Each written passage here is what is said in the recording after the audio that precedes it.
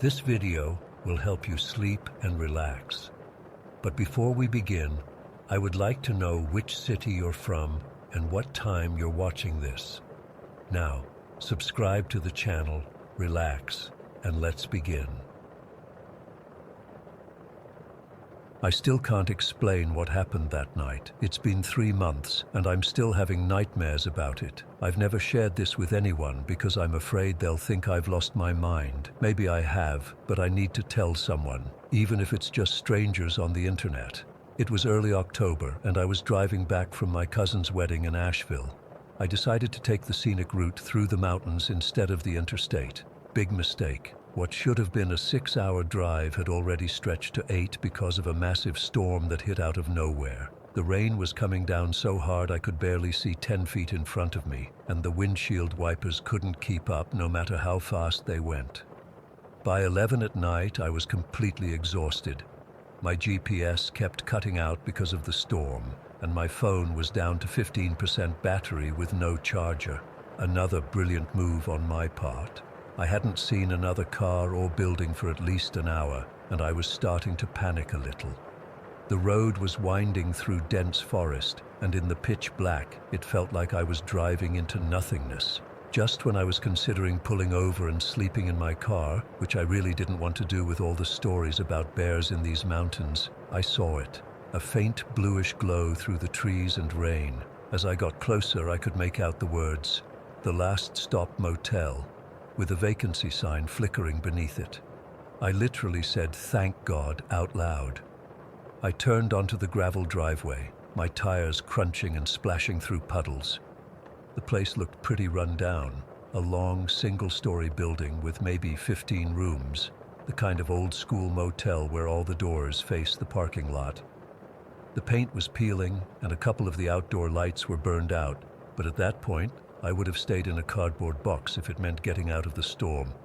I parked near what looked like the office and made a dash through the downpour. Inside, the small lobby smelled like old carpet and stale cigarettes. There was a wooden desk with a little bell, some faded travel brochures from like 2008, and a coffee machine that looked like it hadn't been cleaned since the Bush administration. I rang the bell, and after a few seconds, a door behind the desk opened. This incredibly tall, skinny man stepped out, and something about him immediately made me uneasy. He had this leathery, weathered face with deep-set eyes that looked too, I don't know, alert, like he'd been waiting for me specifically. He had to be in his 70s at least, but he moved with this weird energy. "Need a room?" he asked before I'd even said anything. His voice was rough, like he'd spent decades smoking. "Yes, please," I said, already digging for my wallet. "Just for tonight."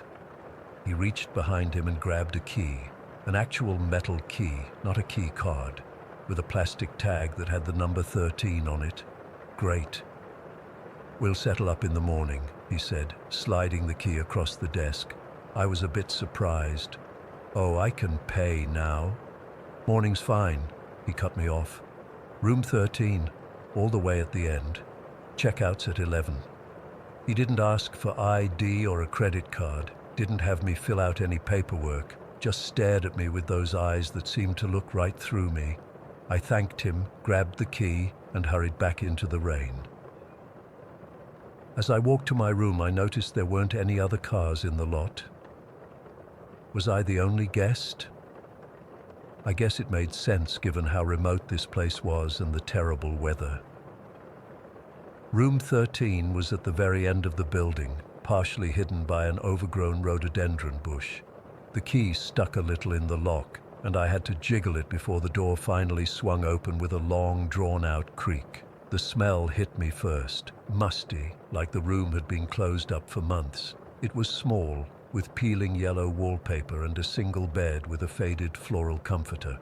There was a nightstand with a lamp that gave off a weak, yellowish light, a small TV that looked straight out of the 90s, and a bathroom door that was slightly ajar. A single painting hung on the wall opposite the bed, a forest scene that was so dark it was hard to make out any details. I dropped my overnight bag on the desk and checked the bathroom. The fixtures were ancient, with rust stains around the drain of the bathtub. The mirror was spotted with age, and the towels felt stiff and thin. But it was clean enough, and there was hot water, which was all I cared about after driving for so long in the storm. I took a quick shower, changed into sweats and a t-shirt, and flopped onto the bed. Despite being exhausted, I couldn't fall asleep right away. The rain was still hammering on the roof, and the wind occasionally made the windows rattle. But there was something else too, a strange heaviness in the air, like the atmosphere was too thick. I felt like I needed to take deeper breaths than normal. I scrolled through my phone until the battery warning came on, then reluctantly turned it off to save what little charge remained in case of emergency. Without that distraction, the room seemed even quieter despite the storm outside. That's when I first noticed it, a faint tapping sound. At first, I thought it was just the rain hitting a window or something. But as I listened, I realized it had a pattern. 3 taps, pause, 3 taps, pause.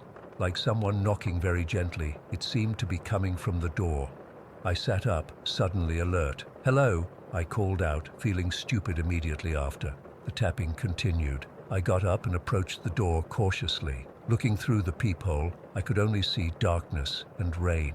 The tapping continued, more insistent now. I don't know why I opened the door. Horror movie logic would say, "Don't do it." But I did. Just a crack at first, then all the way. There was nobody there.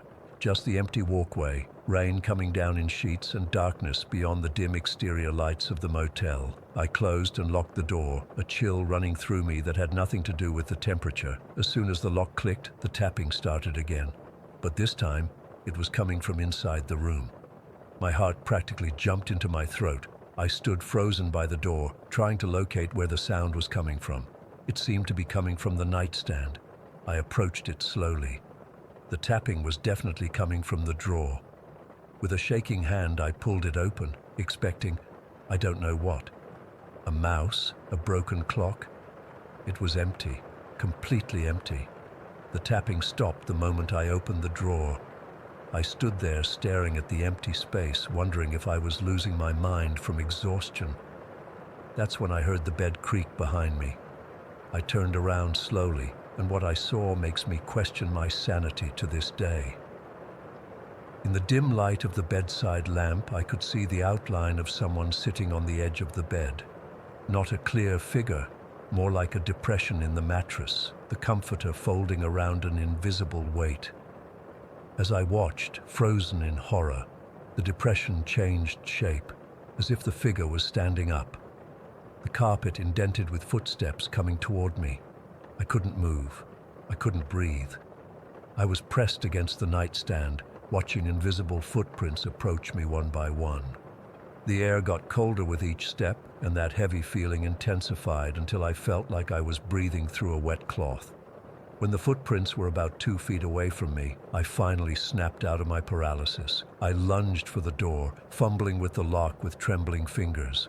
Behind me, I felt something brush against my back, not a solid touch, but like someone had passed their hand through smoke. I finally got the door open and ran outside into the pouring rain, not caring about my belongings, my phone, anything. I just needed to get out of there. I sprinted to my car, my soaked socks squelching in my shoes, rain plastering my hair to my head. As I fumbled with my car keys, I glanced back at room 13.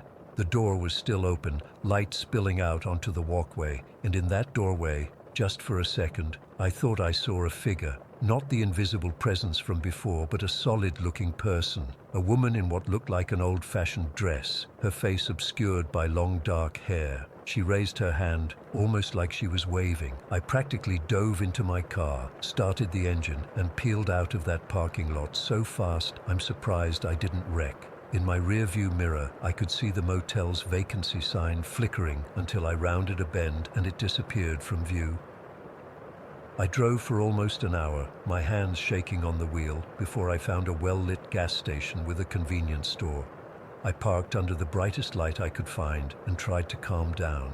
I was soaked, exhausted, and scared out of my mind, but I refused to stop anywhere else that night. I bought coffee and energy drinks and drove until dawn. When the sun finally came up, I felt a little braver. I decided to drive back and get my stuff. In daylight, with other people around, it would be fine, right? Plus, I needed my phone charger and clothes. It took me a while to find the right road again. When I finally did, I drove slowly, looking for the turnoff to the motel. I passed where I thought it should be, then turned around and tried again. On my third pass, I pulled over and really looked. There was nothing there. No motel, no sign, no building at all. Just an overgrown lot with trees and bushes that looked like they'd been growing undisturbed for decades. I got out of my car and walked around, thinking maybe I was on the wrong road, but I found a gravel driveway mostly reclaimed by weeds. It led to a concrete foundation, cracked and covered with moss. I stood there in the morning light, trying to make sense of what I was seeing. Had I hallucinated the entire thing from exhaustion? But then where had I been all night? How did I explain my missing belongings? As I walked back to my car, thoroughly freaked out, I glanced in my rearview mirror one last time and saw the vacancy sign flicker once before going dark. I floored it and didn't stop until I was 3 towns away. I've researched the area since then. There was a motel there once. The Pine View Motor Lodge, closed in the late 70s after a series of disappearances were linked to the owner. The building was supposedly demolished in the 80s. I don't know what I experienced that night.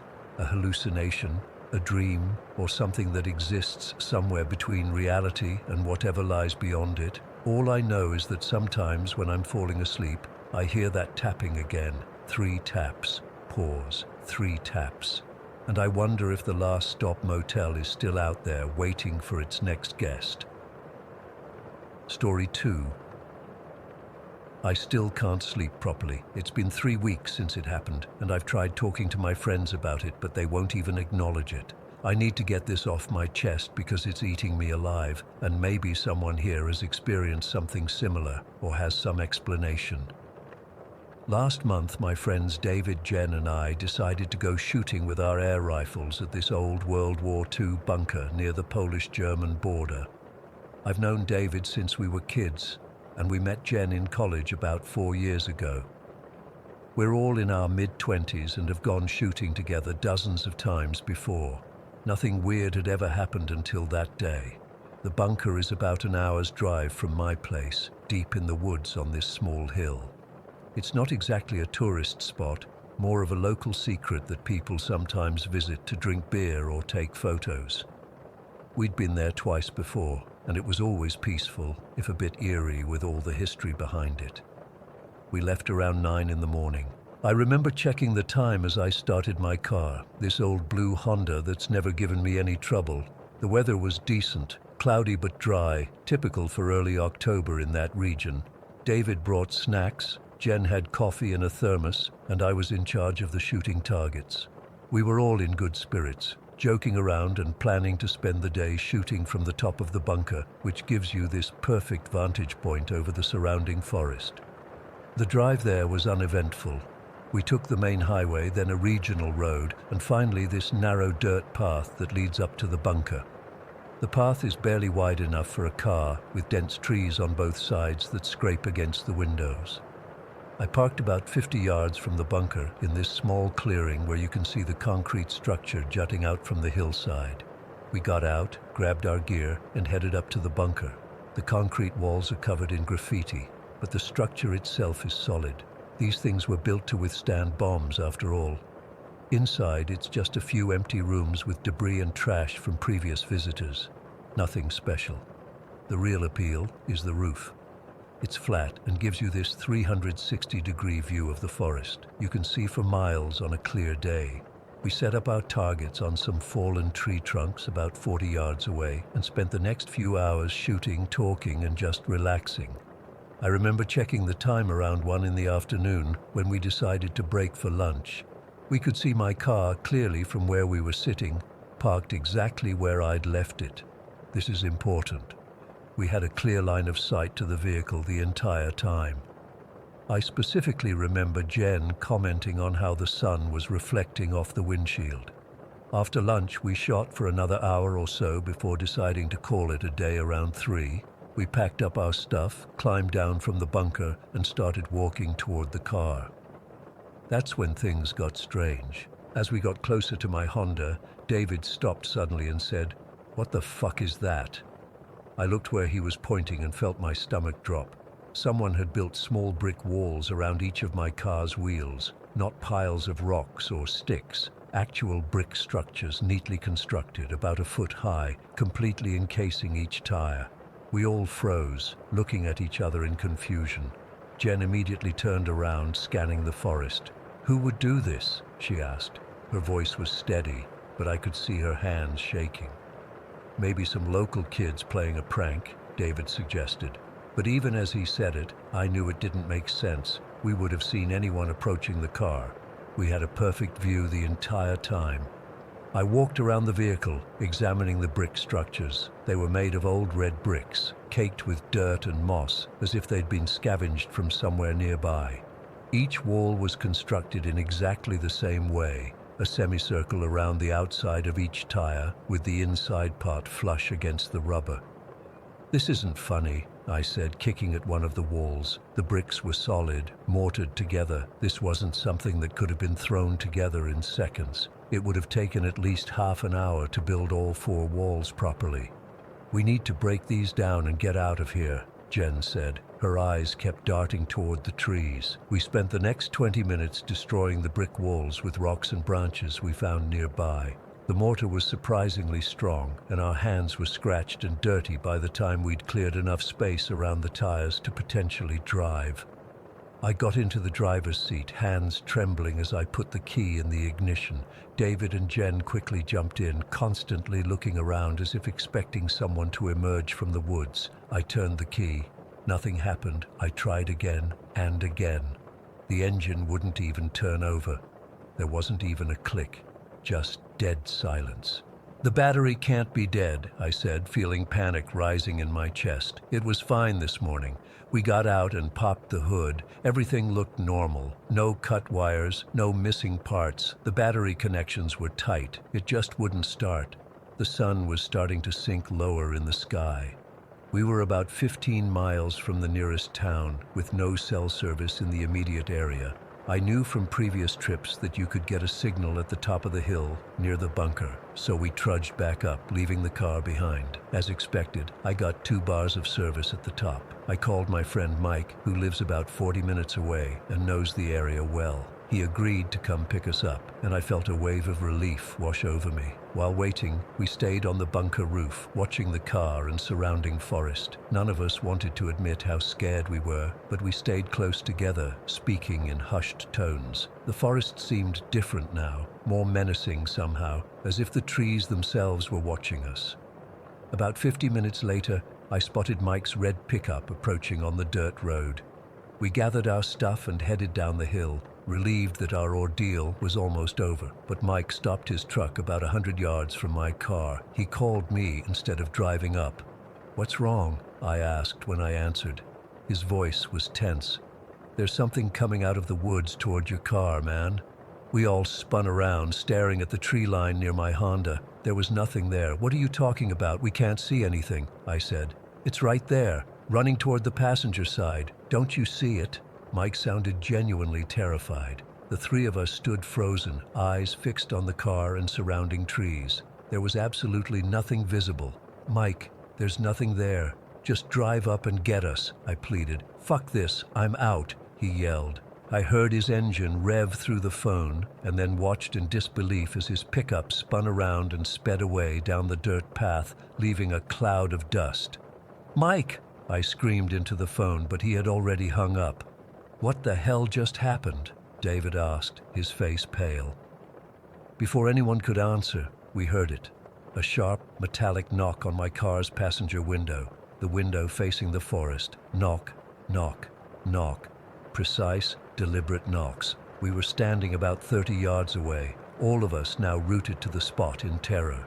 There was no one visible near the car, no person, no animal, nothing that could have made that sound. The knocking came again, louder this time. Knock, knock, knock.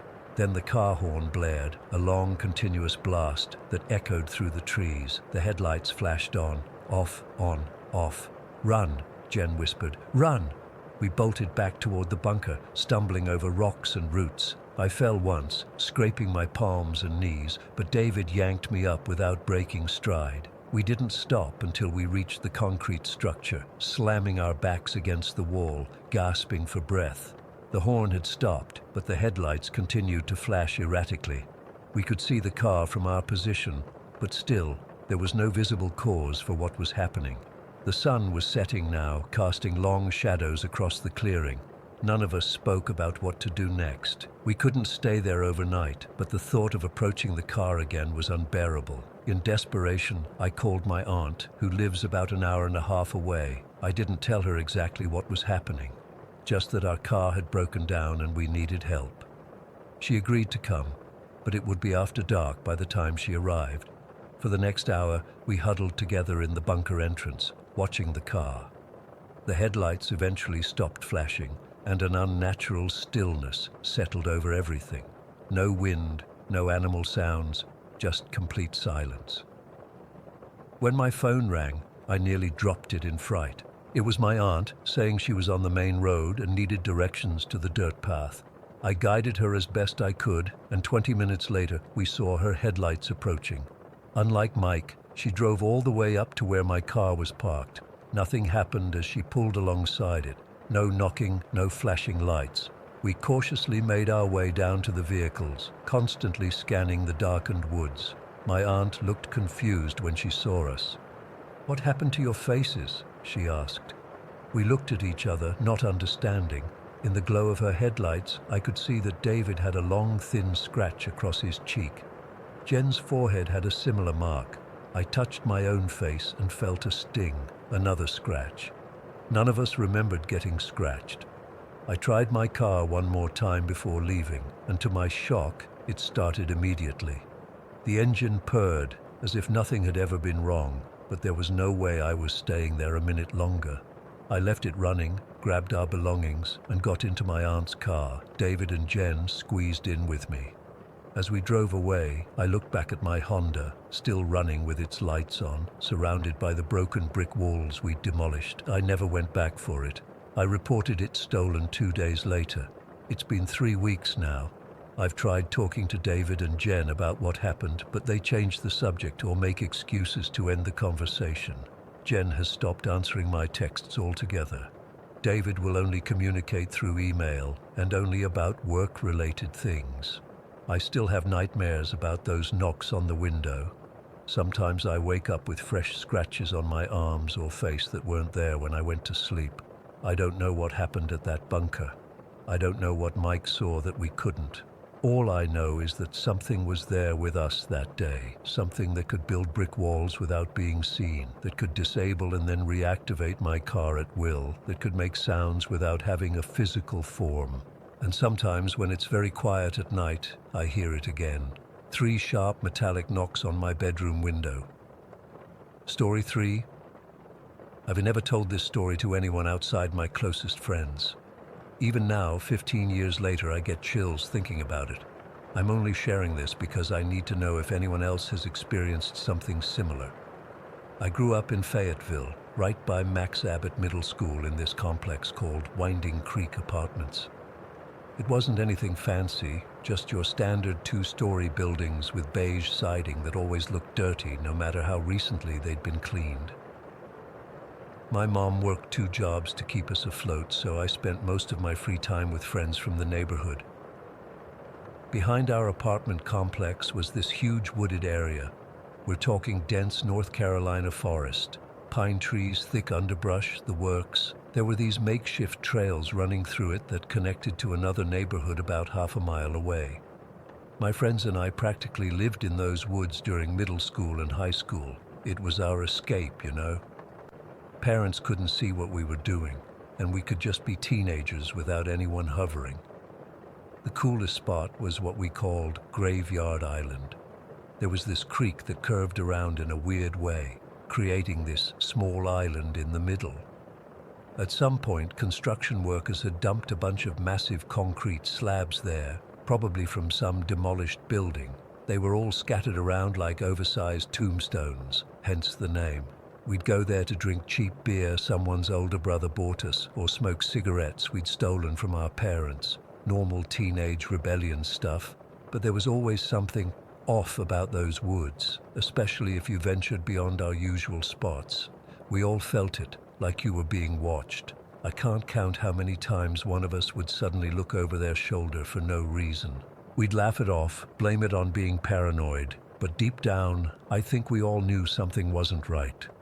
This happened when I was 15, in the fall of my sophomore year. It was a Tuesday afternoon in October, and I'd stayed after school for some math help. By the time I left, it was getting close to dusk, that weird time when the sun hasn't quite set, but shadows are getting longer and everything starts looking different. I called my friends, but they were all busy with family stuff or homework. I considered waiting for the city bus, but it would take forever to get home that way with all the stops, so I decided to cut through the woods. I'd done it a million times before, always with friends, but never alone this close to dark. I figured it would be fine. 15 minutes through the trail versus 45 minutes on the bus. Easy choice, right? The trail started behind the school baseball field. I remember kicking through these piles of leaves as I walked, watching how they'd burst up in these little orange and red clouds. The air had that distinct fall smell, kind of crisp and earthy. I had my headphones with me but decided not to use them. Something told me I should stay alert. About 5 minutes in, the trail narrows where it cuts between two particularly dense sections of pine trees. The canopy gets thicker there, making it darker than the rest of the path. I was walking along, hands stuffed in my hoodie pockets, when I heard it. Footsteps. Not on the trail, but off to my right, maybe 30 yards into the thick underbrush. At first I thought it was a deer. They were common in those woods, but deer don't make that kind of sound when they move. They're graceful, quiet. These footsteps were deliberate, heavy, like something big walking slowly, trying not to be heard, but not quite managing it. I stopped. The footsteps stopped too, immediately. That's when my heart rate picked up. Whatever it was reacting to me. I slowly turned my head, scanning the trees, trying not to make any sudden movements. The forest seemed weirdly still. No birds, no squirrels, nothing. Then I saw it. Behind a massive pine tree about 30 yards away, partially hidden, I don't even know how to describe it properly. It was like a silhouette, but not solid black. More like when you see heat waves rising from hot pavement, except darker in the center. Almost like the predator in those movies when it's using its cloaking technology. Visible but not visible at the same time. The outline vaguely resembled a person, but too tall, too thin in some places, too wide in others. I blinked hard, thinking my eyes were playing tricks on me in the fading light. But when I looked again, it had moved slightly, just enough that I could tell it was watching me. There was no face that I could see, but I could feel its attention focused on me, like when you can tell someone is staring at you from across a room. For maybe 3 seconds, we just stayed like that, me frozen on the path, it partially hidden behind the tree. Then a twig snapped as it shifted its weight, and I broke. I ran. Not walked fast, not jogged. I flat out sprinted down that trail toward my neighborhood. My backpack bounced painfully against my spine with each step, but I didn't slow down to adjust it. All I could think was, get out, get out, get out. After maybe 10 seconds of running, I risked a glance over my shoulder and immediately wished I hadn't. The thing was moving parallel to the trail, staying about 20 to 30 yards away in the thick underbrush. It was keeping pace with me perfectly. Here's the part that still makes my skin crawl 15 years later. It was moving through dense woodland, thorns, bushes, fallen trees, as easily as someone running through knee-high water. But nothing was moving. No branches swayed, no leaves rustled. The only sign of its presence was the sound of feet hitting the ground and this slight darkening of the air where it was. I couldn't see it clearly, just that same heat wave distortion moving among the trees, but I could hear it. Each footfall seemed to land exactly when mine did, creating this perfect, terrible rhythm. Step, step, step. I ran faster than I'd ever run in my life. My lungs were burning. and I could taste blood in the back of my throat from breathing so hard in the cold air. The trail seemed endless. Every curve looked the same, every tree identical to the last. For a terrifying moment, I thought I'd somehow gotten turned around and was running deeper into the woods. But then I saw the gap in the trees ahead where the trail opened up to my neighborhood. I pushed harder, my legs feeling like they might give out. The entire time, those footsteps kept pace, never falling behind, never getting closer. As I burst out of the tree line onto the paved street of my neighborhood, the footsteps suddenly stopped. I didn't. I kept running until I reached the concrete stairs of my apartment building, taking them two at a time. Only when I was at my door, fumbling with my key, did I finally look back. From my apartment, I could see all the way to where the trail emerged from the woods. The streetlights were just coming on, casting this sickly yellow glow over everything. What I saw still bothers me when I think about it. The entire tree line looked darker than it should have been. Not like normal shadows, but like the darkness itself was somehow deeper, more substantial. And the trees, God, this sounds crazy, but they looked like they were laughing. Not moving or anything, just the way the branches were positioned suddenly seemed sinister, like they were all in on some joke at my expense. I got inside and locked the door, then went straight to my room and closed the blinds. I didn't tell my mom when she got home. What would I say? Hey, I was chased by an invisible monster in the woods. She'd have thought I was on drugs. I did tell my friends the next day. To my surprise, they didn't laugh it off. Instead, they got really quiet. Then James told me about how he'd been fishing in the creek once and felt like he was being hunted the entire time. Mike mentioned the time he'd found strange, twisted footprints by Graveyard Island that didn't match any animal he knew. Sarah admitted she always heard whispering when she was alone near the deeper parts of the woods. We all had stories. We'd just never shared them with each other until then. I did go back to those woods eventually. Had to, since it was still the fastest way home, but never alone, never at dusk. And we always stayed on the main trails, close to where we could see the apartments or the school. Sometimes, even in broad daylight with friends around, I'd get that feeling again, like we were being watched. I'd turn quickly, trying to catch whatever it was off guard. Never saw anything as clear as I did that day, but sometimes there'd be that slight distortion between two distant trees, gone the moment I tried to focus on it. I moved away for college and haven't been back to Fayetteville in years, but I still have nightmares about those woods, about running on that trail with something keeping perfect pace beside me, just out of sight. In the dreams, I never make it to the neighborhood. The trail just keeps going, getting darker, and those footsteps get closer and closer. I've tried researching local legends, looking up stories about those specific woods, even contacted a professor who studies folklore in the Carolinas. Nothing concrete, but there are stories scattered around, people feeling watched, unexplained sounds, hunters finding game that had been killed in ways that didn't match any known predator. I don't know what was in those woods that day. I don't know if it was some kind of predator, a ghost, or something else entirely. All I know is that it was hunting me.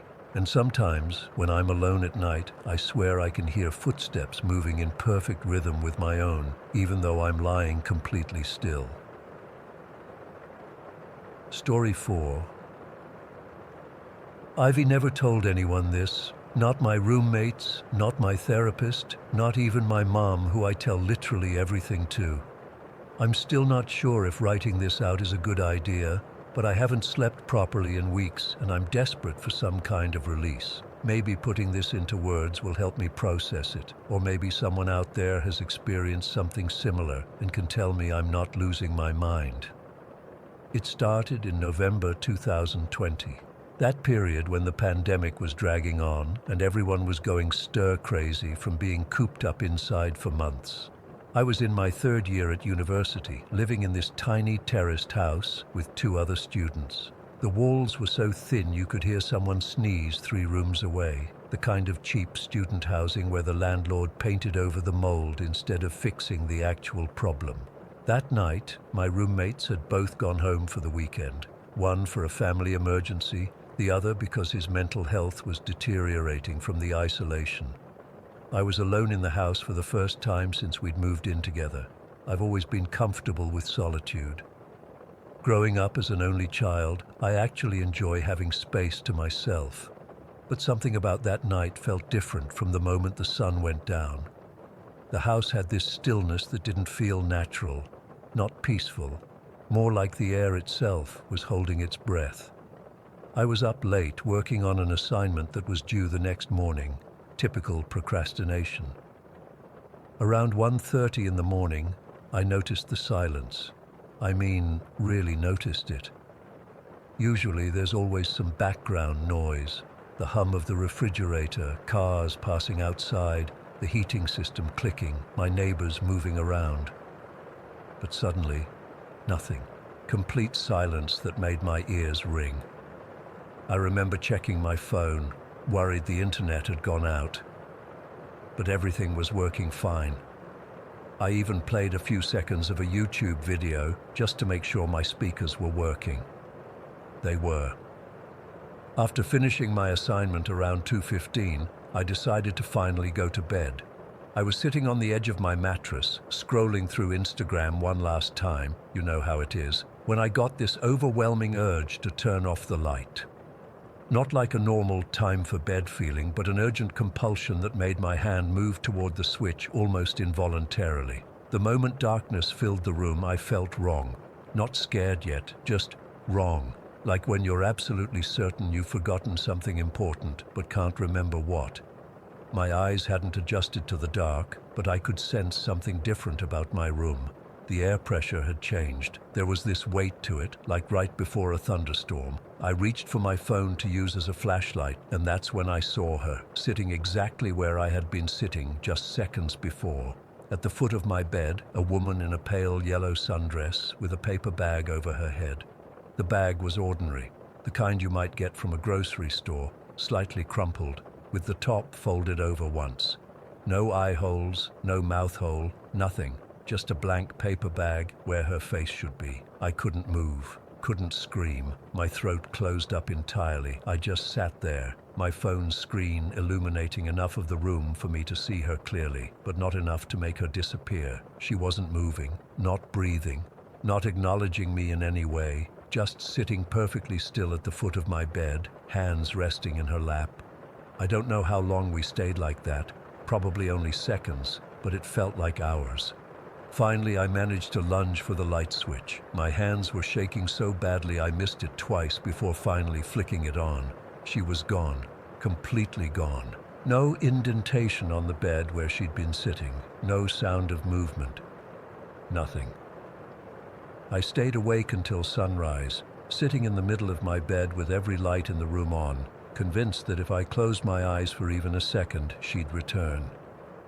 When morning finally came, I told myself it had been a hallucination from sleep deprivation, stress from deadlines and the pandemic and everything else. I almost believed it too, until it happened again 3 nights later. This time, my roommates were back. I was in the bathroom brushing my teeth. The house had that same unnatural silence. No creaking floorboards from my roommates moving around, no water running through pipes, nothing. I realized I couldn't even hear the sound of my toothbrush against my teeth. I looked up at the mirror and she was standing in the corner behind me. Same sundress, same paper bag, this time facing the wall. I dropped my toothbrush and spun around, but before I could even process what I was seeing, I'd instinctively hit the light switch, flooding the bathroom with brightness, and she was gone again. I ran to my roommate Jack's room, convinced I needed someone else to verify I wasn't hallucinating. But when I got there, he was fast asleep, and the idea of trying to explain what I'd seen suddenly seemed impossible. What would I even say? Hey, there's a woman with a paper bag for a head appearing in our house when it gets quiet. He'd think I was having a psychotic break, so I said nothing to anyone. Over the next few weeks, I started calling her Baghead in my mind. Not to make light of the situation, but because giving her a name somehow made her less terrifying, a little more defined, a little more containable. Baghead appeared 5 more times that winter. always during periods of complete silence, always vanishing when exposed to light, sometimes standing in corners facing walls, sometimes sitting in chairs, once at the foot of my bed again while I was trying to nap. The truly bizarre thing is that she never did anything threatening, never moved toward me, never made any sound, never acknowledged my presence at all. And yet, the terror I felt each time was unlike anything I'd experienced before. I've been in genuinely dangerous situations in my life. When I was 19, I went backpacking in Bangladesh with friends, and we got separated from our guide in a reserve.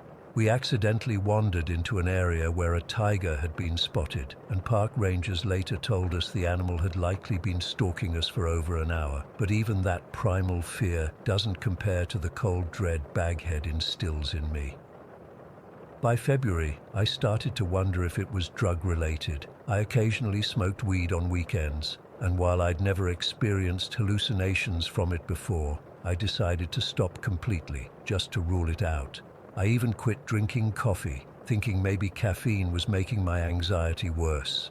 It didn't help. Baghead still appeared, though less frequently, maybe once every 2 or 3 weeks instead of several times a month. Spring came, then summer. I moved home for the break, and for 3 blissful months there were no sightings. I convinced myself it had been some weird phenomenon specific to that house, maybe carbon monoxide or black mold affecting my brain, maybe some kind of shared psychosis from the stress of the pandemic. Then I returned to university for my final year. New house, new roommates, and within 2 weeks, Baghead was back. The first night she reappeared, I was alone in the kitchen making a midnight snack. That now familiar silence descended, and I knew before I even turned around that she would be there. Sure enough, she was sitting at our small dining table, hands folded neatly, bag perfectly centered on what should have been her face. I've developed coping mechanisms over time. I keep lights on whenever possible. I play music or podcasts constantly to ensure there's always background noise. I've become hyper-aware of silence, feeling my heart rate accelerate the moment things get too quiet. My roommates think I'm just one of those people who can't stand being alone with my thoughts. They joke about my noise addiction without realizing it's keeping me sane. The most recent visit was about a week ago. I was in bed scrolling through TikTok with my headphones in when they died without warning. The sudden silence was like a vacuum, and instantaneously, that familiar pressure change hit the room. She was standing at the foot of my bed, different position this time, arms hanging at her sides rather than folded in front. The paper bag seemed more worn, with a small tear near where her right ear would be. For the first time, I forced myself not to immediately turn on the light. I don't know where I found the courage. Maybe after almost 2 years of this, curiosity finally outweighed fear. Or maybe I was just tired of running. "What do you want?" I whispered. No response, no movement. "Why are you here?" "Nothing. Who are you?" The tear in the paper bag widened slightly, just a fraction, just enough for me to see darkness behind it. Not skin, not hair, just emptiness. I hit the light switch so fast I nearly broke it. I haven't slept properly since. I keep thinking about that tear in the bag getting bigger, about what might happen if one day it rips completely. Would seeing what's underneath be worse than not knowing? Is that why she wears it? To protect me rather than herself? The worst part is the waiting, knowing she'll be back, but not when. Knowing each appearance brings that tear in the bag a little wider, knowing that silence, once peaceful, is now the trigger for her manifestation. I've thought about moving, but she followed me from my last house. I've thought about telling someone, but who would believe me? I've thought about setting up cameras, but some irrational part of me fears that trying to capture evidence will only make her angry. So, I live with Baghead. Or rather, I live with the constant dread of Baghead. I fill my world with noise and light and distraction. I avoid being alone whenever possible, and I try not to think about what might be under that paper bag, waiting to be revealed. If you've experienced anything like this, please tell me. And if you haven't, consider yourself lucky that silence is still just silence for you. Story 5. My brother Noah and I shared a bedroom in our old house in a quiet, suburban neighborhood. Nothing fancy, just your typical middle-class home with a small backyard and a tree swing. Noah was only 6 at the time, 4 years younger than me. We had the normal brother relationship, fought sometimes, played together other times. Our room had 2 twin beds on opposite walls, a window between them, and a clear view of the hallway from Noah's bed. The nightmares started gradually. At first, I didn't think much of them, just bad dreams. I'd wake up sweating, heart racing, with fragmented memories of being chased through dark spaces by small, shadowy figures. They weren't tall, maybe the height of a child, but they definitely weren't children. Their movements were too quick, too jerky. I never could make out their faces clearly, just dark silhouettes with occasional glimpses of what might have been eyes reflecting in the darkness. After a few weeks of these dreams, I noticed Noah was having trouble sleeping too. He'd toss and turn, sometimes whimpering in his sleep. One morning at breakfast, he mentioned having a bad dream about the little goblins, and my blood ran cold. I hadn't told anyone about my dreams, especially not Noah. "What goblins?" I asked him, trying to keep my voice casual while my mom made pancakes with her back to us. "The small dark ones that chase me," he said simply, pouring way too much syrup on his plate. "They want to catch me, but I always wake up before they do."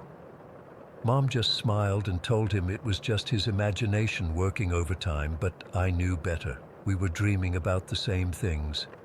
The dreams continued for both of us, becoming more frequent and intense. Noah started waking up, crying more often, and I'd pretend to be asleep while Mom or Dad would come in to comfort him. I was 10, too old to admit I was scared of monsters, but too young to understand what was really happening to us. Then came the night that changed everything.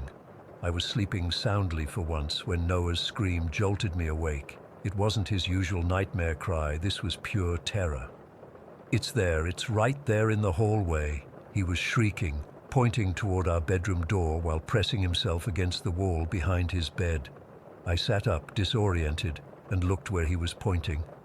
The hallway was dark, except for the dim nightlight near the bathroom, but for just a second, just one heart-stopping second, I saw what looked like a small shadow dart across the hall. Not like a shadow cast by something, but like something made of shadow itself. Mom and Dad rushed in seconds later, flipping on our bedroom light. Dad checked the hallway while Mom held Noah, who was hysterical by this point. "There's nothing there, buddy," Dad said, his voice gentle but tinged with concern and exhaustion. It was just another bad dream. I saw it. I wasn't sleeping. It was looking at me from the hallway. Noah insisted, tears streaming down his face. "What did you see exactly?" Mom asked, brushing his hair from his forehead. "One of the goblins. It was small and dark, and it was watching me. It wants to get me." His voice dropped to a whisper. "They always want to get me." I said nothing. What could I say? That I'd seen it too? That I'd been having the same nightmares?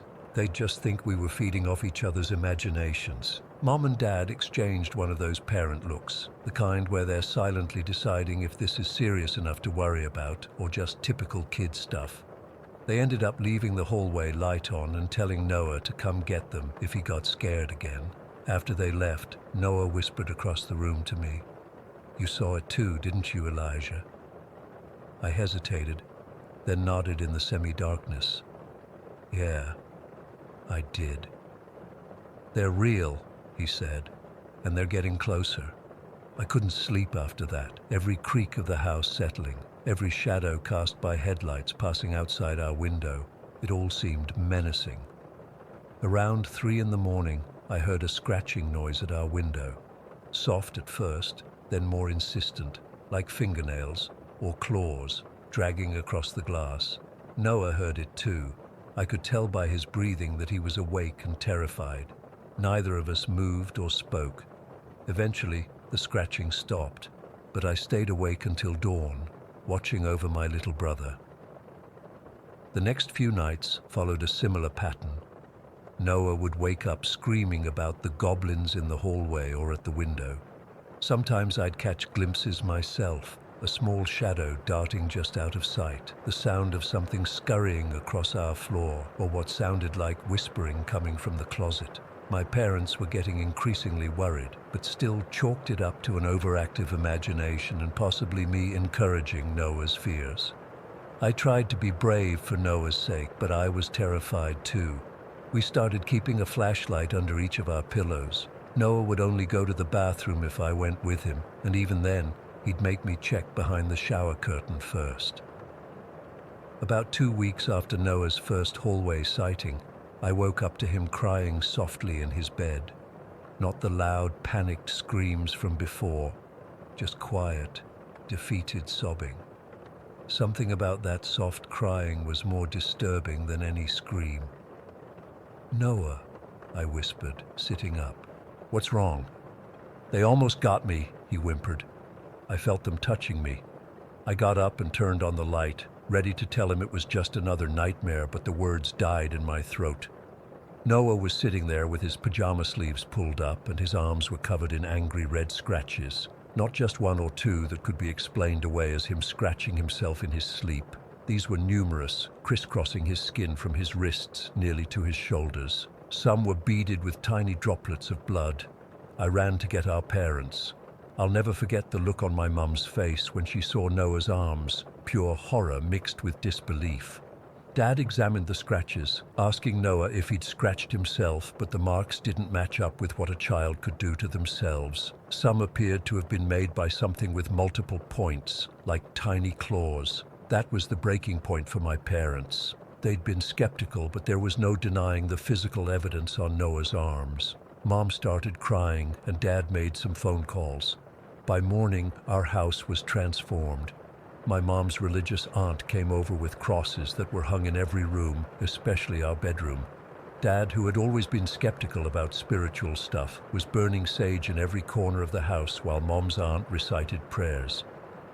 They moved Noah into their room temporarily, and I got to sleep on the couch in the living room. No one wanted us in that bedroom until it was cleansed, as my great-aunt put it.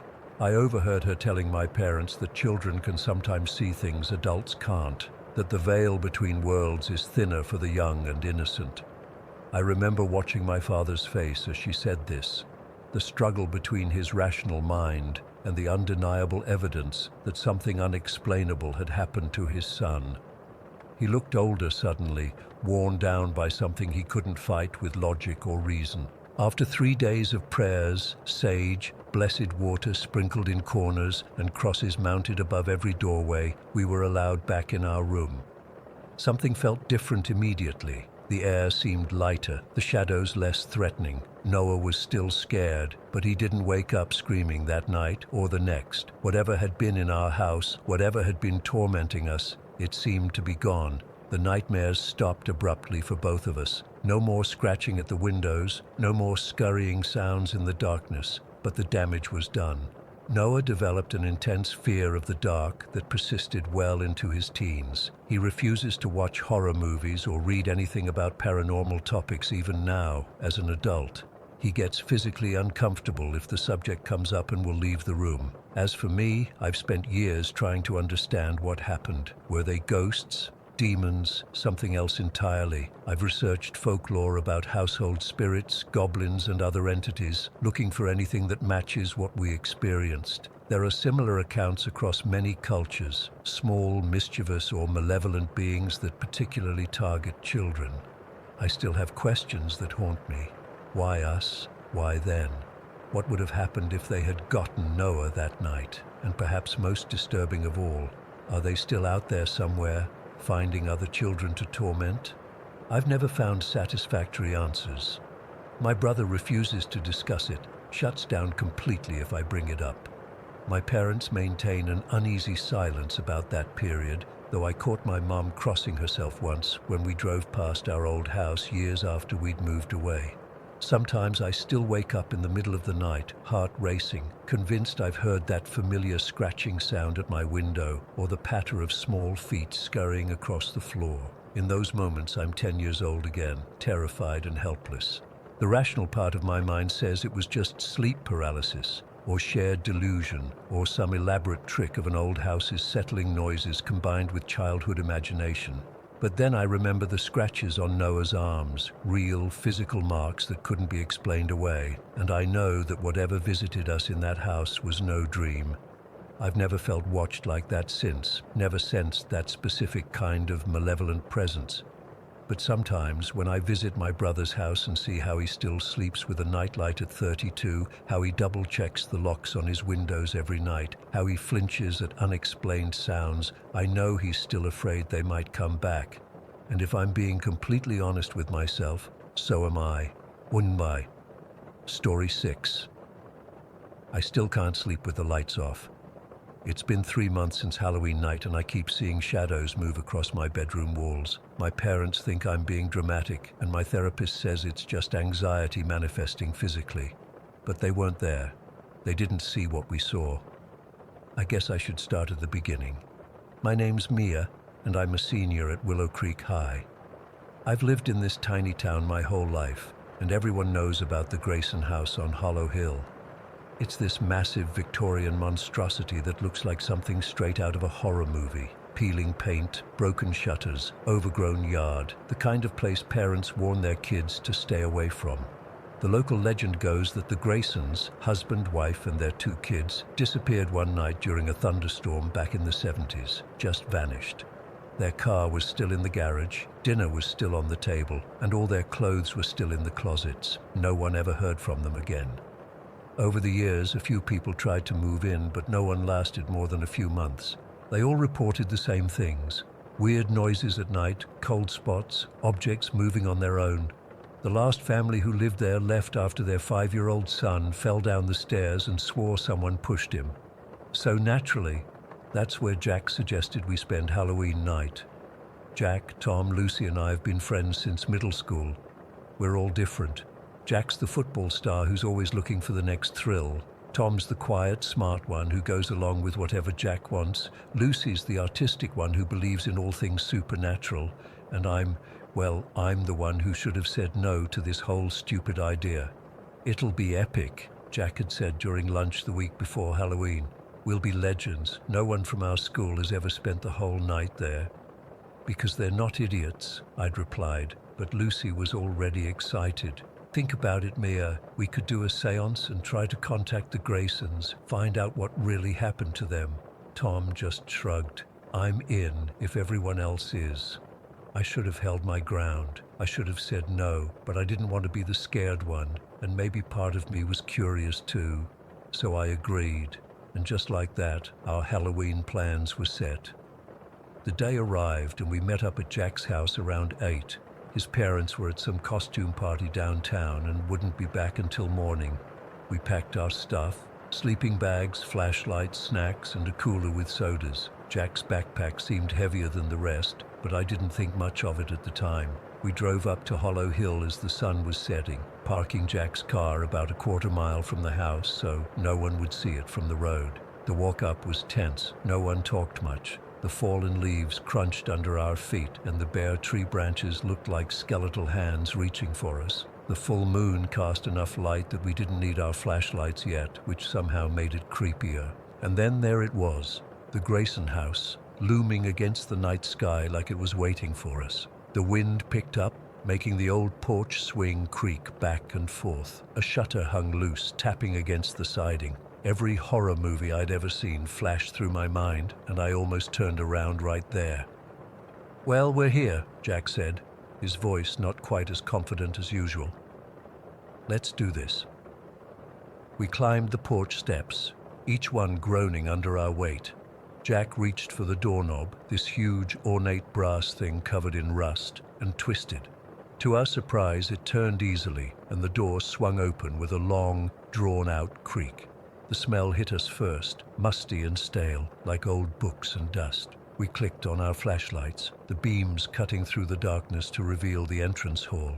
Everything was covered in a thick layer of dust and cobwebs. Old furniture stood draped in white sheets, looking like ghosts frozen in time. The wallpaper was peeling off in long strips, and water stains marked the ceiling. "Home, sweet home," Tom muttered, his voice echoing slightly. We made our way to what must have been the living room. It had a massive fireplace and tall windows that looked out over the property. We set down our stuff and started setting up our camp. Sleeping bags in a circle, flashlights standing up to create ambient light, snacks laid out on a sheet we'd brought to avoid touching the dusty floor. For the first hour or so, it was almost fun. We told ghost stories, trying to scare each other. Lucy shared everything she knew about the Graysons, how Mr. Grayson had been a banker who'd suddenly quit his job 2 weeks before they disappeared, how Mrs. Grayson had been seen arguing with someone in town the day before, how their kids had stopped going to school that final week. Maybe they just ran away, Tom suggested. Started a new life somewhere else. Without taking any of their stuff, Lucy countered. Without their car, in the middle of a storm? And what about all the people who've experienced weird things here since? Mass hysteria, Tom said.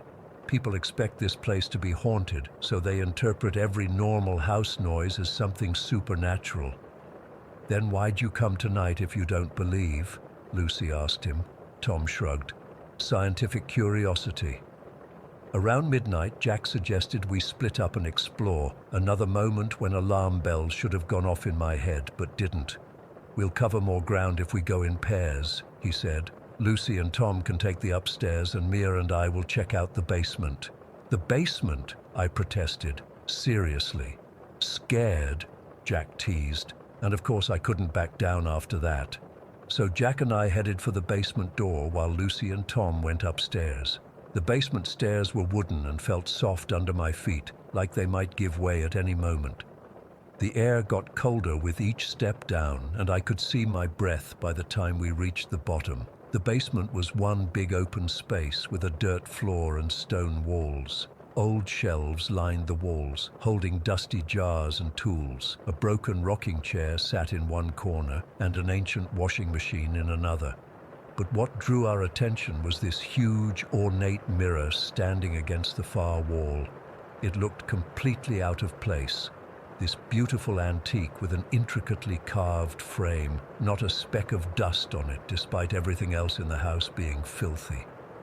The glass was so clean it reflected our flashlight beams perfectly. Weird that someone would put a fancy mirror like that down here, I said, moving closer to look at it. Don't touch it, Jack said suddenly, grabbing my arm. I just got a really bad feeling. Coming from thrill seeker Jack, that scared me more than anything else so far. We headed back upstairs and found Tom and Lucy already in the living room. Lucy looked pale. You okay? I asked her. We found a nursery, she said quietly, with 2 little beds. There were toys still on the floor, like the kids were in the middle of playing when whatever happened, happened. That's not all, Tom added. Lucy thinks she saw something in the mirror in there. I did see something, Lucy insisted. A shadow moving behind me, but when I turned around, nothing was there. We found a mirror too, Jack said, in the basement. Super fancy thing, looked brand new. We all fell silent for a moment, and that's when I first noticed how quiet the house was. No creaking, no wind noise, nothing, like the house was holding its breath, watching us. Then Jack unzipped his backpack and pulled out a flat wooden board, a Ouija board. That's what had made his backpack so heavy. No way, I said immediately. Absolutely not. Come on, Jack coaxed. This is why we came here, right? To see if the place is really haunted? This is how we find out. Those things are dangerous, Lucy said, which surprised me since she was usually all about this supernatural stuff. It's just a board game, Tom said, though he didn't sound convinced. Parker Brothers makes them. In the end, we all sat in a circle on the floor. Jack placed the board in the middle and set up a candle on either side. The planchette, that little heart-shaped piece with the hole in it, sat in the center of the board. Everyone put 2 fingers on it lightly, Jack instructed. We did as he said. The planchette felt cold to the touch. Is anyone here with us tonight? Jack asked, his voice steady. Nothing happened at first. We all looked at each other, nervous half-smiles on our faces. Then I felt it, a subtle pull under my fingertips. The planchette started to move. Nobody's pushing it, right? Tom asked, his voice tight. Not me, I whispered. Lucy and Jack shook their heads. The planchette moved to the letter G, then Reyson. My heart was pounding so hard I could feel it in my ears. Who are you? Jack asked. Which Grayson? The planchette circled the board once, then spelled out ALL. All of them, Lucy whispered. The whole family is here. What happened to you? Jack continued. TRAPPED. Who trapped you? I asked, my voice shaking. OUSE. The house trapped you? Tom asked, skepticism creeping back into his voice. How can a house trap someone? The planchette jerked violently, nearly flying off the board before settling again. Then it moved with purpose. DIE. Die? Lucy's voice was barely audible. Is that what happened to you? You died?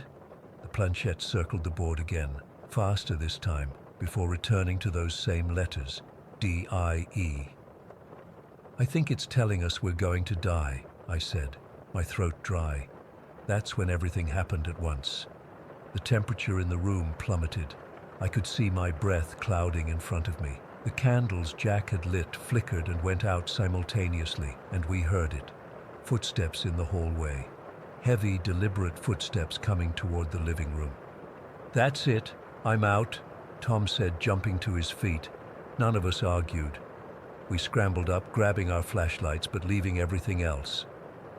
Jack led the way to the front door, yanking on the handle. It wouldn't open. It's stuck, he yelled, pulling harder. The footsteps were getting closer, and now there were more of them. Not just one person walking, but several, coming from different directions, surrounding us. The back door, Lucy screamed, pointing toward the kitchen. We ran that way, our flashlight beams bouncing wildly. The temperature kept dropping, and I swear I could see my own reflection in the air, like the whole house had become a mirror. We burst into the kitchen just as the footsteps entered the living room behind us. The back door opened, thank God, and we spilled out into the night air. We didn't stop running until we reached Jack's car. He fumbled with the keys, his hands shaking so badly he dropped them twice before getting the door unlocked. As we pulled away, I looked back at the house. There, in an upstairs window, was a figure, just standing there watching us leave, and carried on the wind, so faint I might have imagined it, was the sound of laughter. Not happy laughter, the kind that makes your skin crawl. We drove straight to the sheriff's office. The deputy on duty listened to our story, looking increasingly skeptical. He agreed to go check out the house the next morning and told us to go home and get some sleep. Probably just the wind and your imaginations, he said, not unkindly. That old place makes all kinds of noises. We went back with him the next day. Everything was exactly as we'd left it.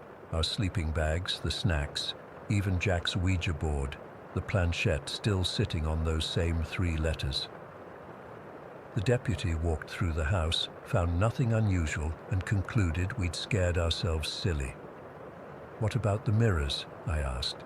The one in the basement and the one in the nursery. He looked confused. There aren't any mirrors in this house, miss. Previous owners must have taken them all, I insisted, leading him to the basement.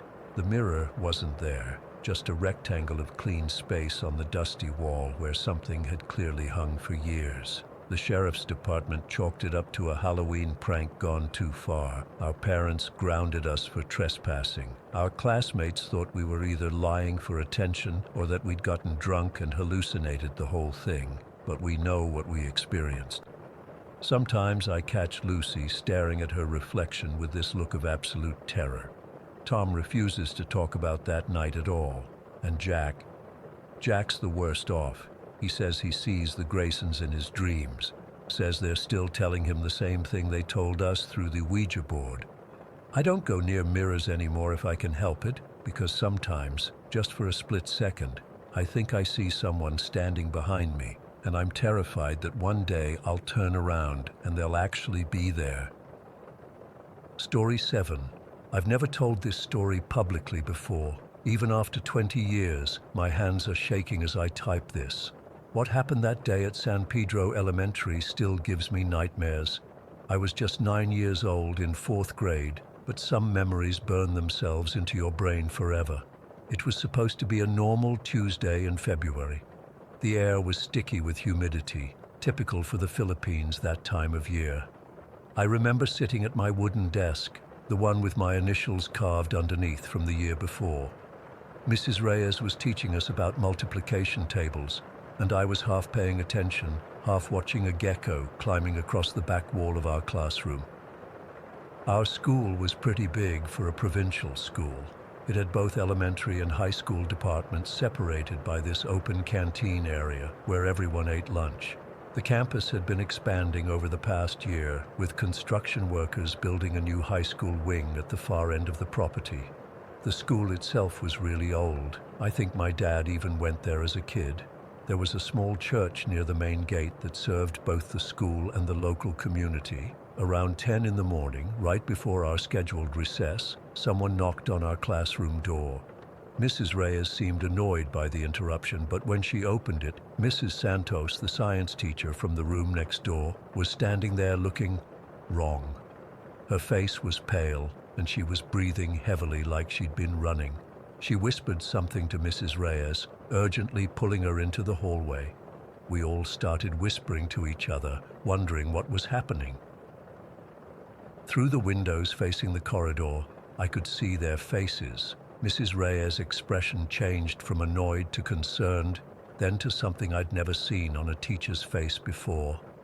Fear. Real fear. When Mrs. Reyes came back into the room, she wasn't the same cheerful teacher from 5 minutes earlier. Her voice was shaking when she said, "Children, I need you to quietly pack your things. We're going home early today." The way she said it made my stomach knot up. She wasn't smiling. There was no explanation. She kept glancing at the door like she was afraid something might come through it. "But miss, what about the math quiz?" asked Jenny, who always sat in the front row. "There will be no quiz today," Mrs. Reyes said sharply. "Please, just pack your bags, quickly and quietly." As we started gathering our things, Maria, a girl who sat 2 rows behind me, suddenly burst into tears. Not just normal crying, but deep, gasping sobs that made her whole body shake. Mrs. Reyes rushed over to her, kneeling beside her desk. "Maria, please, you need to be quiet," she whispered, but loud enough that I could hear. "Everything will be okay. We just need to leave now." Maria kept crying, pointing at the window and mumbling something I couldn't understand. Mrs. Reyes hugged her tightly, whispering something in her ear. Whatever she said seemed to work, because Maria's crying became softer, though she was still trembling. The rest of us were terrified by now. We'd never seen a teacher act this way. I remember looking at my best friend Carlo across the aisle, his eyes wide with confusion and fear. I mouthed, "What's happening?" But he just shook his head. Mrs. Reyes had us form a line, holding hands with the person in front and behind us. She made me hold Maria's hand, which was cold and damp with sweat. "Don't let go of each other, no matter what," she instructed. "Don't look around. Just look at the back of the person in front of you and keep walking." Of course, telling a bunch of 9-year-olds not to look around is like telling water not to be wet. As we left our classroom and entered the hallway, I immediately noticed how quiet everything was. Usually you could hear children playing, teachers talking, all the normal sounds of a school day. But now there was nothing. Just the sound of our shoes squeaking against the tiled floor. Other classes were being let out too. I saw Mr. Domingo's 3rd grade class ahead of us, walking in the same formation. The teachers kept exchanging glances, communicating something without words. As we approached the section that separated the elementary from the high school campus, Mrs. Reyes stopped us. "Close your eyes," she said firmly. "We're going to walk a little faster now." Of course, I didn't close my eyes. None of us did. And what I saw next is something I've spent years trying to forget. Near the canteen area, lying on towels and mats spread across the concrete floor, were about 12 to 15 high school students. But they weren't just resting or sick with a fever. Some were completely unconscious. Others were, I don't even know how to describe it. They were screaming, not in a normal way, but in voices that didn't sound like teenagers, deep guttural sounds that didn't match their bodies. A girl who looked about 16 was thrashing around so violently that 3 teachers were trying to hold her down. Her eyes were rolled back, showing only the whites, and there was foam at the corners of her mouth. A boy nearby was perfectly still, except for his hands, which were scratching at his own face so hard he was drawing blood. 2 male teachers were restraining his arms. The worst was a senior student I recognized. He was the basketball team captain, a tall, strong guy named James. He was on his knees, completely rigid, staring up at the ceiling and repeating something over and over in a language I didn't understand. It wasn't Filipino or English or any dialect I'd ever heard. His voice kept changing pitch, sometimes sounding like multiple people speaking at once. I felt Maria's hand tighten around mine, her nails digging into my skin. "Don't look at them," she whispered. "They can see us if we look." I quickly turned away, focusing on the back of Carlo's uniform shirt like Mrs. Reyes had instructed. But I could still hear them. One girl started laughing hysterically, then suddenly screamed, "Dig them up! Dig them all up!" in perfect English, though I knew she was from a family that only spoke Waray. We hurried past, and I noticed all the teachers making the sign of the cross as we went. Mrs. Reyes was mumbling prayers under her breath. I'm not particularly religious, but I found myself doing the same, reciting the Hail Mary my grandmother had taught me. When we reached the main gate, Father Alvarez from the parish church was standing there, holding a small bucket and what looked like a branch of some plant. As each student passed, he dipped the branch in the bucket and sprinkled water on us, making the sign of the cross. Holy water. I felt the cool droplets hit my forehead and shoulders. "Go straight home," he told us firmly. "Don't stop anywhere. Your parents have been called." Outside the gate, I saw parents arriving in cars, on motorcycles, some running on foot. My mother wasn't there yet. She worked at the hospital about 20 minutes away. Mrs. Reyes instructed those of us whose parents hadn't arrived to wait at the parish hall across the street. As we waited, rumors started flying. Carlo said he heard a teacher say that something had followed one of the students home the night before and returned with them to school. Jenny claimed it was a virus making people hallucinate. But Maria, who had finally stopped crying, just sat quietly in the corner, staring at her hands. I moved to sit next to her. "Are you okay?" I asked. She looked up at me with red-rimmed eyes. "They're angry because they were disturbed," she whispered. "My Lola told me never to disturb the dead." Before I could ask what she meant, my mother arrived, her nurse's uniform still on. She hugged me so tightly I could barely breathe, then grabbed my backpack and practically dragged me to her motorcycle. As we drove home, I saw other parents doing the same, rushing their children away from the school as fast as possible. That evening, my parents whispered in the kitchen, stopping whenever I came near. The phone kept ringing. My father, who rarely showed fear, checked that all the windows were locked and placed something that looked like salt on the windowsills. He made me wear a small pouch around my neck that smelled of herbs. The next day, we received a call that school was suspended for a week. My parents wouldn't tell me why, but my older cousin who attended the high school finally explained what had happened. The construction workers building the new high school facility had discovered bones while digging the foundation. Human bones. Lots of them. According to the older residents in town, the land where our school stood had once been a cemetery during the Spanish colonial period. When the Americans came in the early 1900s, they moved most of the graves to build the school, but apparently they didn't move all of them. The first incident happened the day before, when a high school girl suddenly collapsed during PE class, speaking in a strange voice and naming dead relatives no one had told her about. By the next morning, the day of our evacuation, 14 other students had shown similar symptoms. The scariest part was what my cousin told me next. One of the possessed students, speaking in a voice not their own, had made a specific demand. They wanted a native black chicken, cooked in a certain way with specific herbs, to be placed as an offering near the giant acacia tree in the center of the school grounds. The tree that we all avoided because it was always unnaturally cold under it, even on the hottest days. The school principal, desperate after watching students harm themselves and speaking in unknown tongues, actually did it. With Father Alvarez performing rites and prayers, they placed the offering under the tree at midnight. By morning, the chicken was gone, though no animals could have taken it. The school gates were locked and guarded all night. The possessed students recovered gradually over the next few days. When school reopened, construction had been halted indefinitely. The bones were properly reburied in the cemetery with full Catholic rites, and the school held a special mass for the unintended disturbance of those at rest. But things were never the same. Students avoided the construction area and the acacia tree. Teachers never left students alone in classrooms. Every morning, Father Alvarez would bless the school grounds. As for me, I finished 4th grade, constantly looking over my shoulder, jumping at every unusual sound. When summer came, I begged my parents not to send me back. We moved to Manila to live with my grandmother, saying it was for better educational opportunities. But I knew the real reason. I've never returned to my father's province. Sometimes in my dreams, I still see those high school students, their bodies contorted, speaking with voices that weren't their own.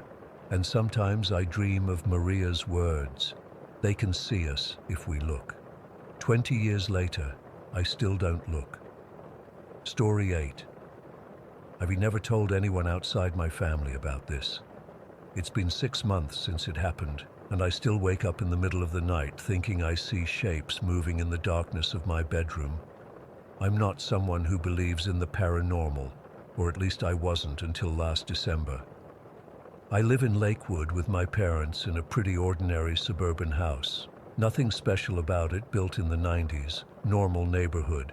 We'd never experienced anything strange until we got our puppy Max last summer. He's a golden retriever, super energetic and loving. I was 17 when everything happened, just trying to survive junior year. It started during that massive winter storm we had. You know, the one where schools closed for almost a week? My mom was working from home. Dad was stuck at the airport trying to get back from a business trip, and I was catching up on homework in my bedroom. The wind was insane that day, making all those creaking noises houses make during storms. Around 2 in the afternoon, I was sitting at my desk when I saw Max standing in my doorway. He has this adorable head tilt thing he does when he wants attention. I smiled at him, but then he suddenly darted behind my jewelry holder in the corner of my room. I was annoyed because he'd been chewing things lately, so I got up and called, "Max, get out of there. What are you chewing now?" That's when my mom called from downstairs. "Mia, are you talking to me?" I walked to the staircase and saw her on the couch with Max curled up beside her. He looked sleepy, like he'd been there for hours. "No," I called back. Never mind." I went back to my room and checked behind the jewelry holder. Nothing there. No Max, no chew toys, nothing. I felt that first real chill run down my spine, but I told myself I was being ridiculous. Maybe I'd seen a shadow from the tree outside my window. The storm was making everything weird that day. I tried to focus on my calculus homework, but my mind kept wandering back to what I'd seen. After about an hour, I heard the familiar click-click of Max's nails on the hardwood floor in the hallway. I looked up and saw him again, creeping slowly down the hall past my door. This time I decided to catch him. If there were 2 puppies in our house, ridiculous I know, I needed to find out. I quietly got up and hid behind my jewelry holder, which has this big mirror attached to it. I thought I'd catch a glimpse of whatever was out there through the reflection without being seen. That's when it happened. In the mirror, I could see my room reflected back at me, including the empty spot beside me where I was looking for Max. Then, without any sound or movement I could detect, Max was suddenly there in the reflection, standing right beside me. Not behind the jewelry holder, beside me, where I was hiding. I could feel the air around me and there was nothing there. But in the mirror, he was right there, staring directly at me with these eyes that were wrong. They weren't Max's eyes. They were too aware, too focused. I've never moved so fast in my life. I bolted from my room, practically fell down the stairs, and found my mom still on the couch with the real Max, who was now awake and wagging his tail at seeing me. "Mom," I gasped, "I think there's something in the house." She looked concerned but not alarmed. "What do you mean, honey?" I couldn't explain it without sounding insane. I thought I saw Max upstairs, but he's been down here with you the whole time." "Yeah, he's been napping with me for the past 2 hours. Are you feeling okay?" I wasn't. My hands were shaking and I felt cold all over. I sat down with them and petted the real Max, trying to calm down. I didn't go back to my room that night. I slept on the couch with all the lights on. The next morning, in the sobering light of day, I started thinking about other strange things that had happened in our house over the years, things I'd dismissed or rationalized away. When I was 12, food would sometimes fly off the table during dinner. Not slide, fly, like someone had flicked it. My parents blamed it on me, thinking I was playing pranks, but I never was. I'd forgotten about that until now. Then there was the time when I was 15 and going through my first breakup. I was crying in my room, and I distinctly felt someone pat my back gently. I thought it was my mom, but when I turned around, no one was there. I'd convinced myself I imagined it. And for years, sometimes when I'd sit on my bed, I'd feel the mattress dip, like someone was sitting down beside me. I always blamed it on our old mattress. But now, putting all these things together with what I'd seen of Max, I realized we might have had something in our house for years, maybe two somethings. One seemed harmless, maybe even comforting. The other, whatever had mimicked Max, felt dangerous. That night, I convinced my mom to sleep in my room with me. She thought I was being ridiculous, but agreed because of how upset I was. Nothing happened, but I couldn't shake the feeling of being watched. The third day of the storm, my dad finally made it home. I told him what happened, and unlike my mom, he didn't dismiss it. He'd had his own experiences in the house that he'd never shared with us. "Sometimes," he said, "I see someone walking past doorways when you and your mom aren't home. I always thought it was my imagination." We decided to set up my laptop to record my room while we were all downstairs. Looking back, it was probably stupid to try to catch whatever this thing was, but we wanted proof. For hours, nothing happened. The recording just showed my empty room. Then around 6 that evening, my bedroom door slowly opened on the video. No one was visible, but my desk chair rotated slightly, like someone had brushed against it. Then my bed depressed, like someone sitting down. We were all watching this live on my laptop, huddled together on the couch. Max started growling at the screen, his hackles raised. That's when I knew we weren't imagining things. Then something happened that still makes my skin crawl when I think about it. In the video, my bedroom door opened wider and Max walked in. We all froze because the real Max was right there with us, still growling at the screen. The Max on the screen moved differently than our Max. It was stiffer, more deliberate. It walked to the center of my room and then, I swear this is true, it looked directly at the camera. Then its face changed. Not completely, but enough that it didn't quite look like Max anymore. Its eyes were too large, its snout too long. My dad slammed the laptop shut. "We're staying in a hotel tonight." We grabbed some clothes and Max, and we left. We didn't even talk about what we'd seen until we were safely in the hotel room, doors locked, curtains drawn. "What the hell was that?" my mom kept saying. She'd been the skeptic, but now she was more freaked out than any of us. That night in the hotel, I had a dream that felt more real than any dream I've ever had. I was back in my bedroom, but I wasn't alone.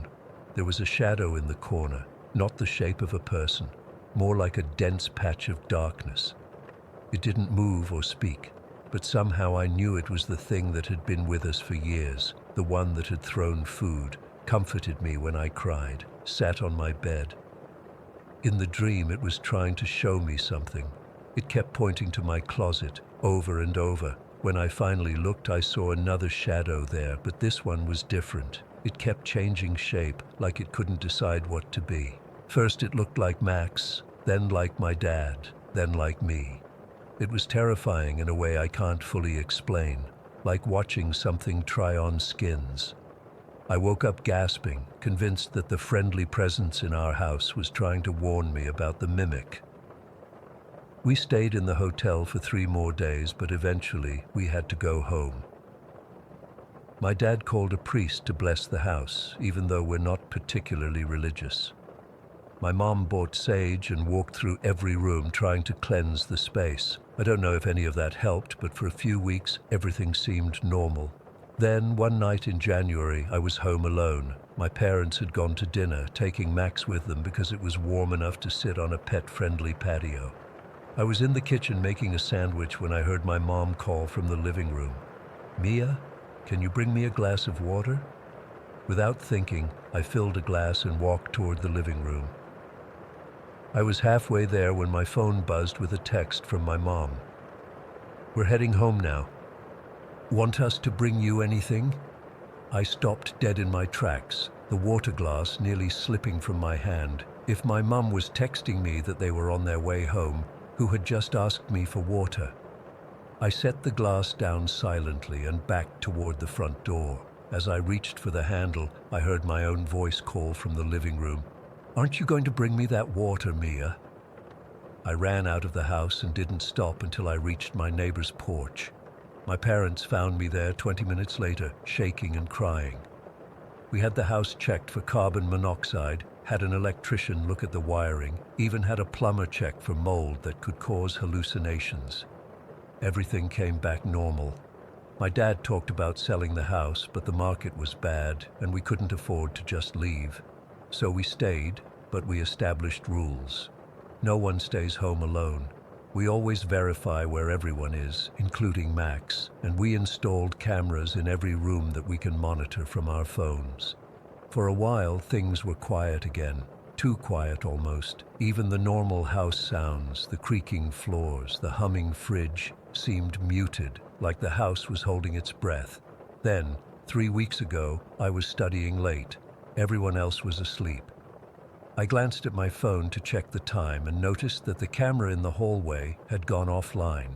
As I was about to get up and check it, I heard soft footsteps in the hall. Then my doorknob slowly turned. My door opened, and there I was, standing in my own doorway, looking at myself sitting on the bed. The other me smiled, and I'll never forget what it said. "Don't worry, I'm the one that likes you." I haven't seen it since that night, but sometimes, when I'm alone in my room, I feel the bed dip beside me, and I still don't know if I should be afraid. Story 9. I've been driving big rigs for 22 years now. My CB handle is Road King, but my real name is Mike Thompson. I'm not one for sharing personal stories online, but after what happened last month on I-40 through New Mexico, I need to get this off my chest. Maybe someone else has seen what I saw. Maybe someone can make sense of it. I was hauling steel from Amarillo to Flagstaff, a route I've driven at least 100 times before. Nothing special about this haul, just another night run across the desert. I prefer night driving anyway, less traffic, cooler temperatures, and the stars out there in the desert are something else. I left Amarillo around 4 in the afternoon. The sun was still high, and I figured I'd make it to Albuquerque by 9, grab some food, then push on through the night. The first few hours were completely normal. Just me, my thermos of coffee, and Willie Nelson keeping me company through the speakers. Around 7:30, just as the sun was setting and painting the desert all those shades of orange and purple, the CB radio crackled to life. Some driver about 20 miles ahead was talking fast, his voice all jittery. "Breaker 19, this is Long Haul Larry. Anybody else seeing something weird on the highway tonight?" "Over." A couple truckers responded, asking what he meant, but Larry just came back with, "Just keep your eyes open. Something ain't right out here. I don't even know how to describe it. I didn't think much of it. You hear all kinds of strange chatter on the CB. People get bored, people get tired, people see things. Hell, I once convinced 3 other drivers there was a UFO following my truck just to pass the time. About 30 minutes later, I was coming up on a pickup truck that couldn't seem to stay in its lane, swerving left, then right, slowing down, then speeding up. Great, I thought, just what I need. Some drunk idiot on the highway. I hung back, giving them plenty of space, but then the pickup suddenly jerked to a stop right in the middle of the lane. I hit the brakes hard, my load shifting behind me, the whole rig groaning in protest. I managed to stop about 15 feet from the pickup's bumper. I was about to get on the horn when the driver's door flew open, and this guy stumbled out. Even in the dim light, I could see he was looking around frantically, like he was being chased by something. He looked right at me, and I swear his face was the most terrified thing I've ever seen. Then he pointed to something on the side of the road that I couldn't see and screamed, "It's coming! Don't you see it? It's coming!" Before I could react, he jumped back in his truck and peeled out, tires squealing. The whole encounter left me rattled. I turned up the radio and tried to shake it off. Just another weirdo, I told myself, probably high on something. About 20 minutes later, the CB crackled again. This time it was a trucker who identified himself as Midnight Runner. "Road King, this is Midnight Runner. I see you about a mile back. Listen, man, there's something you need to know. There's a shadow on the road tonight." I picked up the mic. "Midnight Runner, this is Road King. What are you talking about?" "Over." His voice dropped to almost a whisper. "I passed you about 10 minutes ago. There's something following vehicles tonight. Something, I don't know what it is, but it ain't natural. Looks like a shadow, but it moves on its own. I've seen it take 2 cars already. Just be careful. It's hunting." Before I could respond, the radio went to static. I tried calling back, but got nothing. My hands were gripping the wheel so tight my knuckles turned white. The rational part of my brain said it was just truckers playing games, but something deep down told me otherwise. The night had fully settled in now, and that stretch of I-40 through New Mexico is dark, really dark. No streetlights, just the occasional glow from a distant ranch or the headlights of passing cars. Except there weren't many cars passing anymore. The highway had gone eerily quiet. That's when I saw her. On the side of the road stood a woman. She was maybe in her 30s, wearing jeans and a light jacket despite the cool night air. I slowed down, thinking she might be a hitchhiker, but something about how still she was standing made my skin crawl. My first instinct was to keep driving, but as my headlights swept across her, I saw her face. She looked absolutely terrified. I pulled over. I know, stupid move. But 20+ years on the road, and I've helped plenty of stranded motorists. Something told me this woman needed help badly. As soon as I stopped, she ran to the passenger side, banging on the door frantically. I unlocked it and she scrambled inside, slamming the door and locking it immediately. "Drive," she said, her voice shaking. "Please, just drive." I pulled back onto the highway, glancing at her. She was trembling, hugging herself tight, staring out the windshield like she expected something to jump in front of the truck at any moment. "You okay, ma'am? What happened? Car break down?" She shook her head, still not looking at me. "They're coming for me," she whispered. "Who's coming for you? Are you in trouble? Do you need me to call the police?" She finally turned to me, and I noticed her eyes were red from crying. "No police. They can't help with this. Nobody can. I shouldn't have gotten you involved, but I couldn't stay out there any longer. I've picked up some strange characters in my time, but something about this woman's fear felt genuine. It wasn't the ramblings of someone on drugs or someone with mental issues. She was genuinely terrified. "My name's Mike," I said, trying to calm her down. "What's yours?" "Sarah," she replied after a moment's hesitation. "Look, I know this sounds crazy, but there's something out here tonight, something that isn't supposed to exist." As we drove, I noticed something odd along the sides of the highway. At first, I thought it was just the shadows of desert scrub and rock formations, but the shadows seemed to be moving, flowing like water, even though there was no wind. I blinked hard, thinking my eyes were playing tricks on me after hours of driving. You see them, don't you? Sarah asked quietly. I didn't answer immediately, just kept driving, pushing the speedometer up to 75. It hunts at night, she continued, her voice barely audible over the engine. It preys on the lost, the stranded, people alone on the highway. What is it? I asked, not really wanting to hear the answer. I don't know what it is. I don't think it has a name, it's just darkness. Living darkness. I was driving to Albuquerque when my car broke down about 10 miles back. At first I thought I saw people coming to help me, shapes moving along the roadside, but they weren't people. My hands tightened on the wheel again. This was crazy. Had to be, but I couldn't deny what I was seeing outside. Shadows flowing alongside the highway, keeping pace with my truck, occasionally seeming to reach out toward us. How do you know about this thing? I asked. Sarah took a deep breath. My sister disappeared on this stretch of highway 3 years ago. They found her car on the side of the road, engine still running, but no sign of her. Ever since then, I've been researching similar disappearances. There are dozens of them, going back decades, all on this same stretch of I-40.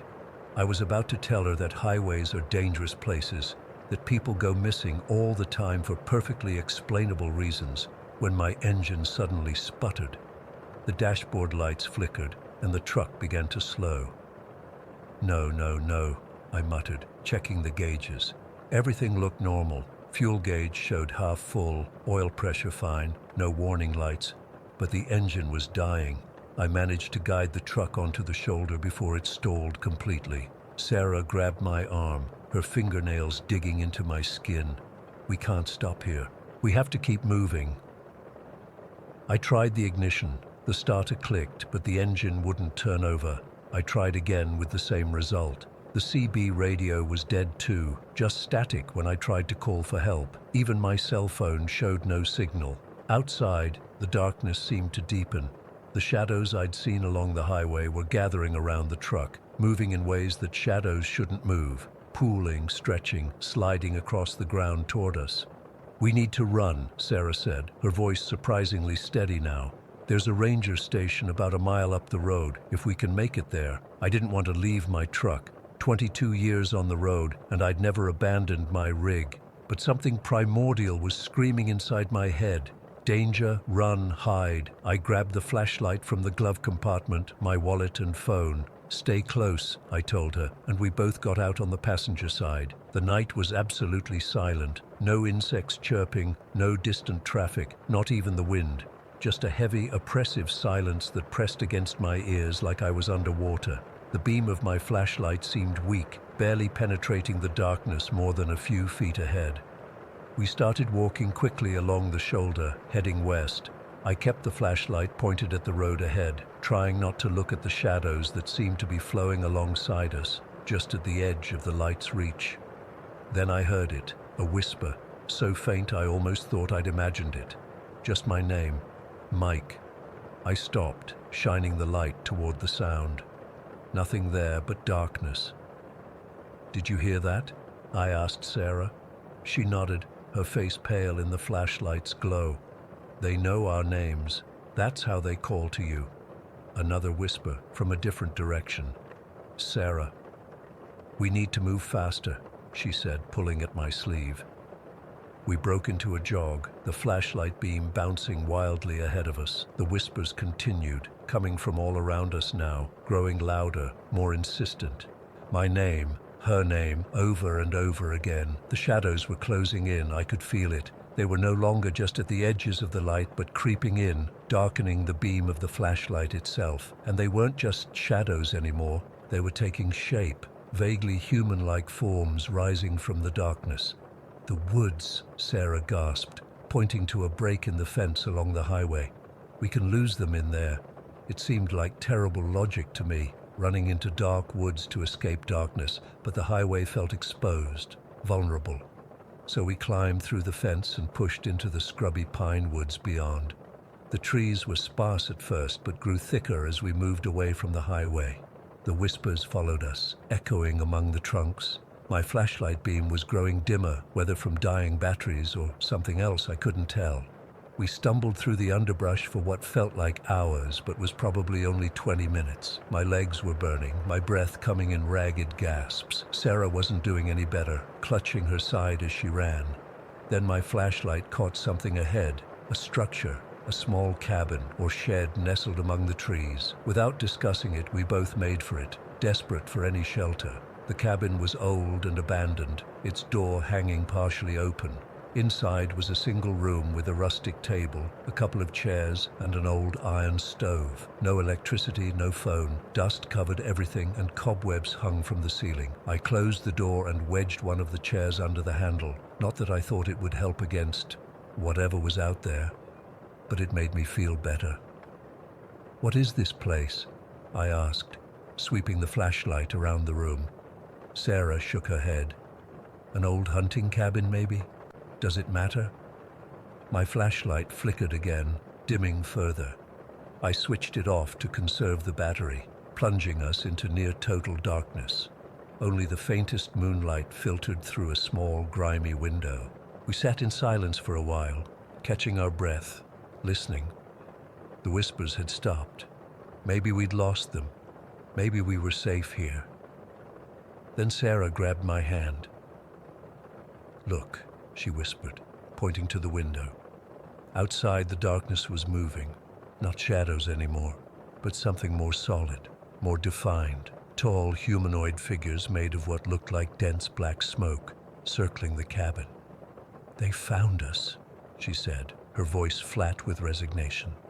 I tried the flashlight again, but it was completely dead now. My phone was still showing no signal. "What do they want?" I asked, though I was afraid I already knew the answer. "They want us to join them," she replied. "Everyone they take becomes part of the shadow." The temperature in the cabin suddenly plummeted. My breath came out in visible puffs, and frost began forming on the inside of the window. The door rattled in its frame, though there was no wind. Then a voice, deeper than the whispers but just as unnatural, spoke from right outside the door. "Mike.Sarah.join us." The chair under the doorknob began to slide across the floor on its own, the wood creaking in protest. The door swung open slowly, revealing a tall figure made of darkness. It was vaguely human in shape, but its proportions were wrong. Limbs too long, torso too thin. Where its face should have been was just more darkness, swirling like smoke. "Join us," it said again, and I felt something tug at me, not physically, but somewhere deeper, like it was pulling at my very being. Sarah was standing rigid beside me, her eyes wide and unfocused. She took a small step forward, toward the figure. I grabbed her arm. "Sarah, no." My voice seemed to break whatever trance she was in. She shook her head violently. "Back door," she hissed. "There has to be a back door." I felt behind us, my hands finding a small door I hadn't noticed before. It was stuck, swollen with age and humidity, but desperation gave me strength. I slammed my shoulder into it once, twice, and on the third try, it burst open. We stumbled out into the woods again. The shadow figures were all around the front of the cabin, but the back was clear, for now. We ran blindly through the trees, branches scratching at our faces and arms. I had no idea where we were going, just away from the cabin, away from those things. After a few minutes of panicked running, we broke through the trees and found ourselves on a different road, smaller than the interstate, probably a county highway. And there, like some kind of miracle, were headlights approaching. I ran into the middle of the road, waving my arms frantically. The car, an old pickup truck, screeched to a halt. The driver, an elderly man in a cowboy hat, rolled down his window and stared at us in shock. "You folks all right?" he asked, taking in our disheveled appearance. "Please," I gasped. "We need a ride. It's an emergency." He hesitated just a moment, then nodded. "Hop in." We scrambled into the truck's cab, and the old man accelerated away. I looked back through the rear window. At the edge of the woods stood the shadow figures, watching us leave. They didn't follow onto the road. They just stood there, watching. "What in tarnation were you two doing out here in the middle of the night?" the old man asked. I couldn't even begin to explain. "Car trouble," I said simply. "Got lost trying to find help." He nodded, seemingly accepting this. "Where you headed?" "Anywhere with people and lights," Sarah said. The old man took us to a truck stop about 15 miles down the road. As we got out of his truck, Sarah leaned back in. "Thank you. You saved our lives tonight." He tipped his hat. "Take care now," and he drove off. We went inside the truck stop, which was brightly lit and had a few truckers sitting at the counter. I've never been so happy to see fluorescent lighting and smell bad coffee in my life. Sarah and I sat in a booth, both of us still shaking. A waitress brought us coffee without asking, probably used to seeing rattled travelers. "It's not over," Sarah said after a while. "They know who we are now. They'll keep hunting us." I didn't know what to say to that. Part of me wanted to dismiss the whole experience as some kind of shared hallucination, but I knew what I'd seen, what I'd felt. That was a month ago. I got a ride back to my truck the next day, and strangely, it started right up with no problems. I completed my delivery to Flagstaff and took a different route home. I haven't seen Sarah since that night. We exchanged numbers at the truck stop, but when I tried calling her a few days later, the number was disconnected. I've tried searching for her online, but without knowing her last name, it's impossible. I don't drive I-40 through New Mexico anymore, and I don't drive at night if I can help it. Because sometimes, out of the corner of my eye, I catch glimpses of shadows moving in ways they shouldn't, and sometimes, when it's very quiet, I think I can hear whispers calling my name. I don't know what those things were. I don't know why they were hunting us, or what would have happened if they'd caught us, but I know they're real, and I know they're still out there, waiting in the darkness for lost travelers on Interstate 40. Story 10. I still get goosebumps when the fog rolls in. It's been 6 months since we left that finca near Rio Espejo, but I swear I can still hear that voice sometimes just on the edge of sleep. I've never posted about this before, but I need to get it out. Maybe someone else has experienced something similar in that region of Colombia. My partner Clara was 4 months pregnant when we decided to move to a secluded finca in the coffee region. We thought it would be the perfect place to start our family. Away from the noise and stress of the city, surrounded by lush green hills and clean air. The property was gorgeous, a traditional Colombian farmhouse with thick stone walls, red clay roof tiles, and a wraparound porch overlooking coffee fields and the distant river valley. When we first saw it, with mist hanging over the mountains and birds singing in the avocado trees, it felt magical. Clara's family, her mom Isabella, brother Miguel, and sister Lucia, came to help us settle in for the first month. They were excited about the baby and wanted to make sure we were properly set up before leaving us on our own. The house was part of a small residential compound with about 5 other properties, all spread out with plenty of privacy, but with a shared security guard at the entrance gate about half a kilometer down the road. The first few days were busy with unpacking and arranging furniture. The nights were peaceful, so quiet compared to Bogotá where we'd been living. You could hear the river rushing in the distance, especially after rain when it swelled. The fog would roll in thick most evenings, blanketing everything in white. It was beautiful but disorienting. Sound traveled strangely through it. It was on our 5th night that it started. Lucia woke everyone up around 2 in the morning, frantically knocking on our bedroom door. "Nathan, Clara, did you call for help?" she asked, her face pale in the dim hallway light. Clara sat up in bed, confused. "What?" "No, we were sleeping." Lucia glanced nervously toward the stairs. I heard a woman's voice outside. She was saying, "Ayúdame, help me," over and over. I thought it might be Clara. I grabbed a flashlight and went downstairs with Miguel while Clara stayed with Lucia and Isabella. The fog that night was particularly thick. It pressed against the windows like something solid. When we opened the front door, it rolled into the house, damp and cold. We walked around the property, our flashlight beams swallowed by the mist. The voice had stopped. There was nothing but the sound of dripping water from the trees and the distant rush of the river, which seemed louder than usual that night. After 20 minutes of searching, we gave up and went back inside, chalking it up to the wind or some animal. But the next night, Isabella heard it too, same time, around 2 a.m. Same soft, urgent plea. Ayúdame, ayúdame. This time I heard it myself. A woman's voice, not shouting but speaking with desperate intensity, somewhere in the mist beyond our porch. It sounded close, maybe just at the edge of our property where the coffee fields began. Again, we searched. Again, we found nothing. By the end of that first week, we were all on edge. The voice had come 3 times, always between midnight and 3 a.m., always when the fog was thickest and the river sounded louder. We considered logical explanations. Maybe someone lived nearby that we didn't know about. Maybe it was a prankster. Maybe the acoustics of the valley were playing tricks with sounds from farther away. Clara tried to laugh it off, saying, maybe our house comes with its own ghost. But I could tell she was uneasy. Her pregnancy was going well, but the stress wasn't good for her. We decided not to mention the voice to our doctor at her checkup that Friday. The second week started quietly. For 2 nights, nothing happened, and we began to relax. Maybe whatever it was had moved on. Then on Wednesday night, around 1 in the morning, Clara woke me up gasping in pain. "Nathan," she whispered, clutching her stomach. "Something's wrong." My heart dropped into my stomach. She was having cramps that felt like contractions. Way too early at only 4 months. I've never been so scared in my life. Her face was twisted in pain, and all I could think was that we were losing the baby.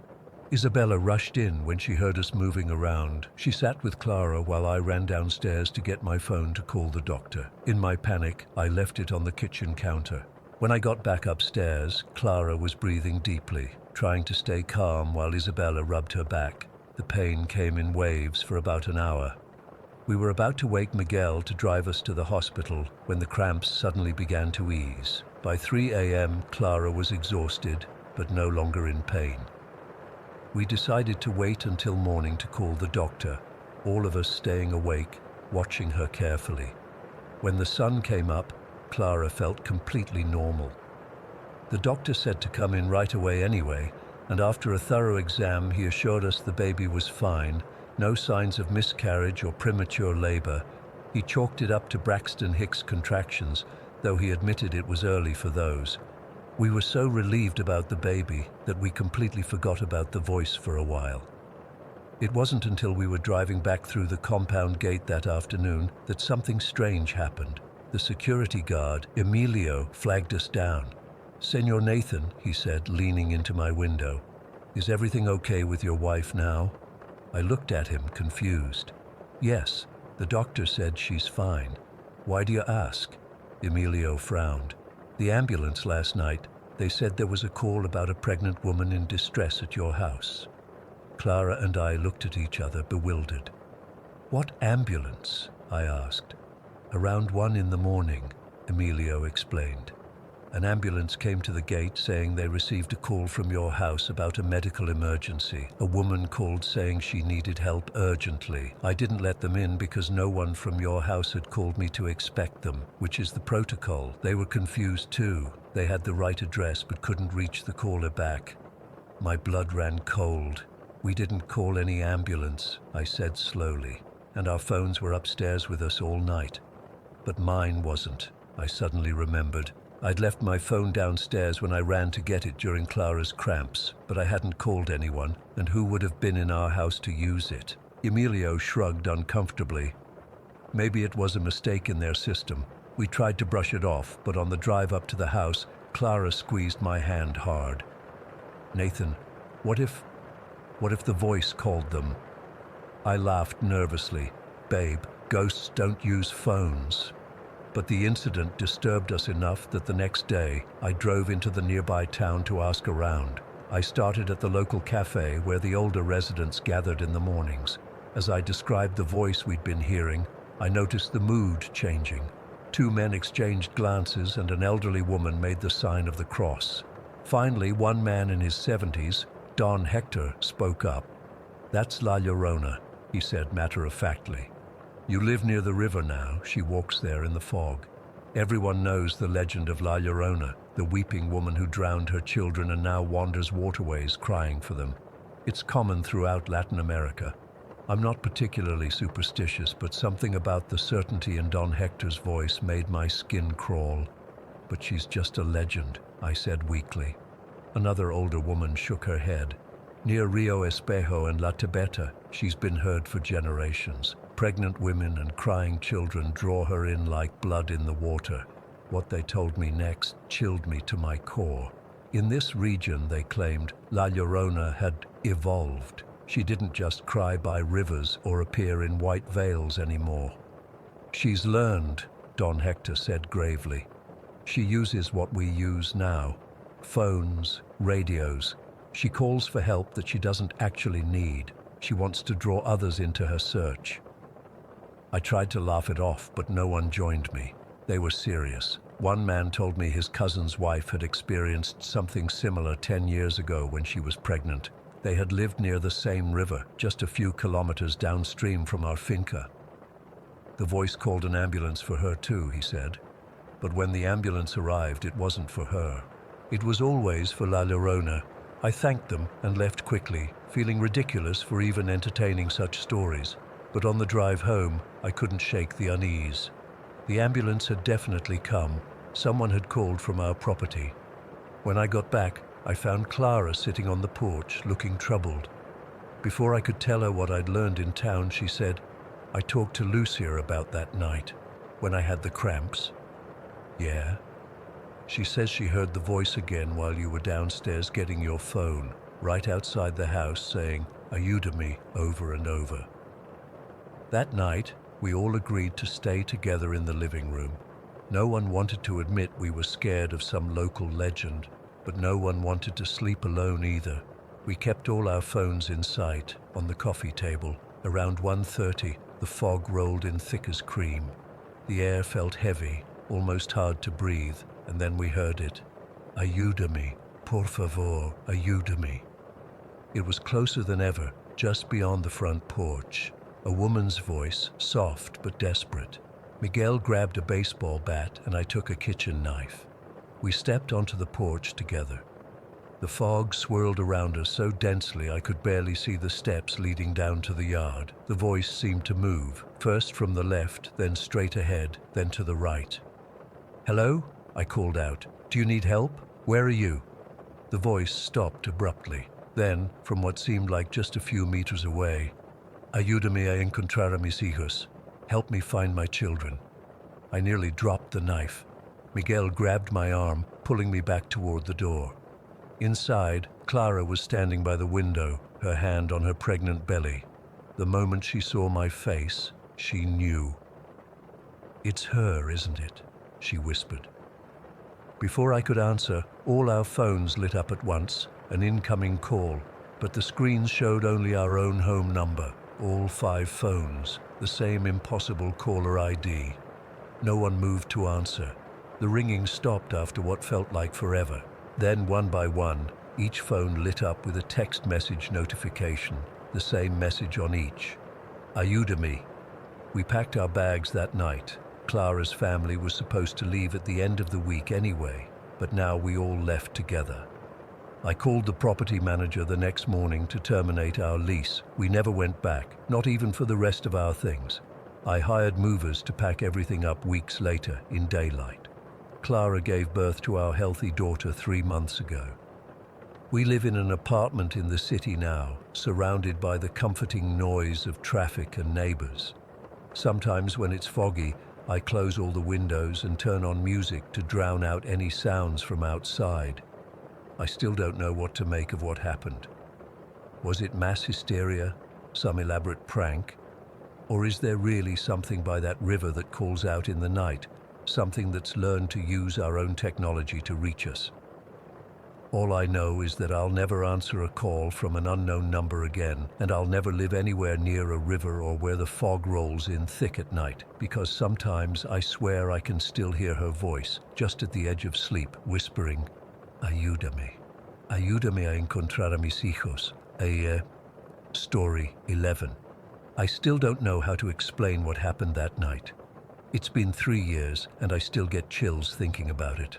I've never told this story publicly, but I need to get it off my chest. Maybe someone here has experienced something similar. This happened in Columbus, Georgia, back in January of 2020. We had one of those rare southern snowstorms that shut everything down. I was staying with my dad for the weekend in this old house that's been in our family for generations. It sits on about 2 acres of land that used to be much bigger before the city expanded. The property backs up to what used to be a small family-run funeral home from the 1930s, now abandoned. Dad's a Marine, tough as nails, skeptical about everything, and that night he'd been hitting the whiskey pretty hard because it was the anniversary of Mom leaving us. Around 9 at night, the power went out. The temperature was dropping fast, already in the 20s, which is freezing by Georgia standards. "We need more firewood," Dad mumbled, already bundled up in his old military jacket. I grabbed my coat and boots, and we headed outside with flashlights. The snow was coming down in these thick, heavy flakes that immediately stuck to everything. It was so quiet you could hear each snowflake landing. Dad was stumbling a bit, cursing under his breath about the cold. We had a wood pile near the old shed about 50 yards from the house. As we trudged through the snow, I kept getting this weird feeling we were being watched. You know that prickly sensation on the back of your neck? Yeah, that. "Dad," I whispered, "do you see that?" I pointed toward the edge of our property, where it meets the old funeral home grounds. At first, he ignored me, focused on not falling in the snow. But when I grabbed his arm, he stopped and squinted in the direction I was pointing. There, standing perfectly still against the backdrop of white snow, was a small silhouette. It looked like a kid just standing there in the dark. "What the hell?" Dad muttered, suddenly sounding a lot more sober. We both stared for a moment, trying to make sense of it. Who would let their kid out in this weather at this hour? "Hey!" Dad called out. "You okay over there?" No response. The figure didn't move. Dad looked at me, his expression a mix of concern and confusion. Even drunk, he had a soft spot for kids in trouble. "Let's check it out," he said, and started trudging through the snow toward the silhouette. As we got closer, my flashlight beam finally caught the figure clearly and my stomach dropped. It was definitely a boy, couldn't have been older than 10 or 11. But what made my skin crawl was what he was wearing. Just a thin white nightgown, no coat, no boots, nothing but this flimsy piece of cloth in 20-degree weather with snow falling all around him. "Jesus Christ," Dad whispered as we got within about 10 feet. The kid was pale, not just cold pale, but a sickly white that didn't look right. His lips had a bluish tint, and he was visibly shaking. His eyes were wide with what looked like terror, staring right through us. Dad immediately took off his jacket. "Hey, buddy," he said gently, approaching slowly like you would a scared animal. "What are you doing out here? Where are your folks?" The boy didn't answer. He just stood there shivering, his bare feet buried in the snow. How long had he been out here? His feet should have been frostbitten by now. "We need to get him inside," I said, feeling a growing sense of urgency. "He's going to freeze to death." Dad nodded, now fully sober from the shock.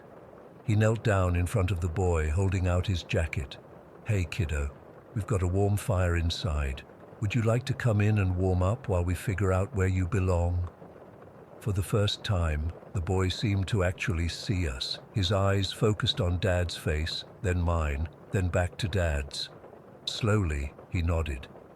Dad tried to put his jacket around the boy's shoulders, but the kid flinched away. So instead, Dad stood up and gestured toward our house, its windows dark from the power outage except for the faint orange glow from the fireplace visible through the living room window.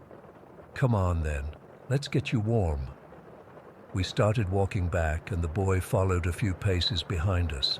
I kept looking back to make sure he was still there. His feet left no visible impressions in the snow, which I found odd but attributed to him being so small and light. The snow was still coming down hard, maybe filling in his footprints right away. When we reached the back door, Dad opened it and stepped aside. "After you," he said to the boy. The kid hesitated for just a second, then walked past us into the kitchen. The moment he crossed the threshold, something changed. The fear seemed to drain out of him. His shoulders relaxed and he stopped shaking. When he turned to look at us, there was almost a hint of a smile on his face. It was weird, like he knew exactly where he was going. He walked straight through the kitchen into the living room toward the fireplace, as if he'd been here 100 times before. Dad and I exchanged glances. "I'll grab some blankets," I said. "I'll make him some hot chocolate," Dad replied, heading to the cabinet where we kept emergency supplies for power outages. A camping stove, some canned food, and packets of hot chocolate. I ran upstairs to the linen closet and grabbed a couple of thick blankets and a towel for the boy's wet feet. It took me maybe 30 seconds, a minute tops. When I got back downstairs, Dad was standing in the kitchen doorway looking confused. "Where'd he go?" I asked. Dad frowned. "I don't know. He was right by the fire when I started getting the cocoa ready. I only turned my back for a second." We both went into the living room. Empty. We checked the dining room, the study, the bathroom. Nothing. The front door was still locked from the inside with the deadbolt, so he couldn't have gone out that way. "Maybe he went back out the kitchen door," I suggested, though I hadn't heard it open. We went back to the kitchen. The door was closed, just as we'd left it. Dad opened it, and we both stared out into the yard. The snow was still coming down, now at least 3 inches deep. "Look at the tracks," Dad said, his voice strange. There were only 2 sets of boot prints in the snow, ours from when we'd come in. No small footprints leading away from the house. No sign that the boy had ever been there at all. "That's not possible," I said, feeling suddenly cold in a way that had nothing to do with the winter air. "He came in with us. We both saw him." Dad closed the door slowly.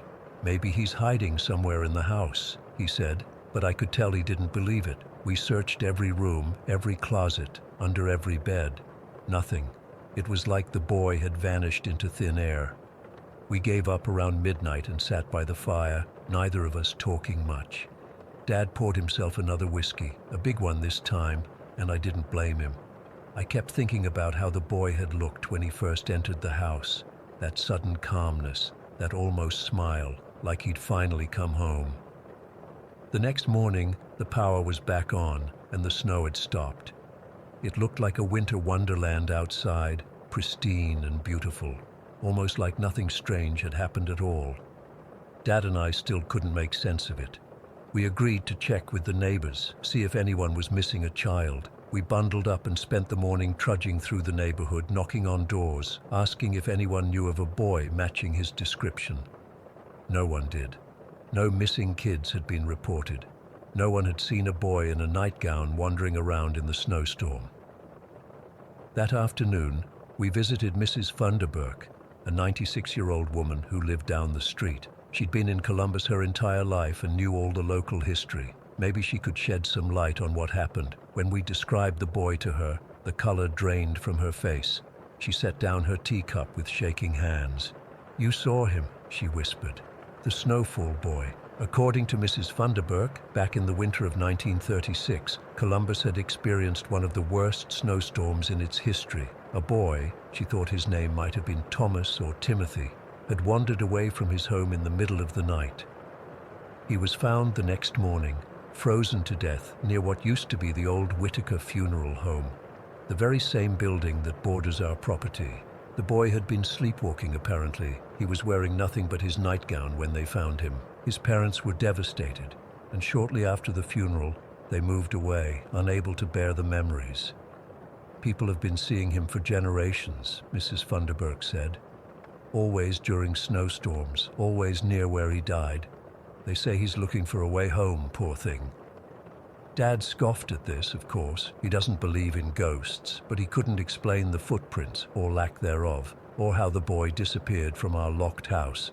As for me, I keep thinking about how that look of terror vanished from the boy's face when he entered our house, how he seemed to know exactly where he was going, how comfortable he suddenly appeared, like he belonged there. Our house was built in 1928. I've been digging through old property records, trying to find out who lived there in 1936. but I haven't found anything conclusive yet.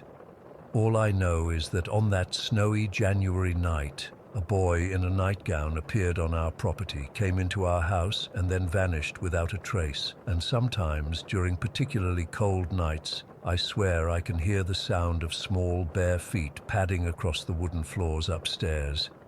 I don't know if he found what he was looking for that night, or if he'll come back the next time it snows. All I know is that our house felt different after he left.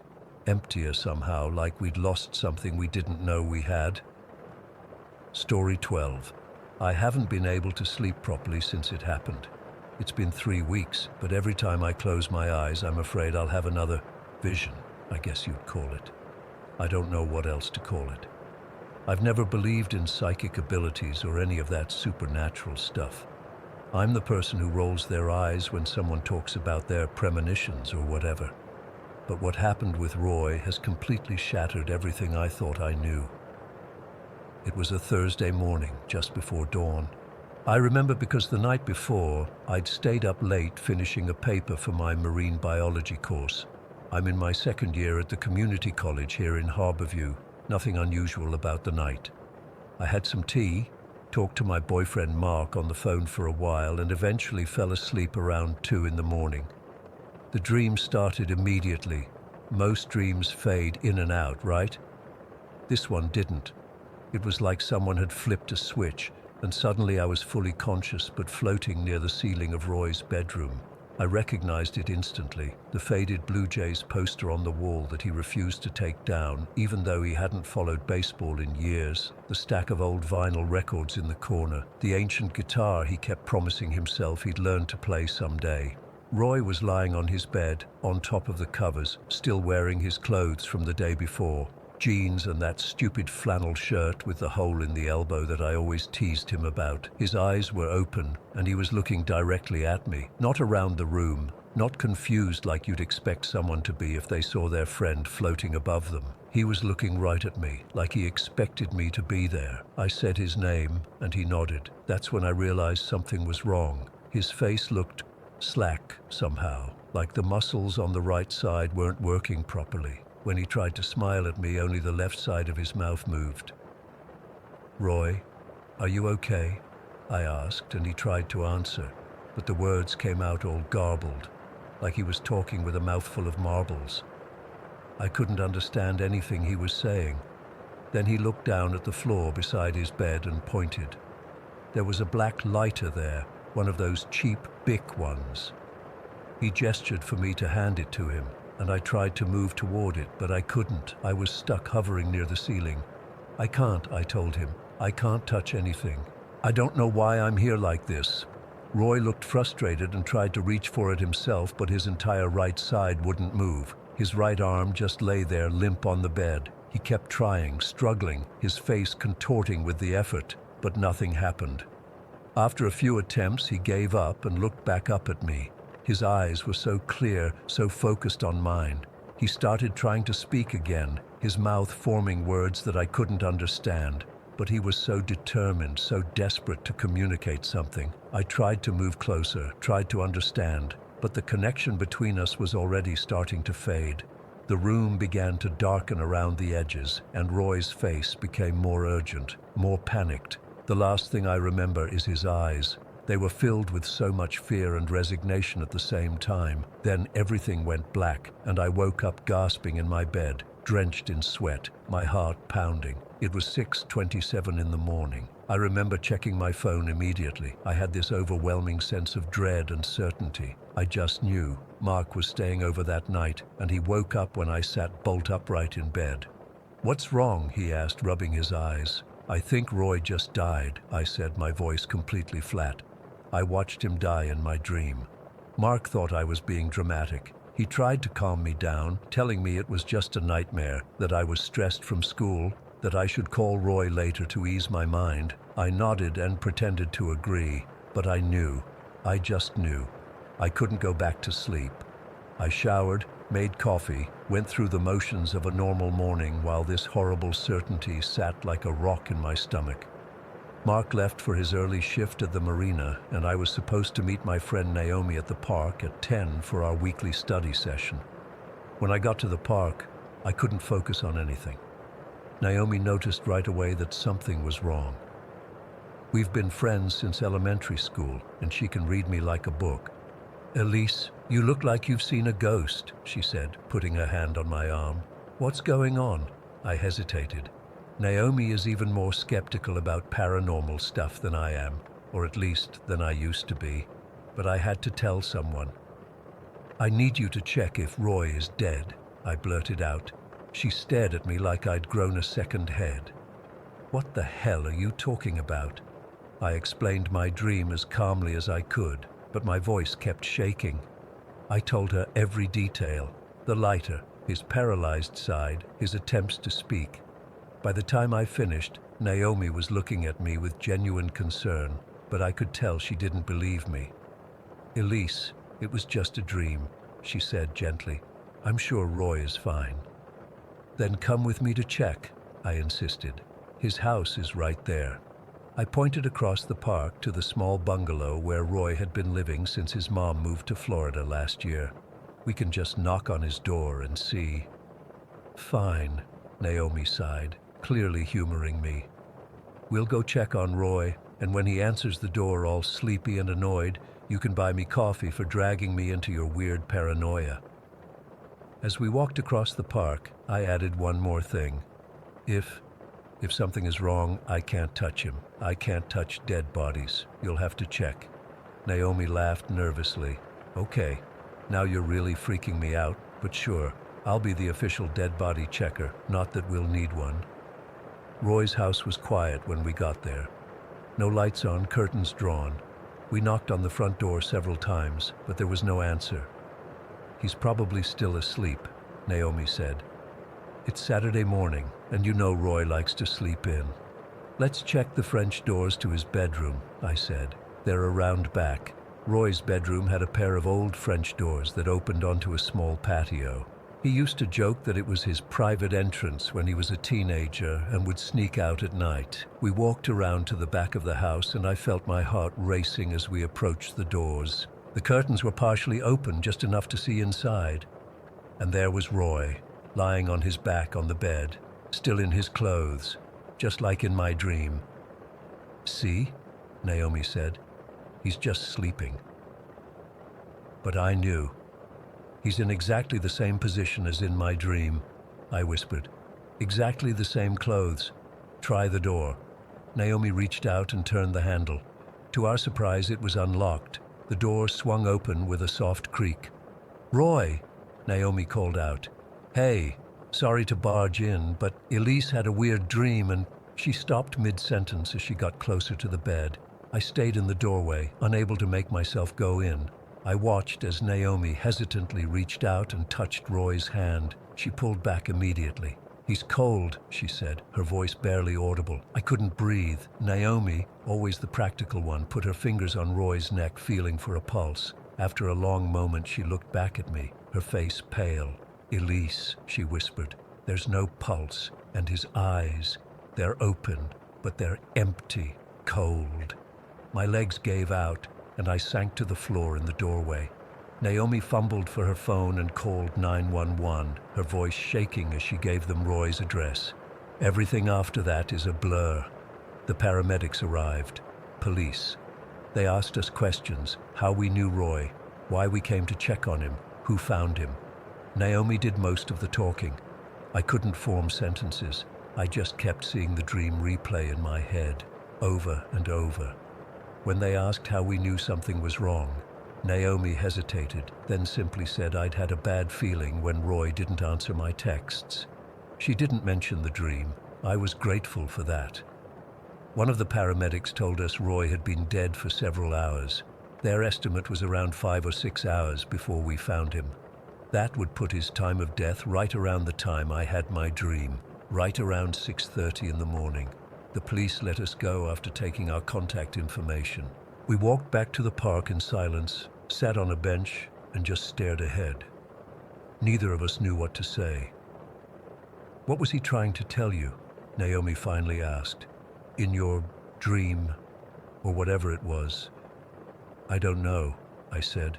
I couldn't understand him. He kept trying to speak, but nothing made sense. And the lighter, what was that about?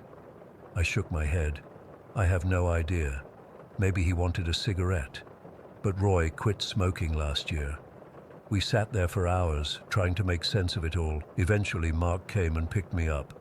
I couldn't bring myself to tell him the truth, that my dream had been real. I just said Roy had died, and I was the one who found him. It was easier than trying to explain something I didn't understand myself. The autopsy results came back a couple weeks later. Roy had died of a massive stroke. The coroner said it would have affected the right side of his brain, causing left side paralysis. It would have also affected his speech center, making it difficult or impossible for him to communicate clearly. Exactly what I saw in my dream. I keep going over it in my head. Why was I there? How could I see him but not help him? What was he trying to tell me with his last words? And that black lighter, what significance did it have? I've been to his funeral. I've sat with his family. I've cried until I had no tears left. But I still can't shake the feeling that Roy was trying to tell me something important, something I was supposed to understand. I don't know if I'll ever have another experience like that. Part of me hopes I never do.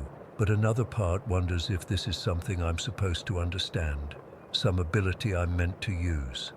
All I know is that for those few minutes, I was with my friend as he died. I witnessed his last moments on Earth, and somehow, even though it terrifies me, I find a small comfort in knowing he wasn't alone. But I still can't sleep with the lights off. I'm still afraid to dream, and I still have no explanation for how I could have possibly known. Story 13. I still get goosebumps thinking about what happened that night. It's been 3 months, and I haven't told anyone about it yet. I'm not even sure if writing it down is a good idea, but I need to get this out of my system somehow. It was a Friday night in late October when I was driving back from a job interview in a city about 4 hours from home. The weather forecast had mentioned possible rain, but what hit was nothing short of biblical. By 7 in the evening, the sky had turned almost black, and rain was coming down in sheets so heavy I could barely see 10 feet ahead, even with my high beams on. I was on some backwater highway, Route 16 I think, that cut through miles of dense forest. My GPS had stopped working about 30 minutes earlier, and my phone showed no service in the corner. To make matters worse, the gas light had just pinged on, warning me I had maybe 20 miles left before I'd be completely stranded. I was starting to panic a bit when I spotted it through the rain. A flickering neon sign that read Sunset Pines Motel with a smaller vacancy sign underneath it. I'd never been so relieved to see such a rundown place in my life. I turned into the gravel lot, wincing as stones pinged against the undercarriage of my car. The motel looked like something from the 70s that time had forgotten. The paint was peeling, the concrete walkway in front of the rooms was cracked, and half the exterior lights were burned out. But at that moment, it looked like the Ritz-Carlton to me. I parked near what I assumed was the office, a small room with a dim light inside. As I ran from my car to the door, I got soaked completely through. The rain was ice cold and felt oddly heavy, like it was mixed with something else. The office bell jingled when I pushed the door open. Behind a wooden counter stood an elderly woman with wispy gray hair pulled back in a loose bun. Her skin was pale and papery, and her eyes seemed oddly heavy-lidded, like she was struggling to keep them open. When she looked at me, I felt a strange chill that had nothing to do with my wet clothes. "Need a room?" she asked. Her voice was dry and cracked, like she hadn't used it in a long time. "Yes, please," I replied, reaching for my wallet. "Just for tonight until the storm passes." She didn't respond, just reached behind her and grabbed a key attached to a plastic tag with the number 6 on it. She slid it across the counter without asking for ID, credit card, or even my name.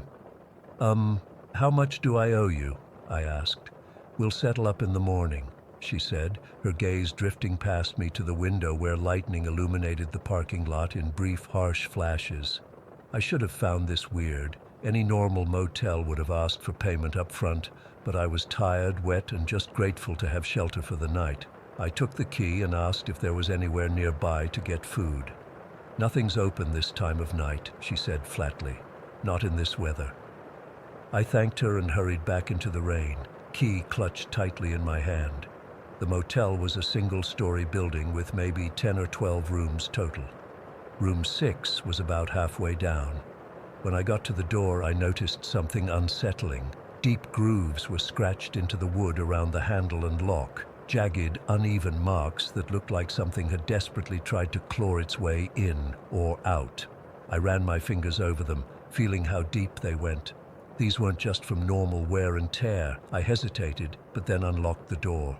What choice did I have? It was either this or sleep in my car with no gas and risk freezing overnight. The room was basic. Queen bed with a faded floral bedspread, small TV that probably still had a VCR attached, bathroom, and a desk with a chair.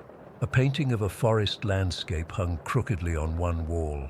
The carpet was thin and stained in places I didn't want to think about, but the smell hit me immediately. It was musty, like all old motel rooms, but underneath was something else, a strange metallic scent that reminded me of pennies or blood.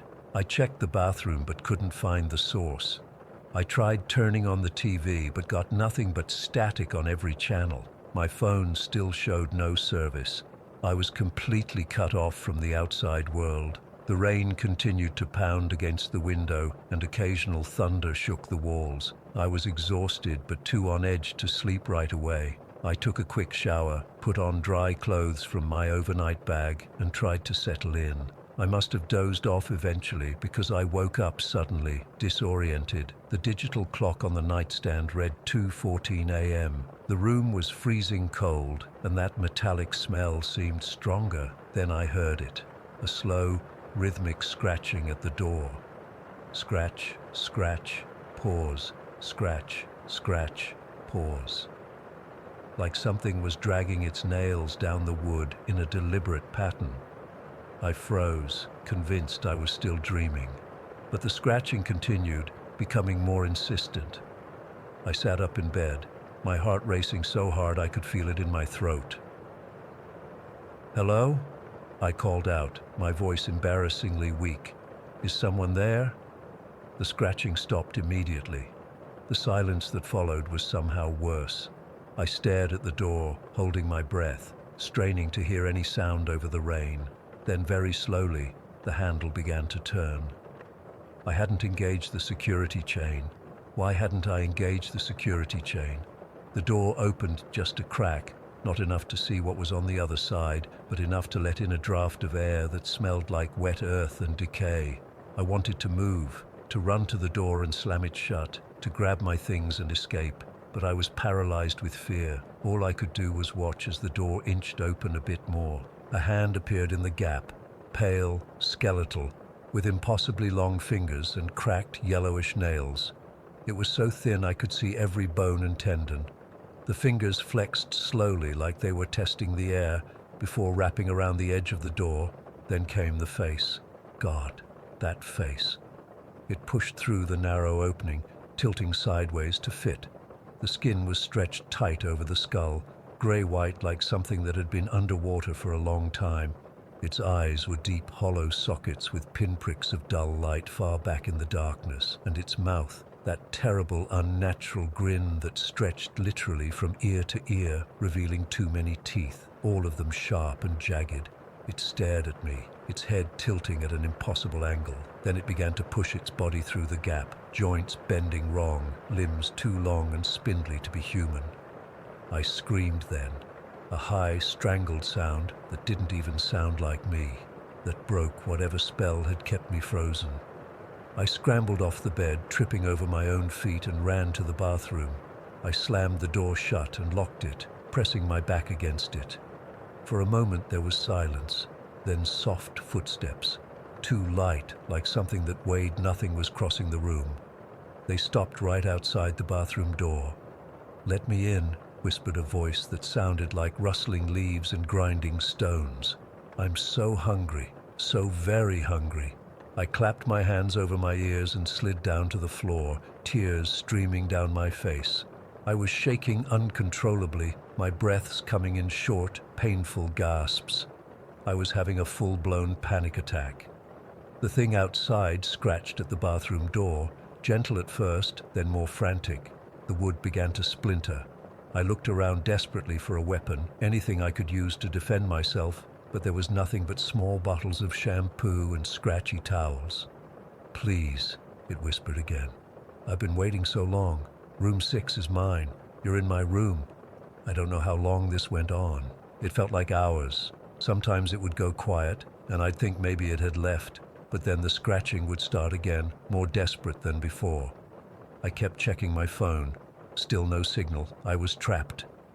At some point, I must have passed out from sheer exhaustion and terror. When I opened my eyes, thin daylight was filtering through the small frosted window of the bathroom. The scratching had stopped. The motel was completely silent. No rain, no thunder, not even birds outside. I waited for what felt like forever, listening for any sound from the bedroom. Nothing. Finally, my desperate need to escape overcame my fear. I slowly unlocked the bathroom door and pushed it open, ready to slam it shut again at the slightest movement. The room was empty, completely normal. The bed was rumpled where I'd slept, but otherwise, there was no sign that anything unusual had happened. The door to the hallway was closed and locked, chain still dangling unused. Had I dreamed the whole thing? Had it been some kind of stress-induced hallucination? I'd been under a lot of pressure lately with job hunting and money problems. I quickly packed my things, not bothering to shower or change. I just wanted out of that place. I didn't even check under the bed or in closets. If something was hiding there, I didn't want to know about it.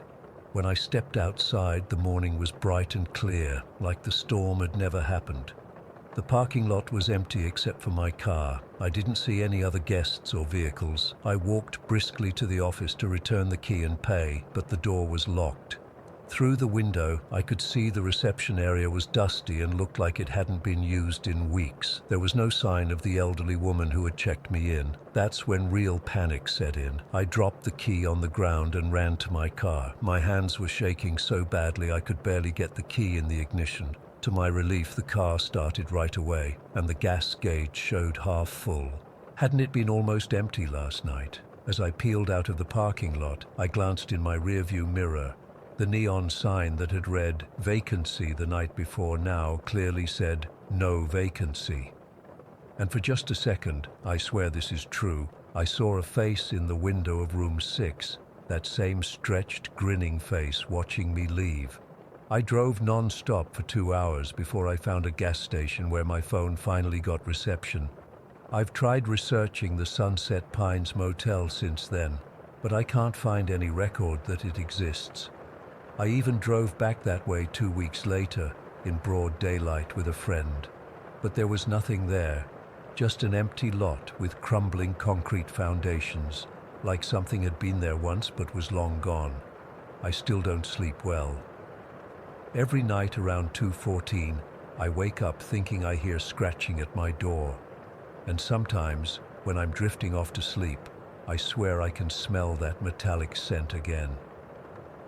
I don't know what was in room 6 that night, or if the elderly woman was even human.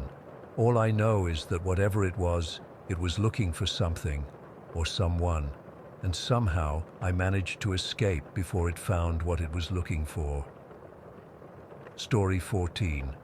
I never thought I'd be telling this story, but I need to get it off my chest.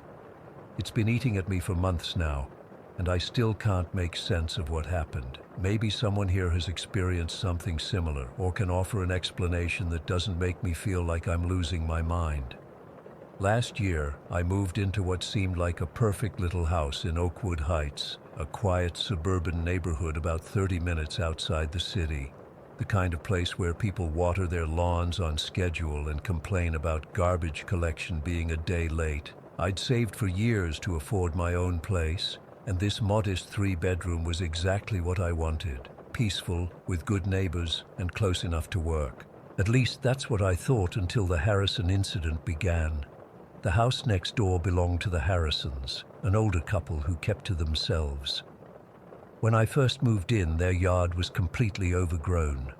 The grass was knee-high in some spots, and you could barely see their front door through the tangle of untrimmed bushes. I'd wave if I saw Mr. Harrison checking his mail, but he'd just nod slightly and hurry back inside. Mrs. Harrison I rarely saw at all. About 4 months after I moved in, everything changed. I woke up one Saturday morning in August to the sound of intense yard work. Looking out my bedroom window, I was shocked to see the Harrison's yard being completely transformed. Mr. Harrison was out there with equipment I didn't even know he owned. Power tools, a riding mower, industrial hedge trimmers. The overgrown mess was disappearing at an alarming rate. What struck me as odd wasn't the sudden motivation to clean up. It was how he worked, methodical, robotic almost, and fast, inhumanly fast. By noon, the yard looked like it belonged in a magazine. Every blade of grass perfectly cut, hedges shaped with surgical precision. Mr. Harrison worked without breaks, without water, without showing any signs of exhaustion in the August heat. When he finished the front yard, he moved to the back. I could see him from my kitchen window as he began digging.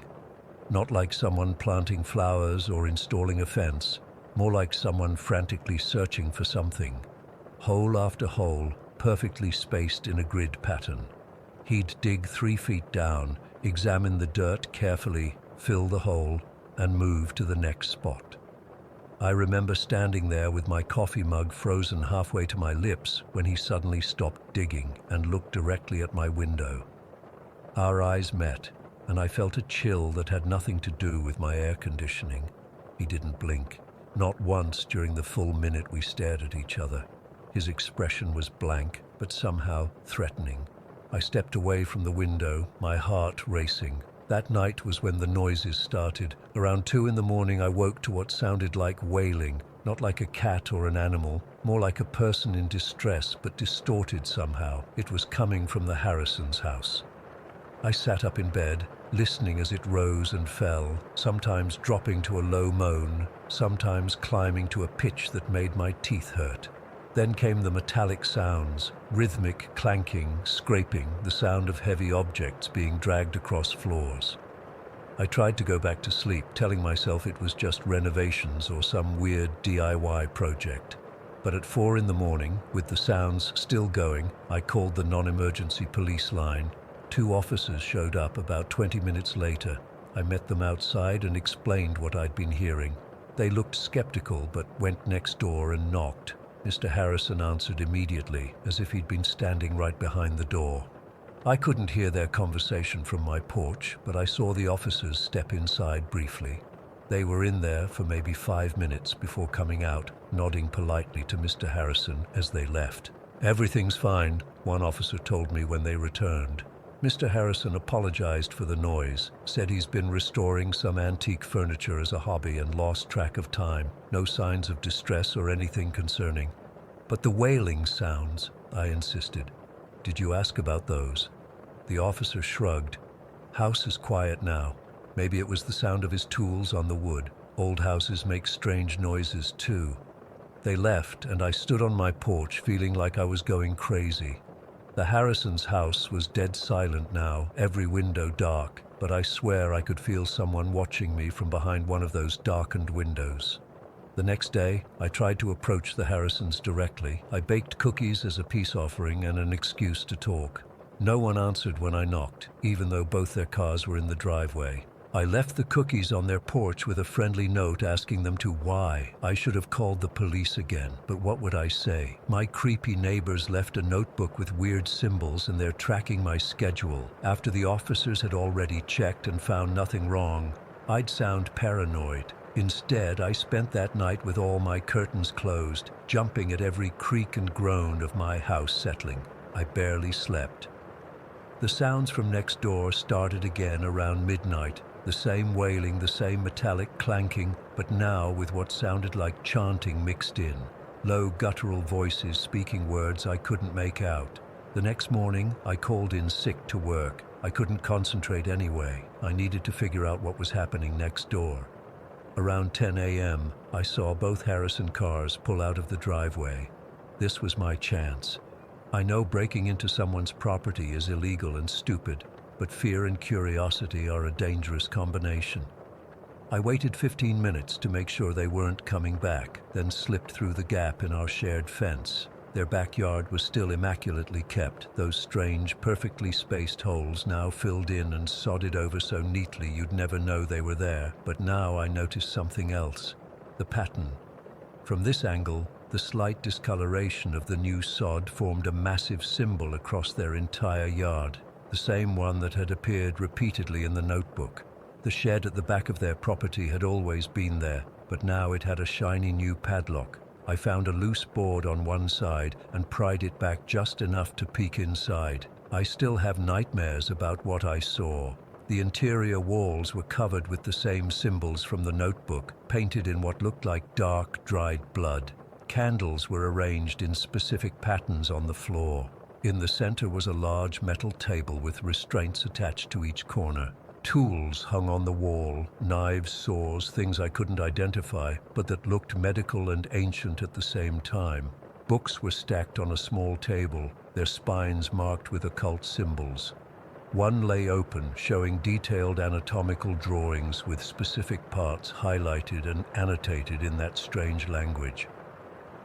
The worst part was the photos pinned to one wall, surveillance pictures of people from the neighborhood, including me. Some had red X's drawn through them. Mine didn't, yet. I let the board fall back into place and backed away, fighting the urge to vomit. Whatever the Harrisons were, they weren't the harmless old couple they pretended to be. I needed to get back to my house and call the police, show them the notebook, tell them what I'd found. I was halfway across their yard when I heard tires on gravel. The Harrisons were back. I ducked behind a large bush, hoping they'd go inside without noticing me. The car doors slammed and I heard footsteps on their back porch. Then silence. I waited, barely breathing, for what felt like hours but was probably only minutes. When I couldn't stand it anymore, I slowly peered around the bush. Mr. Harrison was standing directly in front of me, not 3 feet away, staring with those same unblinking eyes. How he'd approached so silently, I'll never know. His expression was completely blank, but somehow communicated pure malice. "You shouldn't be here," he said, his voice oddly flat, like someone doing a poor imitation of human speech. "You weren't scheduled until Friday." I ran. I didn't respond, didn't make excuses, just bolted for the gap in the fence and didn't stop until I was locked inside my house, furniture pushed against the doors. I called the police immediately, but when they arrived, the Harrisons were gone again. The officers checked the property with my permission to look over the fence. The shed was empty, completely empty. No table, no tools, no books, no photos. Just a normal storage shed with gardening equipment. They looked at me like I was crazy or on drugs. I showed them the notebook, but even that seemed changed. The pages now contained nothing but gardening notes and old recipes. My name, the map of my house, the symbols, all gone. The officers suggested I get some rest and call if there were any actual disturbances. I didn't wait around for Friday to come. I packed essential belongings that same day and checked into a hotel. Within a week, I'd broken my lease, found a new apartment across town, and moved out. I never went back to the house except with movers to get the rest of my stuff, and even then, I waited in the moving truck.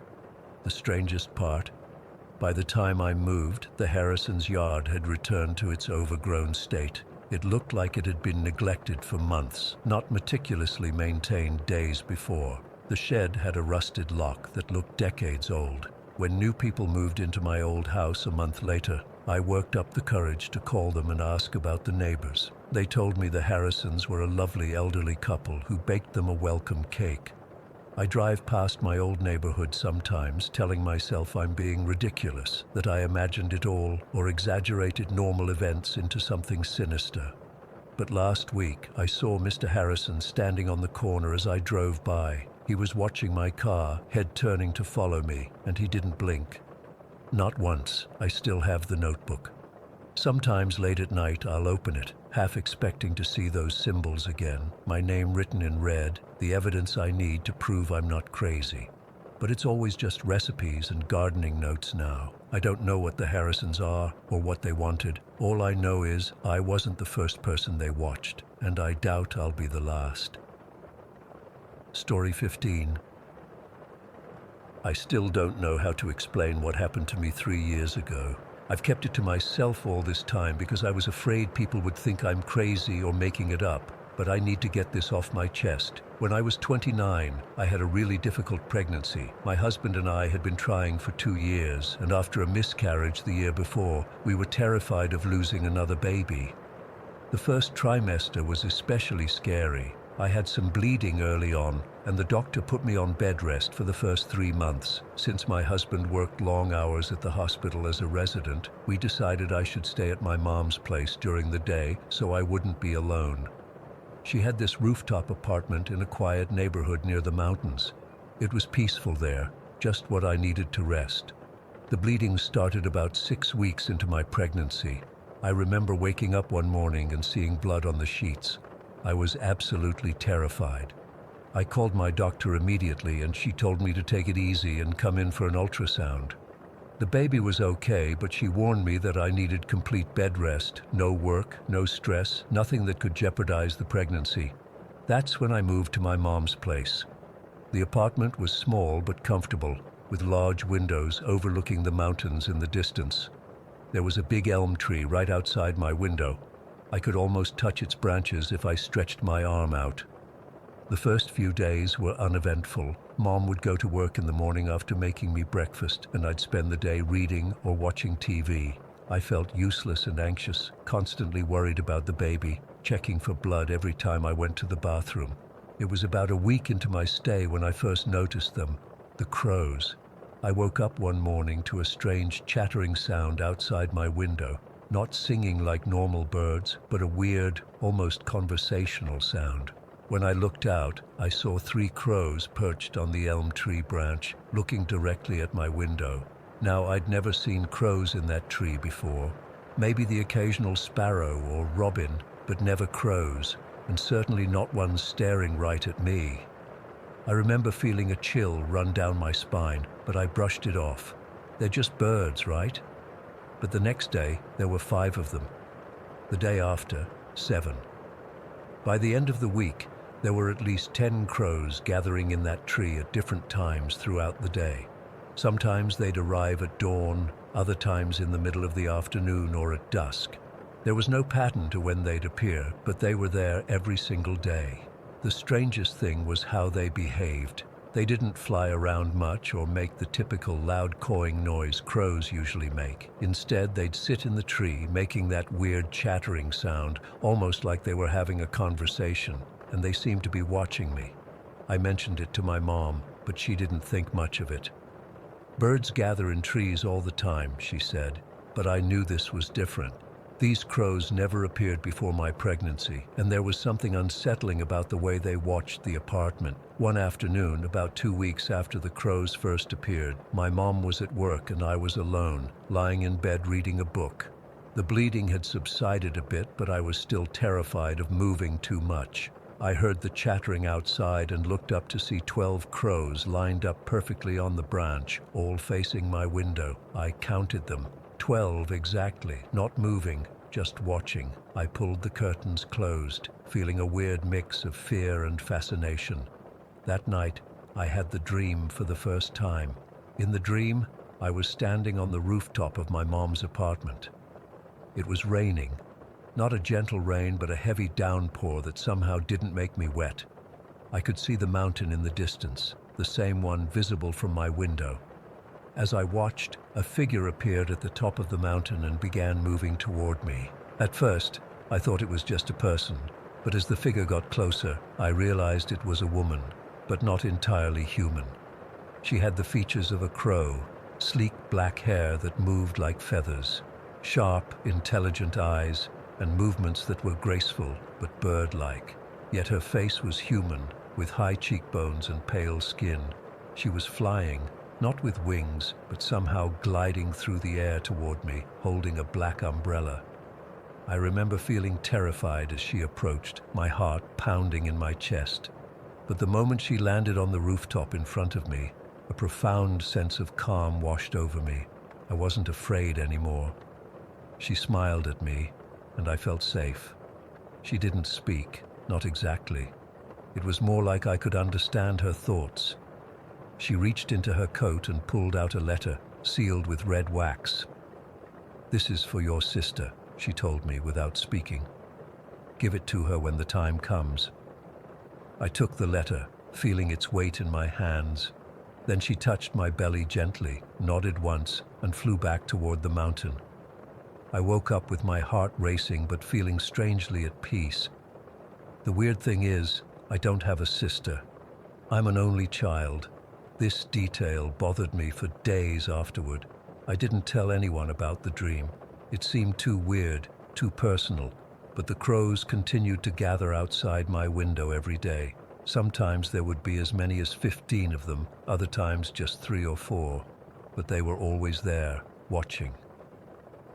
As my pregnancy progressed, I started to feel less frightened by them. In fact, I began to find their presence comforting. I'd sit by the window and watch them, and they'd watch me back. Sometimes I'd talk to them softly, telling them about my fears for the baby, my hopes for the future. They'd cock their heads as if they were listening. My mom thought I was losing my mind. "You need to get out more," she'd say. "Talking to birds isn't healthy." But I couldn't explain to her that I felt connected to these crows somehow. Around the beginning of my second trimester, the bleeding stopped completely, and I was allowed to be more active. But I still spent most days at my mom's place, partly because I was cautious, but partly because I'd grown attached to my daily visits from the crows. I had the dream about the crow woman 3 more times during my pregnancy. Always the same: the rain, the mountain, her flying toward me with the umbrella, the letter for my non-existent sister. Each time I woke up feeling peaceful, like everything would be okay. One day, when I was about 20 weeks along, I was sitting by the window watching the crows when I felt the baby kick for the first time. It was a strong kick, unmistakable. I gasped and pressed my hand to my belly, tears springing to my eyes. When I looked up, all 15 crows were lined up on the branch, perfectly still, watching. I swear they knew what had just happened. "Did you feel that?" I whispered to them, as if in response. They all began that chattering sound at once, louder than I'd ever heard them before. Then, one by one, they flew away. That night, my husband came over for dinner. I tried to tell him about the crows, but he just smiled and said pregnancy was making me sentimental. "Birds are just birds," he said. "They don't know anything about your baby." But I knew better. There was something about these crows. They weren't just birds. As my due date approached, the crows' behavior changed. They became more animated, flying around the tree, sometimes swooping close to my window. Their chattering got more intense, almost urgent. I felt like they were trying to tell me something, but I couldn't understand what. The night before I went into labor, I had the dream again, but this time it was different. The crow woman flew to me as before, but instead of giving me a letter, she took both my hands in hers and looked me directly in the eyes. "Tomorrow," she said without speaking, "be strong." I woke up at 3 in the morning with contractions. My water broke an hour later. My husband rushed me to the hospital, and after a difficult 18-hour labor, our daughter was born. We named her May, after my grandmother. The birth was complicated. There was a moment when the doctor looked worried, when the monitors started beeping too fast, when I felt myself slipping away. But I remembered the crow woman's words: "Be strong." I held on to that, fought through the pain and fear, and brought my daughter safely into the world. The next day, when my mom came to visit us in the hospital, she brought some of my things from her apartment. As she was unpacking, she mentioned casually, "You know, those crows you were always talking about, they're gone." "Gone?" I asked. "Yes, not a single one in the tree this morning. It's the strangest thing. They disappeared completely, almost like they were never there." A shiver ran down my spine. The crows had appeared exactly when my pregnancy became difficult and disappeared precisely when I gave birth. It couldn't be a coincidence. 3 years have passed since then. May is a healthy, happy toddler running around and chatting non-stop. We moved to our own place closer to my husband's hospital, and I never stayed at my mom's rooftop apartment again. The crows never returned to that elm tree. My mom still lives there and confirms they haven't been back since the day May was born. I've spent countless hours researching crows, looking for explanations. I learned they're incredibly intelligent birds, capable of recognizing human faces and even holding grudges. In many cultures, crows are associated with death or transformation. In Buddhism, my family's religion, crows can represent protective spirits or messengers between worlds. Was the crow woman some kind of guardian watching over me during my vulnerable time? Was she a manifestation of my fears and hopes? And what about the letter for my sister? I still don't have a sister, but sometimes I wonder if May is the sister from my dreams, if the message was meant for her somehow. I've never told May about the crows or the dreams. She's too young to understand, and part of me is afraid she wouldn't believe me. But sometimes, when she's playing in our backyard and a crow flies overhead, she stops and watches it with such intensity that it makes me wonder if she somehow knows. The timing of it all is what I can't explain. How they appeared exactly when I needed protection and disappeared the moment my daughter was born. It feels too deliberate to be coincidence, too meaningful to be random. I don't expect anyone to believe this story. Most days, I'm not even sure I believe it myself. But whenever I doubt my memories, I look at May and remember the crow woman's words, "Be strong." And I know that whatever happened during those months, whatever force brought those crows to watch over us, it was real. Story 16. I've never told anyone this story before. Not even my wife knows the full details. I guess I've been trying to convince myself it was just my imagination, but deep down I know what happened was real. It's been years, but I still get chills thinking about it. This all happened back in 2017 when I was 8 years old. My mom and I had just moved into this old apartment building in a small town in Pennsylvania. It was one of those ancient brick buildings that had been converted from something else. In this case, an old button factory from like 100 years ago. Our apartment was on the first floor, and it was decent enough for what we could afford as a single-parent household. My bedroom was tiny, barely big enough for my twin bed and a small dresser. It was right next to the bathroom, which had this weird foam tile ceiling. You know, those lightweight squares that just sit in a metal grid. The kind you can push up if you need to access pipes or whatever. I didn't think much about it when we first moved in. The first few weeks were fine, normal adjustment stuff, but I started noticing something weird about the bathroom. During the day, it was just a bathroom, but at night, it felt wrong. I can't explain it better than that. It was like walking past an open door and feeling someone watching you, even though you know the room is empty. The incident I'm about to describe happened on a Friday in October. I remember because Mom had let me stay up later than usual since it wasn't a school night. She'd fallen asleep on the couch watching some crime show, and I was playing video games in my room with the door open. It must have been around 11 at night when I needed to use the bathroom. I walked over and reached for the light switch, but stopped.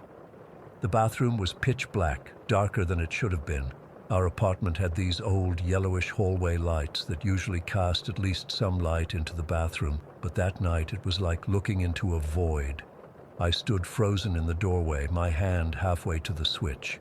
I felt watched. Not just the normal dark bathroom creeps that kids get, but genuinely observed. My skin prickled and the hair on my arms stood up. Something felt off about the ceiling. That's when I heard it for the first time. A scratching sound from above. Not the usual building settling noises or pipes clanking. This was deliberate. Scratch, scratch, pause, scratch. Then a skittering, like something with claws moving quickly across the ceiling space. I told myself it was just mice, even though it sounded way too big for mice. Whatever it was moved from directly above the bathroom toward my bedroom, then back again. I was too terrified to move, just staring into the darkness, unable to make myself flip the light switch. Then the creaking started, slow, methodical creaks, like someone carefully shifting their weight above me. The foam tiles seemed to bend slightly downward in the darkness, though I couldn't really see them clearly. It was more a sense of movement than anything visible. I stood there for what felt like forever, my bladder completely forgotten, when I heard something that still haunts me. A laugh, a quiet, brief giggle. It sounded like a young boy, maybe around my age, and it came from directly above the shower stall. It wasn't loud, more like someone trying to stifle laughter, that kind of breathless, high-pitched sound. That was the worst part.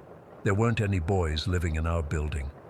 The apartment above us belonged to an older lady who lived alone, and the only other kid in the building was a teenage girl who lived on the 3rd floor. The laugh wasn't just scary because it was unexpected. It felt mocking, like whatever was up there knew I was frozen in fear and found it amusing. I felt tears running down my face, but I still couldn't move. I just stood there, silently crying, staring up at the ceiling tiles. I don't know how long I was stuck like that before my mom found me. She'd woken up and noticed my bedroom light was on, but I wasn't there. When she saw me just standing in front of the bathroom, she thought I was sleepwalking or something. When she touched my shoulder, I screamed so loud the neighbor knocked on our door to check if everything was okay. Mom tried to calm me down, but I was hysterical, pointing at the ceiling and trying to explain about the laughing and scratching.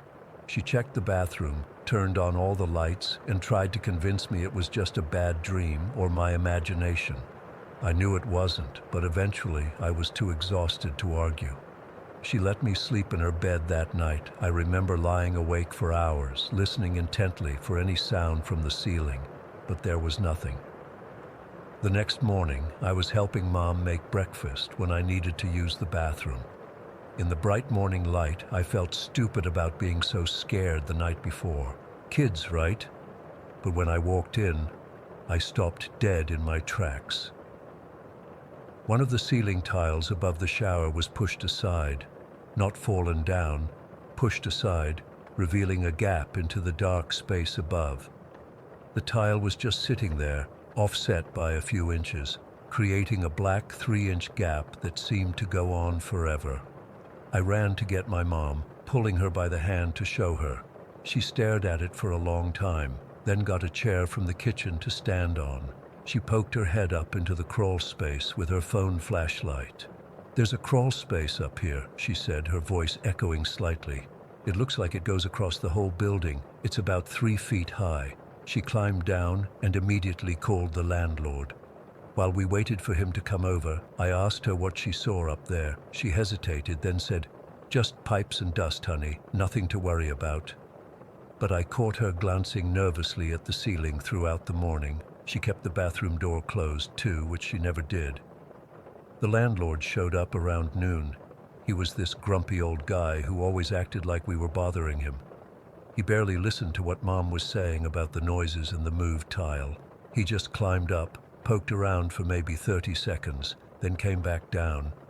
"Probably just the wind," he said, pushing the tile back into place. Mom argued with him. How could wind move a ceiling tile from inside a closed crawl space? The bathroom was tucked away in the corner of our apartment with barely any ventilation. The tile had clearly been moved from inside the crawl space, not from below. The landlord just shrugged and said sometimes old buildings make weird noises and things move around as the structure settles. He left without doing anything else.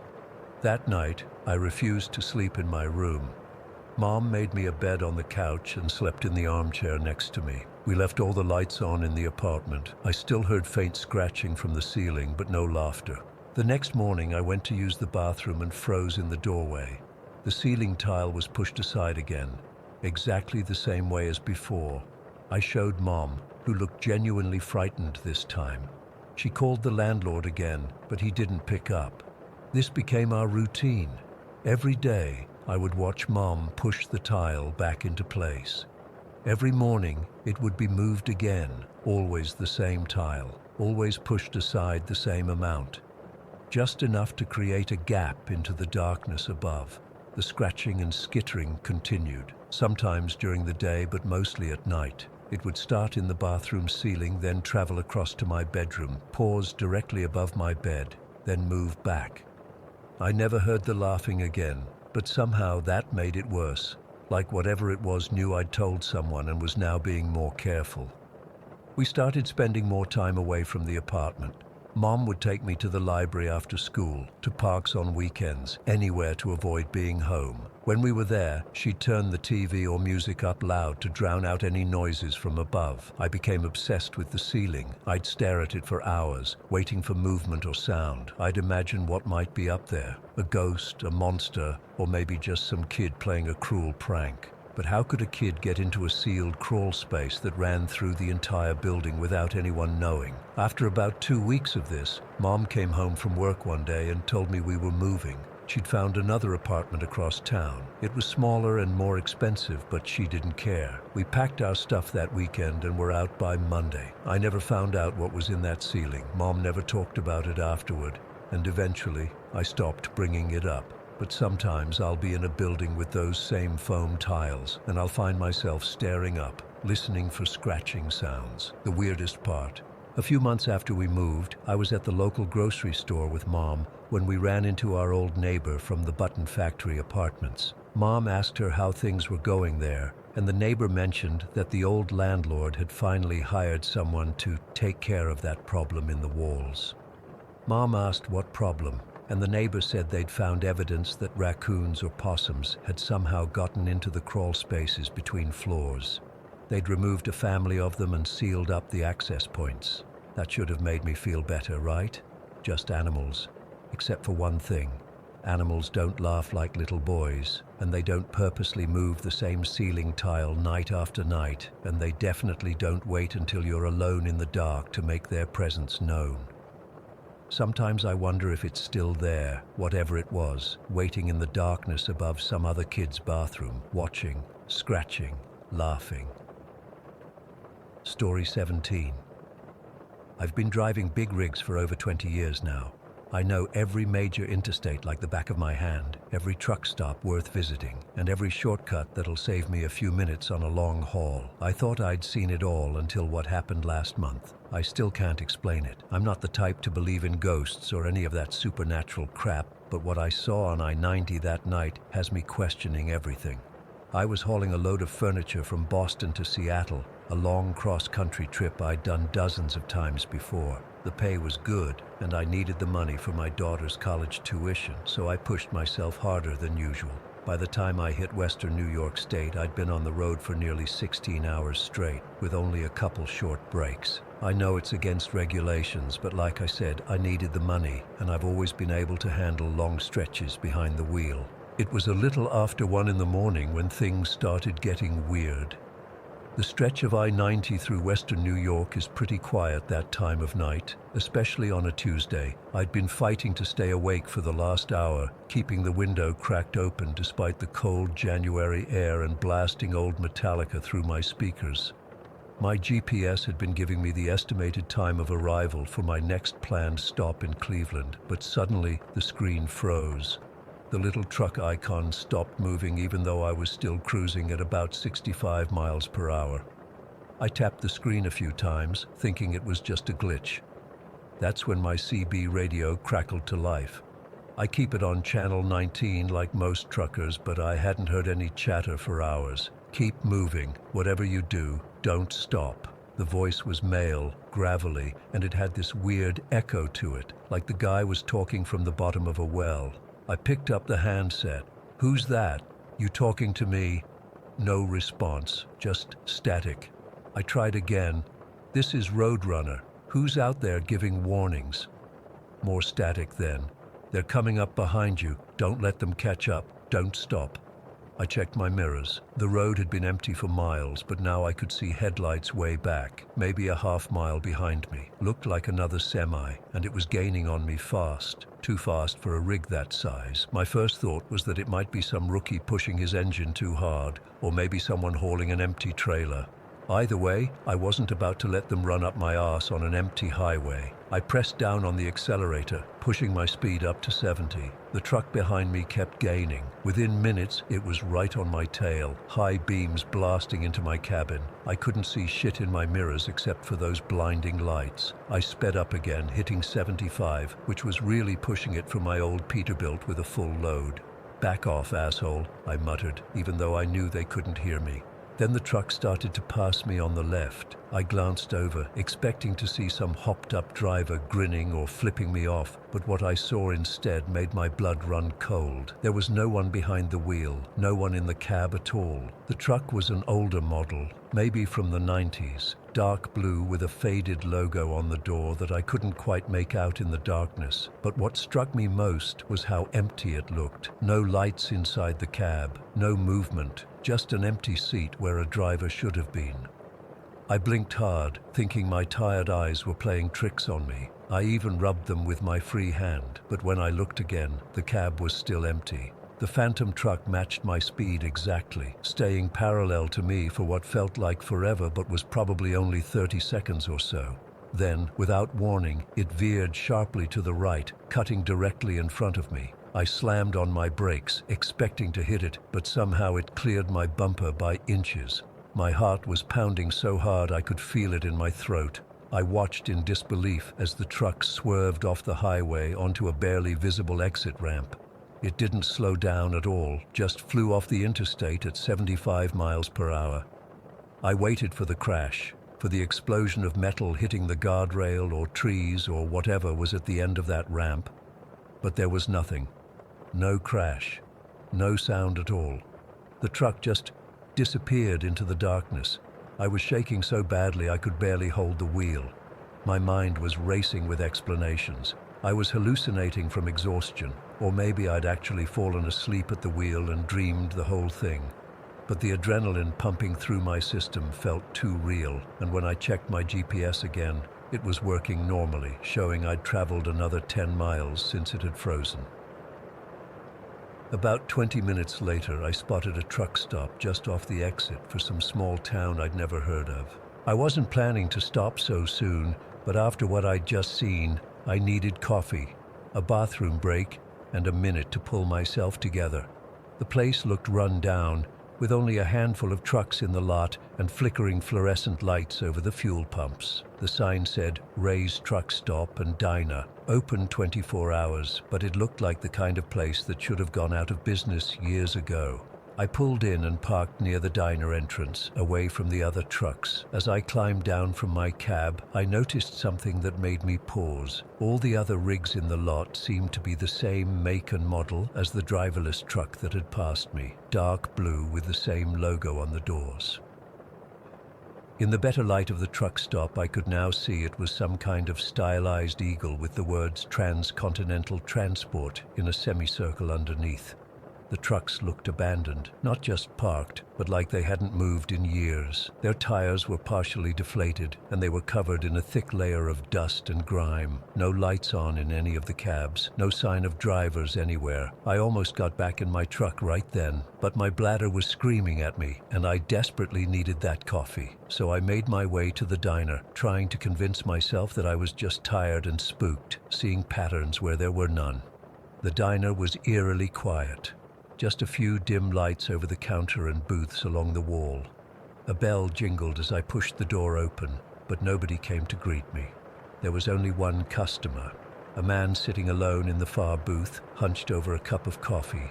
He was wearing a dark blue jacket with the Transcontinental Transport logo on the back. I stood there for a moment, uncertain, when a waitress finally emerged from the kitchen. She was in her 50s, thin, with nervous eyes that darted around as she approached me. "Coffee?" she asked, already pouring a cup before I could answer. "Yeah, thanks. And the bathroom?" She nodded toward a door at the back. "Through there, but make it quick." Her voice dropped to a whisper. "You shouldn't be here. None of you should stop here." I stared at her, confused. "What do you mean?" She glanced over at the man in the booth, then back at me. "You saw it, didn't you? Out on the interstate. That's why you're here." My mouth went dry. "Saw what?" "The truck, the one with no driver." She leaned closer. "They all see it before they end up here." I looked over at the man in the booth again. He hadn't moved, hadn't even looked up when I came in. "Who's they?" I asked. The waitress just shook her head. "You need to leave, right now, before it's too late. They're waiting for drivers like you." The man in the booth slowly turned his head to look at me. His face was gaunt, with hollow cheeks and dark circles under his eyes, but what chilled me most was the emptiness in his gaze, like looking into the eyes of a dead man. I backed away toward the door. "I'm just going to use the bathroom and go." "No," she hissed, grabbing my arm with surprising strength. "Leave now, while you still can." I didn't need to be told a third time. I yanked my arm free and bolted for the door, not caring how it looked. As I pushed through, I heard the man in the booth call after me in that same gravelly voice I'd heard on the CB. "Too late. You're already one of us." I ran to my truck, my heart hammering in my chest. As I climbed into the cab and fired up the engine, I took another look at the trucks in the lot. In the glow of my headlights, I could see clearly now that they weren't just dirty. They were rusted through in places, with weeds growing up through the wheel wells like they'd been sitting there for decades. And the diner, I swear to God, as I pulled out of that lot, I looked in my rearview mirror and the whole place seemed different, more dilapidated, like an abandoned building that had been closed for years. I drove straight through until morning, not stopping again until I reached a busy truck stop in Ohio filled with normal rigs and bleary-eyed drivers getting breakfast. I called my dispatcher and made up some bullshit about a family emergency, telling him I needed to turn the load over to another driver. I've never abandoned a haul before in my entire career, but there was no way I was continuing on I-90. That was a month ago. I'm back on the road now, but I've rerouted all my long hauls to avoid I-90 completely.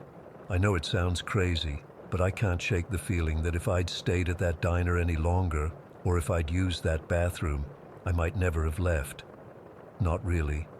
Sometimes when I'm driving at night, I catch myself checking my mirrors for those headlights coming up too fast behind me.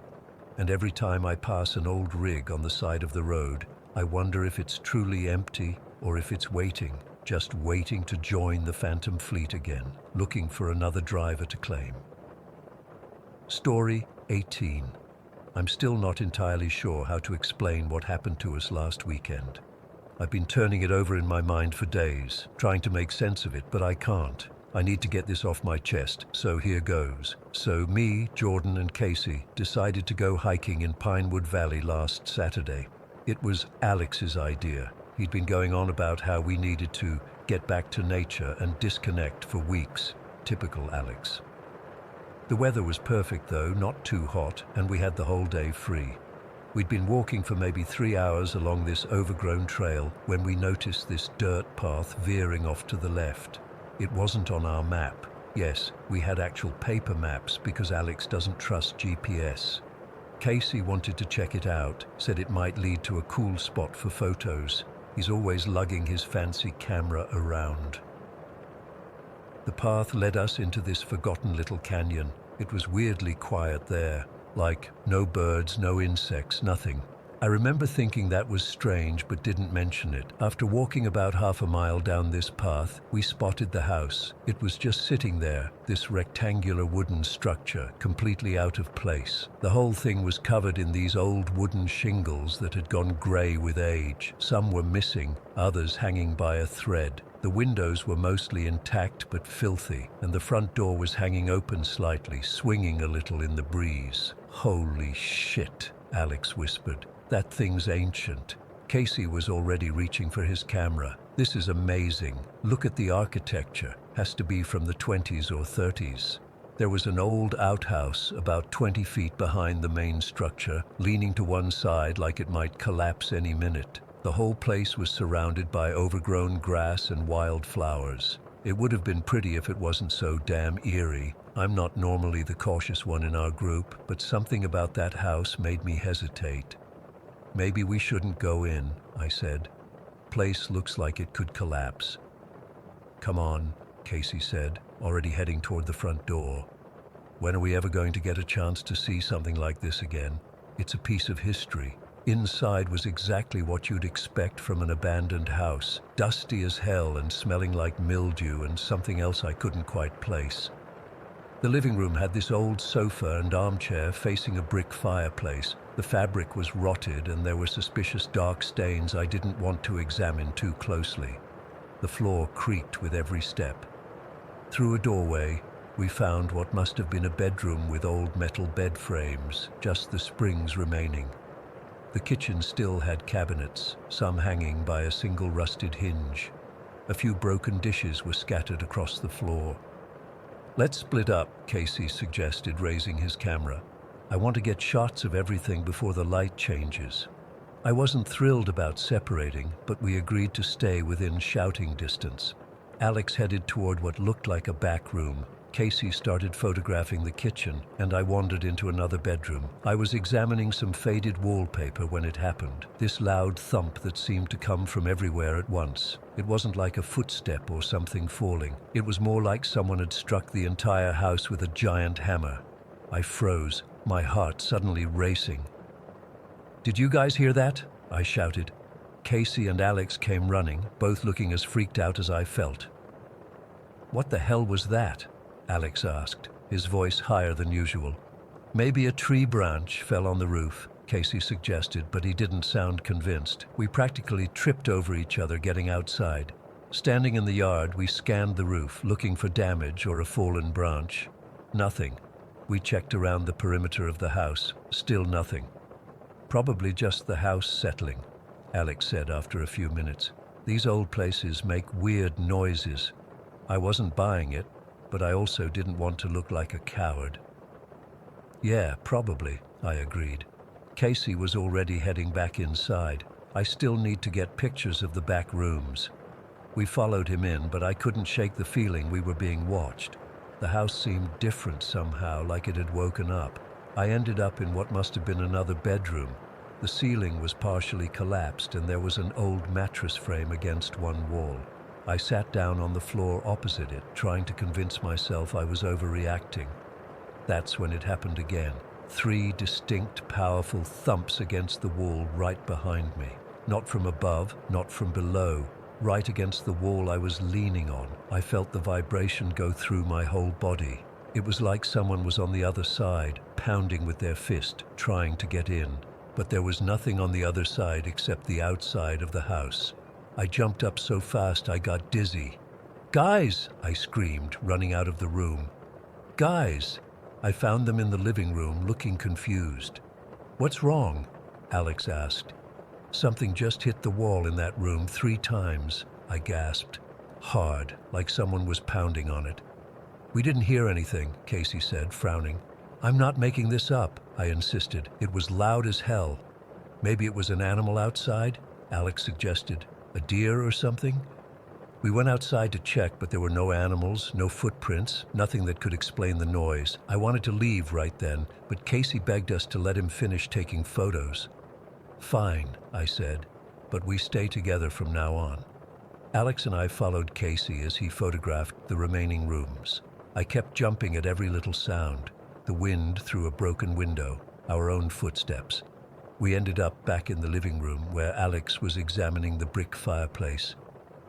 "Look at this craftsmanship," he said, running his fingers along the mortar. "They don't build them like this anymore." I checked my phone. No signal, of course, and saw it was already past 5. "It's getting late. Where's Casey?" We called out for him, but got no response. A spike of panic shot through me as we searched the house, room by room. No Casey. We finally found him sitting in what must have once been a flower garden behind the house. He was just staring at the ground, his camera in his lap. "Dude, we've been looking everywhere for you," I said, relief mixing with irritation. "Didn't you hear us calling?" Casey looked up, his face pale.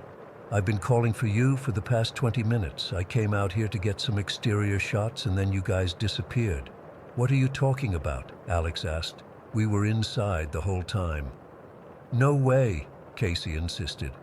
I was shouting myself hoarse. Neither of you answered.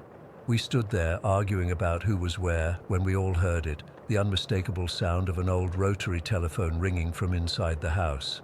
Not a cell phone, a landline, ringing with that distinctive old-fashioned trill, slightly distorted like it was coming through water. We froze, staring at each other. "That's not possible," Alex whispered. "There's no electricity. There's no phone line." The ringing continued. 4 rings, 5, 6. "My camera," Casey suddenly said. I left it on the sofa when I came out here. He held up empty hands as proof. No way am I going back in there, I said. That camera cost $1,200, Casey pleaded. I can't just leave it. The ringing stopped as suddenly as it had started. Fine, I said after a moment. We go in together, grab the camera, and get the hell out. We approached the front door cautiously. The sun was getting low, casting long shadows through the windows. Casey's camera was sitting on the sofa, just as he said. He darted in to grab it while Alex and I waited in the living room, ready to bolt. That's when I heard it, a rustling sound coming from the fireplace, like something scratching, moving inside the chimney. I turned slowly, half expecting to see a raccoon or some other animal. Instead, I watched in horror as one of the bricks in the fireplace suddenly shot out as if pushed from behind with tremendous force. It flew across the room and smashed against the opposite wall, sending fragments of brick dust everywhere. I didn't think, I didn't speak, I just ran. Out the door, across the yard, not stopping until I reached the path we'd come in on. Alex was right behind me, and Casey caught up seconds later, clutching his camera. Did you see that? I gasped, bent over trying to catch my breath. The brick, I saw it, Alex said. His face was ashen. That's not possible. It's physically not possible. Casey was scrolling through his camera. I didn't see it happen, but I got a shot of the aftermath. He turned the display toward us, a photo of the living room, brick dust visible in the air, the damaged wall clearly showing the impact point. We were already backing away, ready to hike out of there as fast as possible, when I noticed something that made my blood run cold. Through the living room window of the house, I could see a flickering light, like a candle. Guys, I said, my voice barely a whisper. Look. They turned and saw it too. The unmistakable warm glow of candlelight visible through the dirty glass, moving slightly as if someone was carrying it. We were just in there, Casey said. There was no one else. We need to leave, now. Alex grabbed my arm and we practically ran back up the path, not slowing until we reached the main trail. We didn't speak much on the hike back to the car.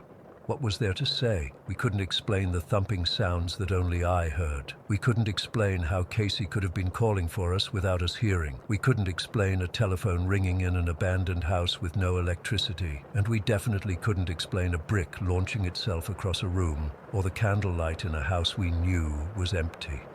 I've gone over it 1,000 times in my head. I've researched the area, tried to find any history of the house. Nothing. Casey's photos came out clear, the house exactly as we saw it, but they don't show anything unusual, just an old abandoned building.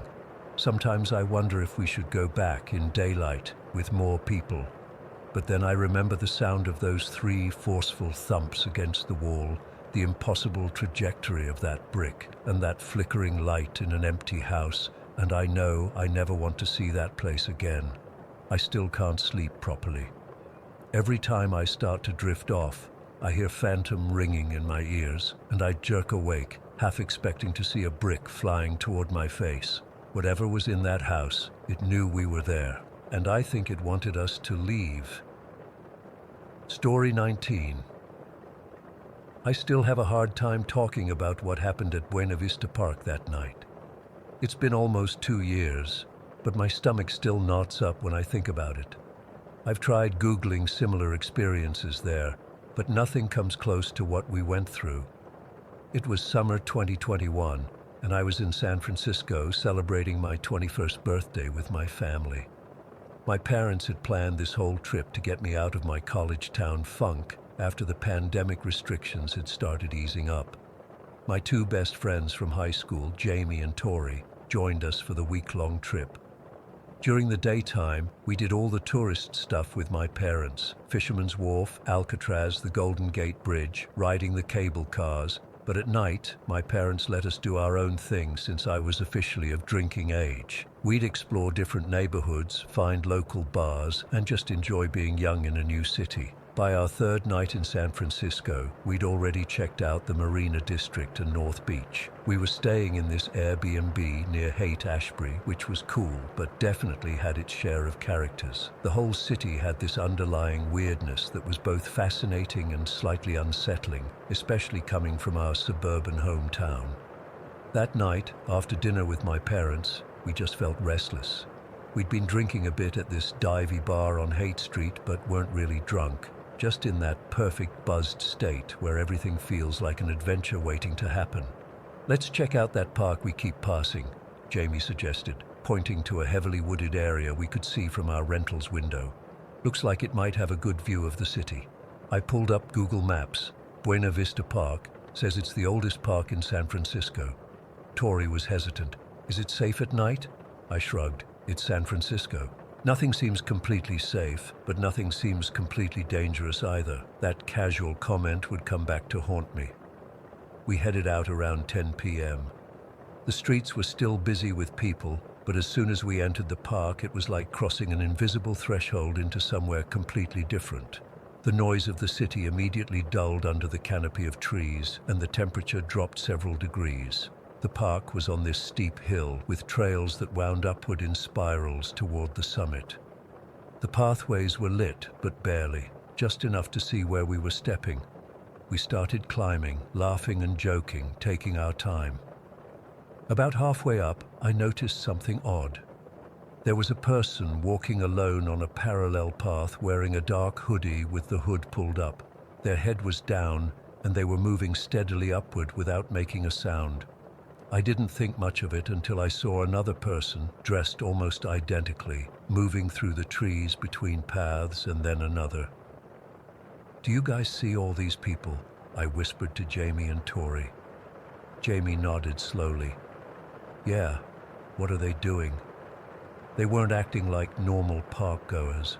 No one was talking, no one was in groups, and everyone was dressed in dark clothes, moving with purpose toward the top of the hill. Some followed the trails like us, while others moved directly through the underbrush, taking shortcuts up the steep slopes. "It's San Francisco," I said, trying to sound more confident than I felt. Probably just some weird local thing. But my heart was already beating faster. Something felt off. We continued upward, and I counted at least a dozen more people, all moving independently but in the same direction. None acknowledged us or each other. It was as if we were all actors in the same play, but reading from different scripts. When we reached the summit, there was a clearing with benches and a stunning view of the city skyline. The twinkling lights of San Francisco spread out below us, the bridges illuminated in the distance. It was beautiful, but I couldn't fully enjoy it knowing there were all these strange people who had also been heading up here. Yet when we got to the top, the clearing was empty. "Where did everyone go?" Tori asked, looking around nervously. I shook my head. "No idea." We sat on a bench for about 10 minutes, taking in the view and trying to shake off the weird vibe. But the longer we sat there, the more uncomfortable I felt. The hairs on my arms were standing up despite the mild night air. "Let's head back down," I finally said. "This place is giving me the creeps." We stood up and walked toward the main trail that led back down the hill, and that's when I saw them. At the trailhead, maybe 30 feet away, stood a group of about 20 people. They were arranged in a loose formation, blocking the path, each standing about arm's length from the others. All wore dark clothing, mostly hoodies, some with jackets, and every single one of them was staring directly at us, not just looking our way, but staring intensely, with expressions I can only describe as hungry, predatory. Their faces were visible but utterly expressionless except for their eyes, which seemed to burn with hostile intent. The silence was absolute. No one spoke, no one moved. It was like stumbling upon some kind of ritual we weren't supposed to see. My blood turned to ice. Jamie grabbed my arm so tight it hurt, and Tori made this tiny whimpering sound that somehow made everything more terrifying. "What do we do?" Jamie whispered, barely audible. My mind raced through our options. We could try to find another path down, but we didn't know the park well enough, and who knows what, or who, might be waiting in the darker, more secluded areas. We could call for help, But what would we even say? There are people looking at us. We hadn't been threatened, not technically. Something deep inside told me that showing fear would be dangerous, that running would trigger something awful. "We walk right through them," I said, trying to keep my voice steady. "Don't run, don't look afraid. Just walk normally and don't make eye contact." "Are you insane?" Tori hissed. "They're blocking the only way down that we know for sure," I reasoned, though my legs felt like they might give out. "We don't have a choice." So we linked arms, with me in the middle, and began walking directly toward the group. With each step, my heart threatened to explode from my chest. I fixed my gaze on a point beyond them, pretending confidence I absolutely did not feel. As we approached, the group shifted slightly, almost imperceptibly, forming what I can only describe as a corridor, a path just wide enough for us to walk through single file. We had to let go of each other to pass through. That moment of breaking our chain was horrifying. I went first, and as I entered their formation, the silence became oppressive. I could hear my own heartbeat, the blood rushing in my ears. They stood like sentinels, unmoving, their eyes tracking our progress. I could feel their stares on my skin like physical touches. The air between us felt charged, electric with malevolence. No one reached out to touch us, no one spoke, but the threat was palpable. It probably took less than 30 seconds to pass through their gauntlet, but it felt like hours. When we emerged on the other side, I wanted to run, to sprint down the hill as fast as possible, but I maintained my measured pace until we rounded a bend in the trail and were out of sight. "What the actual fuck?" Jamie breathed, grabbing my hand again. "What the fuck was that?" "Go faster," I urged, not running but walking as quickly as the steep, dimly lit path would allow. "Don't look back." But of course Tori did look back.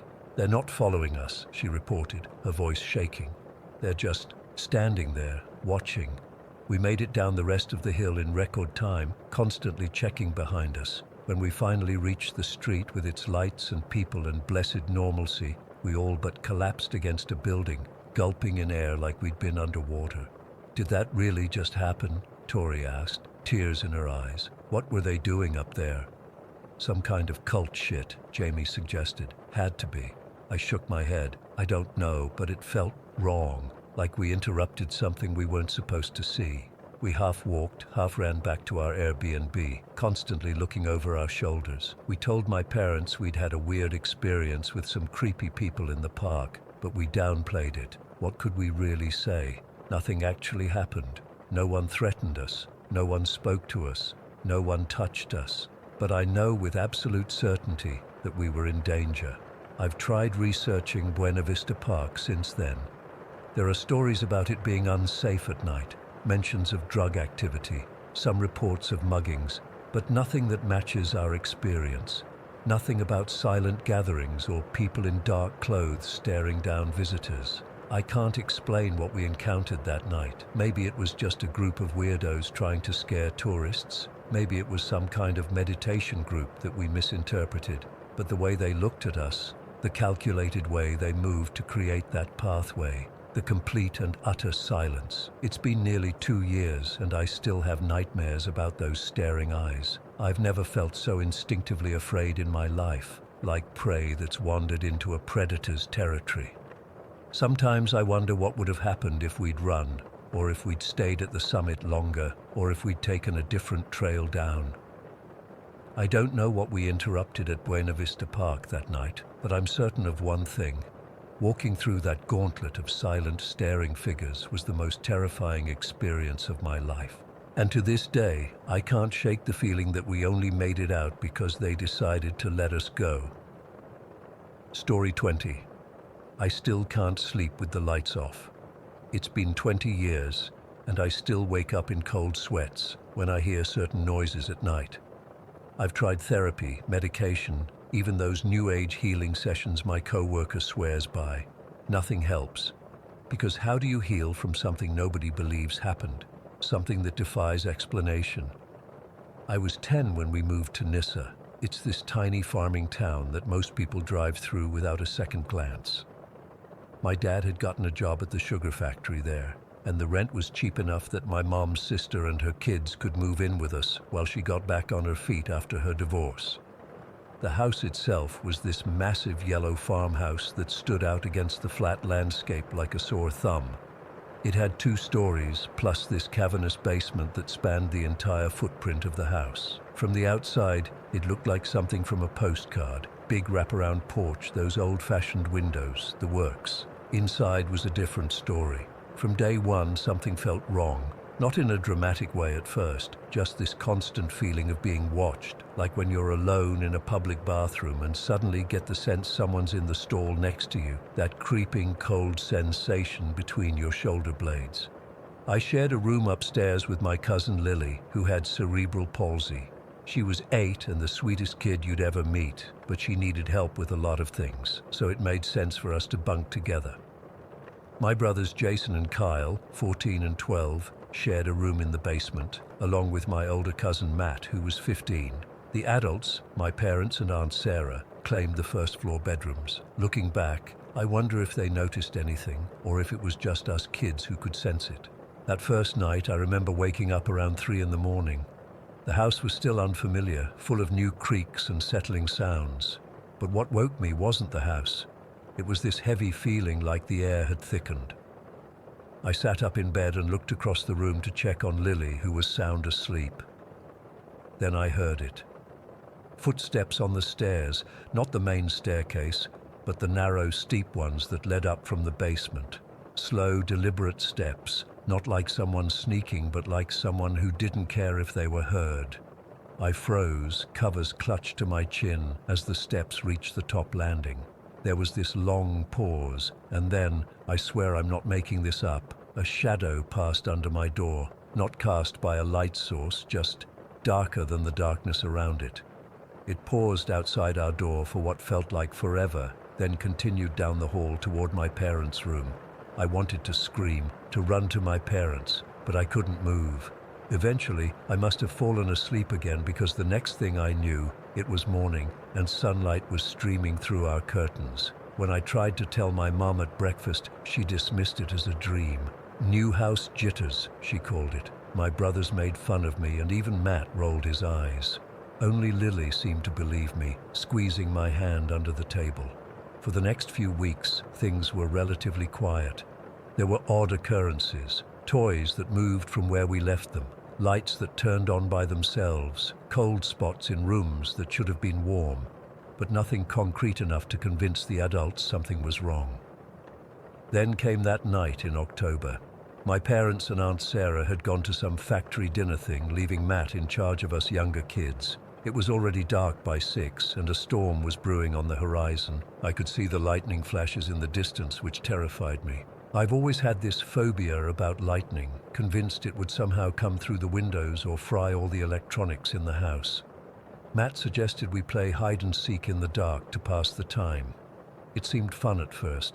The house was huge, with tons of hiding places. Jason and Kyle were immediately into it, and even Lily wanted to play, though I'd have to help her hide. No basements, no going outside, and nobody hides in the adults' rooms. Matt laid out the rules. I'll count first. 100 seconds. As Matt started counting, we all scattered. I helped Lily hide behind the living room curtains, then ducked into the hall closet. The first round went fine. Jason found everyone within 15 minutes, so he became the seeker for round 2. This time I decided to hide under my parents' bed, breaking Matt's rule. I figured Jason wouldn't check there. I was right. The round went on for almost 30 minutes before Matt called out that we should reveal ourselves because Jason was useless at finding people. For the third round, Matt was seeker again. That's when everything changed. I helped Lily hide in the laundry room behind some hanging sheets, then found a spot for myself in the pantry. I could hear Matt finishing his count from the living room. "Ready or not, here I come," he shouted, his voice echoing through the house. I don't know how long I was crouched in that pantry, maybe 10 minutes, when I heard the scream, not a playful scream or a surprised one, but the kind that makes your blood freeze. It was my cousin Chelsea, Matt's sister, who was 13. I burst out of the pantry and ran toward the sound. It had come from the direction of the basement stairs. As I reached the hallway, I saw Chelsea racing up the steps, her face white as paper, eyes wide with terror. "It's down there," she shrieked, stumbling as she reached the top. "Oh my God, it's down there." Matt appeared from the living room with Jason and Kyle right behind him. Lily called out from the laundry room, her voice small and scared. "What? What's down there?" Matt grabbed Chelsea's shoulders to steady her. She was hyperventilating, barely able to get the words out. "Behind the cellar door, there's something, like a floating brain or something, with this red glow around it. It was moving toward me." Kyle laughed nervously. "Come on, you're just trying to scare us." But one look at Chelsea's face told me she wasn't making it up. She was terrified in a way I'd never seen before. "I swear to God," she sobbed. "I was hiding behind those old shelves and I heard this wet sound, like something squishy moving across the floor. Then the cellar door opened by itself and this thing floated out. It looked like a brain, but bigger, and it had this red light around the edges. It started coming toward me." Jason and Kyle exchanged looks, clearly skeptical. Matt seemed torn between believing his sister and thinking she was overreacting. "Let's go check it out," Matt finally said, trying to sound brave. "No," Chelsea grabbed his arm. "Don't go down there." That's when we heard it. A low, gurgling sound coming up the basement stairs, like water draining, but deeper, more guttural. We all froze. Even Kyle wasn't laughing anymore. "I'm getting Lily," I whispered, backing toward the laundry room. "Then we're locking ourselves in my room." Nobody argued. In fact, they all followed me to get Lily, and then Jason and Kyle said they were going to wait in the truck until our parents got home. Matt and Chelsea decided to join them. "You guys coming?" Matt asked, his hand already on the back door. I looked at Lily, who couldn't move quickly enough to run outside in the storm that was now directly overhead. Lightning flashed through the windows, and thunder shook the house seconds later. "We'll be okay upstairs," I said, trying to sound confident. "The thing stays in the basement, right?" Chelsea nodded uncertainly. "I think so. It's never come upstairs before, has it?" None of us actually knew if it had or hadn't, but I couldn't take Lily out in that storm, and someone had to stay with her. "Lock all the doors," Matt instructed. "We'll be right outside if you need us." After they left, I helped Lily up to our room. We locked the door, pushed a dresser in front of it, and sat together on my bed. I turned on my little radio to drown out any sounds from downstairs, though the static from the storm kept cutting through. "Are we going to be okay?" Lily asked, her voice small. "Of course," I lied. "The others are just being babies. There's nothing in the basement." But even as I said it, I could feel that same heavy presence from the first night. The air felt thick, charged with more than just the storm outside. Every lightning flash made me jump. Between the thunder and the radio static, I kept thinking I heard footsteps on the stairs. Not the main stairs this time, but the ones that led from the first floor up to where we were. Lily must have sensed my fear because she squeezed my hand. "Tell me a story," she whispered. "A happy one." So I did. I made up some ridiculous tale about a princess who could talk to clouds, speaking faster and louder whenever the thunder boomed or the radio crackled. I was in the middle of explaining how the princess used the clouds to make ice cream when the radio suddenly went dead. In the silence that followed, we heard it clearly. Footsteps in the hallway outside our door. Heavy, deliberate steps that stopped right outside. Lily's hand tightened around mine. I put my finger to my lips, signaling her to be quiet. The doorknob rattled once, twice. Then came a sound I'll never forget.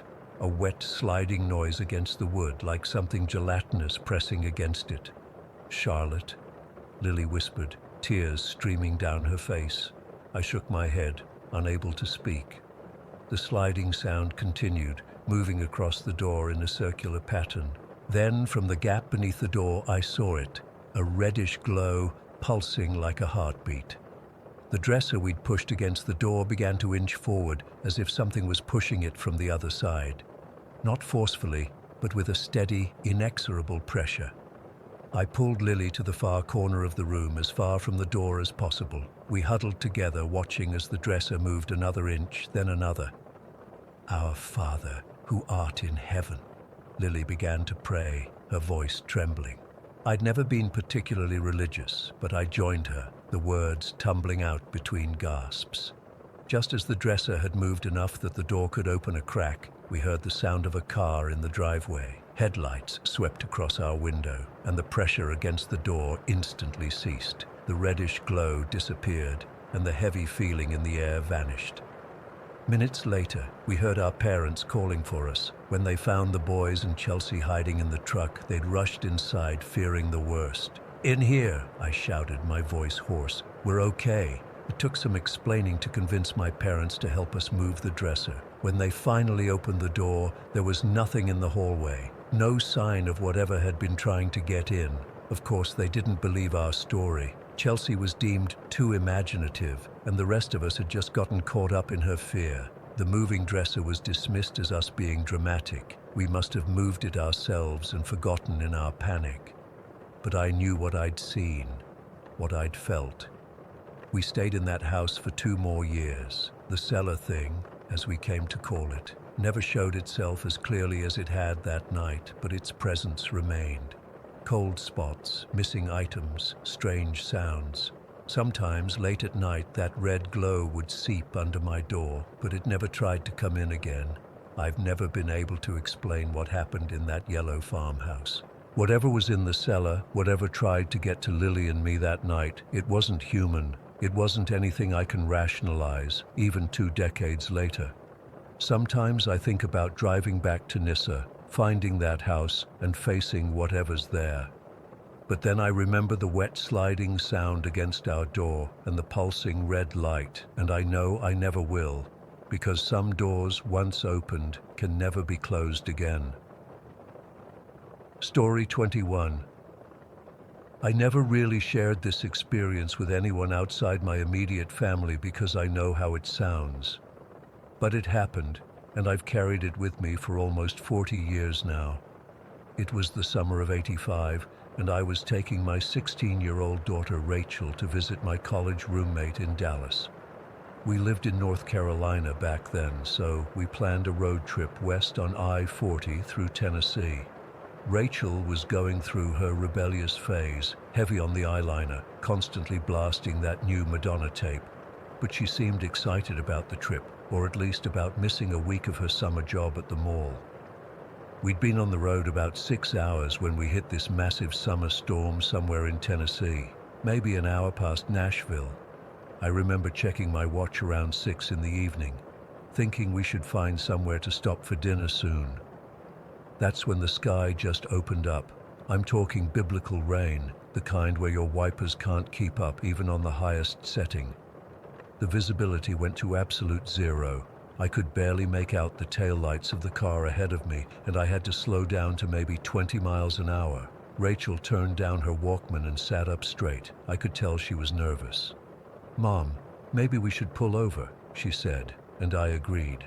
The rain was pounding so hard on the roof it sounded like we were inside a drum. I remember saying, "We'll take the next exit and find a motel. This isn't safe." Just as I said that, through the sheets of rain, I spotted an exit sign. I couldn't read what it said because of the downpour, but I was desperate to get off the highway. I put on my turn signal, even though I doubt anyone could see it, and carefully took the exit. At the bottom of the ramp, through the rain, I spotted this incredibly bright light. It was like a beacon, this gas station that seemed to be lit up like a Christmas tree. Every light was on, inside and out. I turned toward it, thinking we'd ask for directions to the nearest motel. That's when things started to get off. The road changed almost immediately. It went from normal asphalt to gravel in about 20 feet, and then quickly deteriorated into these 2 dirt tracks with grass growing in the middle. But I could still see the gas station ahead, glowing through the rain, so I kept driving. We passed the gas station, which was on a slight rise, and I realized there was nowhere to turn around safely. The dirt road narrowed, and on either side, it looked like deep ditches. I tried to execute a 3-point turn to go back to the station, but that's when we got stuck. The car's front wheels just sank into this thick, clay-like mud. I tried everything. Reverse, forward, rocking the car. Nothing worked. We were completely stuck in what had turned into this unbelievable mud pit. "Shit," I said, which made Rachel's eyebrows shoot up because I rarely cursed in front of her. "We're going to have to walk back to that gas station and call for help." We didn't have umbrellas, so we used our jackets as makeshift shields against the rain. It was only about a quarter-mile back to the station, but we were soaked through by the time we got there. Walking into that gas station was like walking into a photograph. That's the only way I can describe it. Everything was pristine, not just clean, but unnaturally so. The white tile floor didn't have a single scuff mark. The metal shelves gleamed under the fluorescent lights. There were products on the shelves, but they all seemed to be perfectly aligned, labels facing forward, and it was quiet. Despite the storm raging outside, the moment we stepped inside, the sound of the rain disappeared, not muffled, gone. Behind the counter stood two young men. They couldn't have been older than 20. Both wore crisp, dark suits with skinny ties, the kind you'd see in a movie set in the 50s. Their hair was slicked back with some kind of pomade that made it shine under the lights. They were both smiling in this eerily identical way, wide grins that showed too many teeth. "Did you get stuck in the mud?" one of them asked immediately, before we'd even said a word. That question stopped me cold. Not, "Can I help you?" or "Nasty storm out there, huh?" but specifically asking if we got stuck in the mud, as if they'd been expecting us, as if they knew exactly what had happened. I felt Rachel press against my side. She was usually so independent, but something about these guys made her revert to being a little kid seeking protection. "Yes," I said slowly. "Our car is stuck. We need to call a tow truck." The second attendant stepped forward, still with that fixed smile. "We have a phone book right here with plenty of tow services." He pulled out this thick yellow phone book from under the counter and opened it to a section that must have been 20 pages thick, all listing tow truck companies. I remember thinking that was bizarre. Why would this tiny place need so many tow trucks, and why were they all listed together like that? The town name printed on the phone book was Millerville, which I'd never heard of despite having driven through Tennessee many times before. "This one's good," the first attendant said, pointing to a listing. His finger was unnaturally pale and clean, not a speck of dirt under his nails. "They're quick." I nodded, still feeling uneasy. He dialed the number and spoke briefly, then turned to us. "They'll be here in just a few minutes. Would you ladies like some coffee while you wait? It's fresh." The coffee pot behind him looked like it hadn't been used in years. It was too shiny, too perfect. I declined. Rachel and I moved to stand by the window watching the rain. I whispered to her, asking if she was okay. She nodded but didn't say anything. Her eyes kept darting around the store. True to their word, the tow truck arrived in what couldn't have been more than 5 minutes. There's no way a tow truck could have reached us that quickly, especially in that storm. But there it was, a pristine white tow truck without a speck of mud or dirt on it despite the conditions outside. 2 men got out, dressed in the same outdated style as the gas station attendants. Clean suits, not the kind of thing tow truck operators would wear. They didn't look wet at all. Despite walking through the downpour, they greeted the attendants by name, then turned to us with those same wide smiles.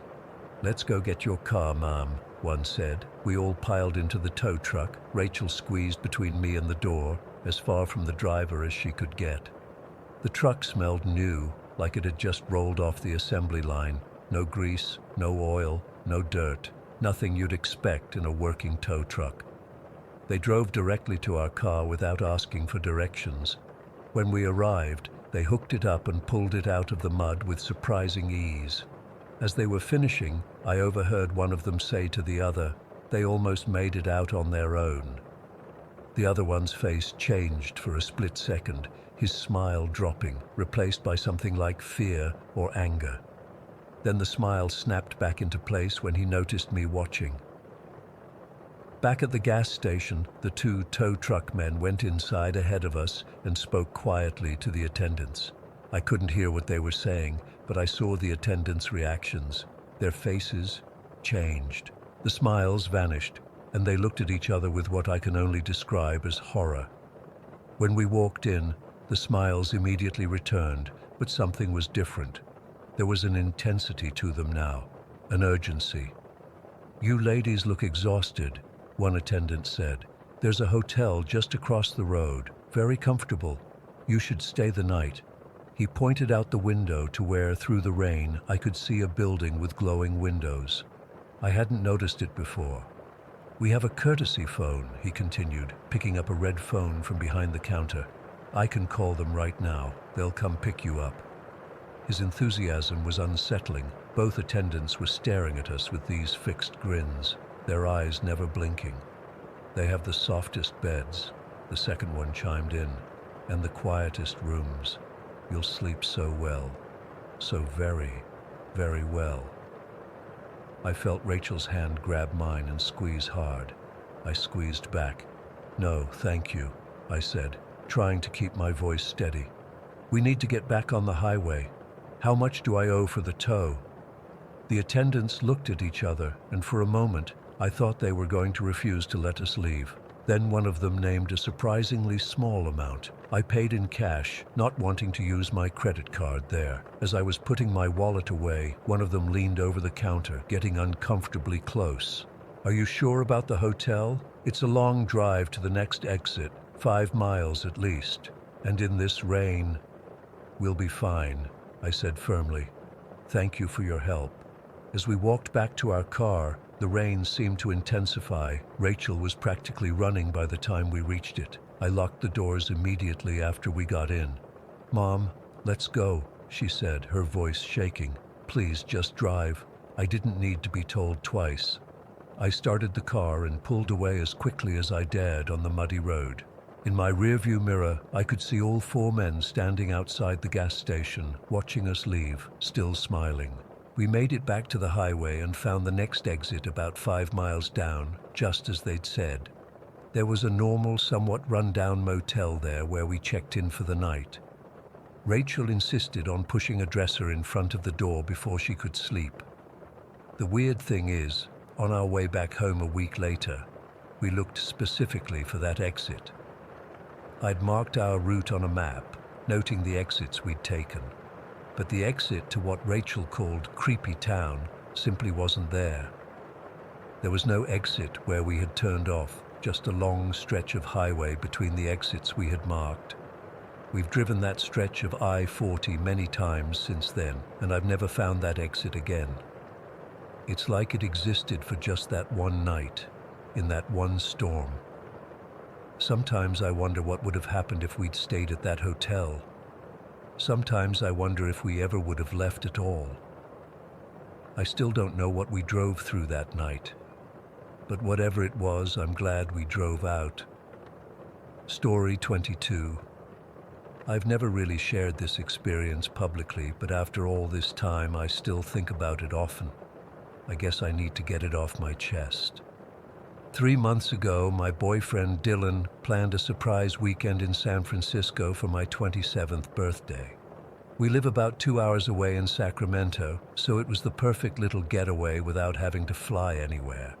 He booked us this cute boutique hotel near Union Square that looked amazing in the photos. Modern art on the walls, fancy lighting fixtures, and those plush beds that make you never want to leave the room.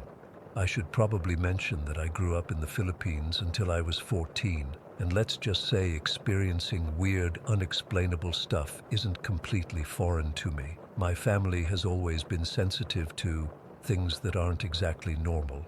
My aunt could see shadow people, my grandmother would talk about visitors no one else could see, and I've had my share of mild experiences, items moving, feeling watched, that kind of thing. Dylan knows about this, but has always been the skeptical type.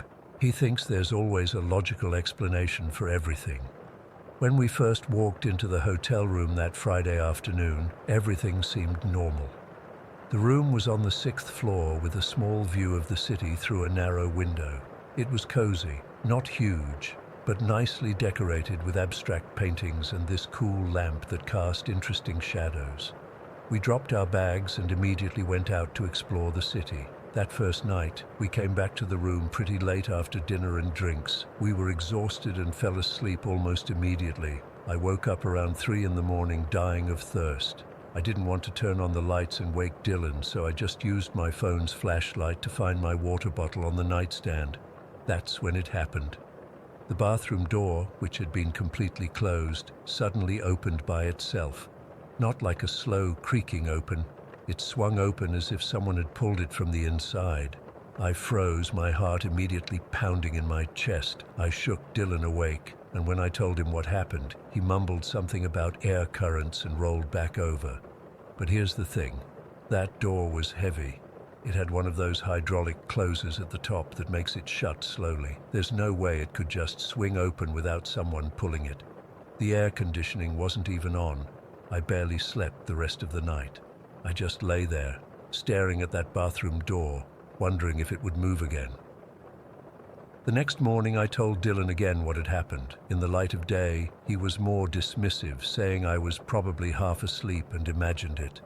We went about our day, visited Fisherman's Wharf, took pictures at the Golden Gate Bridge, and had an amazing lunch in Chinatown. I tried to push what happened out of my mind. That second night, we both noticed the tapping. It started around 11 when we were watching TV in bed, just light taps on the wall behind the headboard. At first, we assumed it was the people in the next room, or maybe pipes in the walls. Old buildings make noise, right? But the tapping had a pattern to it. Always 3 quick taps, then a pause, then 3 more. It's probably just the building settling, Dylan said, but I could tell he was paying attention to it now too. We fell asleep eventually, but around 2 in the morning, I woke up again. This time, I heard what sounded like someone softly knocking on the window. Our room was on the 6th floor, so that was impossible. The knocking came in pairs, 2 knocks, silence, 2 knocks. I nudged Dylan, but he was out cold. I pulled the covers up to my chin and tried to convince myself it was just the wind hitting something outside. But deep down, I knew better. Saturday was our last full day. We had a great time exploring more of the city, and I tried not to think about going back to the room. Dylan had planned a fancy dinner for my birthday that night, and it was perfect. Amazing food, wine, and he gave me this beautiful necklace I'd been eyeing for months. By the time we got back to the hotel, it was almost midnight. I was feeling good from the wine and the wonderful day we'd had. Maybe everything from the previous nights had just been my imagination after all. We got ready for bed, and Dylan fell asleep quickly. I was scrolling through my phone, looking at the pictures we'd taken that day when I started feeling strange. There was this heavy feeling in the room, like the air had gotten thicker. I felt an overwhelming sense that someone was watching me from my side of the bed. I put my phone down, and that's when I heard it. A rustling sound coming from the corner of the room where we'd hung our clothes. It sounded exactly like someone going through fabric, like fingers pushing hangers aside on the rack. I held my breath and stared into the darkness. The rustling continued for about 30 seconds, then stopped. My heart was pounding so hard I thought it would wake Dylan. I wanted to wake him up, but I was literally frozen with fear. Then the tapping started again, this time louder and faster than before. It moved from the wall behind us to the wall near the door, to the bathroom door, which was closed again. The knocking on the window started up too, still in those pairs. 2 knocks, pause, 2 knocks. It was so deliberate, so intentional. This wasn't the building settling or pipes or wind. Someone or something was trying to get our attention. I finally managed to reach over and shake Dylan awake. As soon as he stirred, everything went silent. He was groggy and annoyed at being woken up. "Mia, what's wrong?" he mumbled. I told him about the rustling and the knocking, my voice barely a whisper. He sighed and turned on the lamp. Nothing looked out of place. Our clothes were hanging undisturbed in the corner. "You're just anxious because it's our last night," he said, but I could tell he was unsettled too. He got up to check the window, the bathroom, even looked under the bed. Everything was normal. We lay back down and he kept the light on, holding my hand until I calmed down a bit. Eventually, we both drifted off to sleep. Then came the moment I'll never forget as long as I live. I was jolted awake by a loud thud, like someone had deliberately dropped something heavy on the floor. It came from the exact same corner where our clothes were hanging. It wasn't a subtle sound. It was like someone had picked something up and forcefully thrown it down to make sure we'd hear it. I screamed. I couldn't help it. Dylan shot up and immediately turned on every light in the room. We both stared at the corner. There was nothing on the floor. Nothing had fallen. "What the hell was that?" Dylan whispered. And seeing him scared absolutely terrified me. He wasn't trying to explain it away anymore. We checked everything in the room again. Nothing was missing or moved. The door was still locked with the security bar in place. The windows were sealed shut. There was literally nowhere someone could hide in that small room. Neither of us could go back to sleep after that. We sat up with all the lights on, the TV playing quietly, until morning came. We didn't even talk much, just sat there, jumping at every little sound from the hallway or outside. When the first light of dawn came through the window, we packed our bags faster than we ever had before. We checked out early, and the front desk person asked if everything was all right with our stay. I almost said something then, but Dylan squeezed my hand. We just smiled and said everything was fine. We just needed to get on the road early. Once we were in the car, Dylan finally admitted he was freaked out. "That sound. It wasn't normal," he said quietly as we drove away. "It was like someone dropped something right next to the bed, but there was nothing there." A week later, curiosity got the better of me, and I started researching the hotel online. That's when I found several reviews from people who had experienced similar things: unexplained knocking, bathroom doors opening on their own, the feeling of being watched. Some reviews specifically mentioned room 612, our room. I kept digging and found an article about how the hotel building was one of the few in the area that survived the 1906 earthquake and fire. The article mentioned that part of the building had been a boarding house where several people died during the disaster. I've stayed in dozens of hotels throughout my life, but I've never experienced anything like what happened in that room. Dylan doesn't like talking about it, but sometimes I'll catch him giving me this look when someone brings up ghost stories or haunted places. I still don't know what was in that room with us. I don't know what it wanted or why it chose to make itself known to us that weekend, but I do know that whatever it was definitely aware of us. It was trying to communicate in its own way. We haven't been back to San Francisco since then.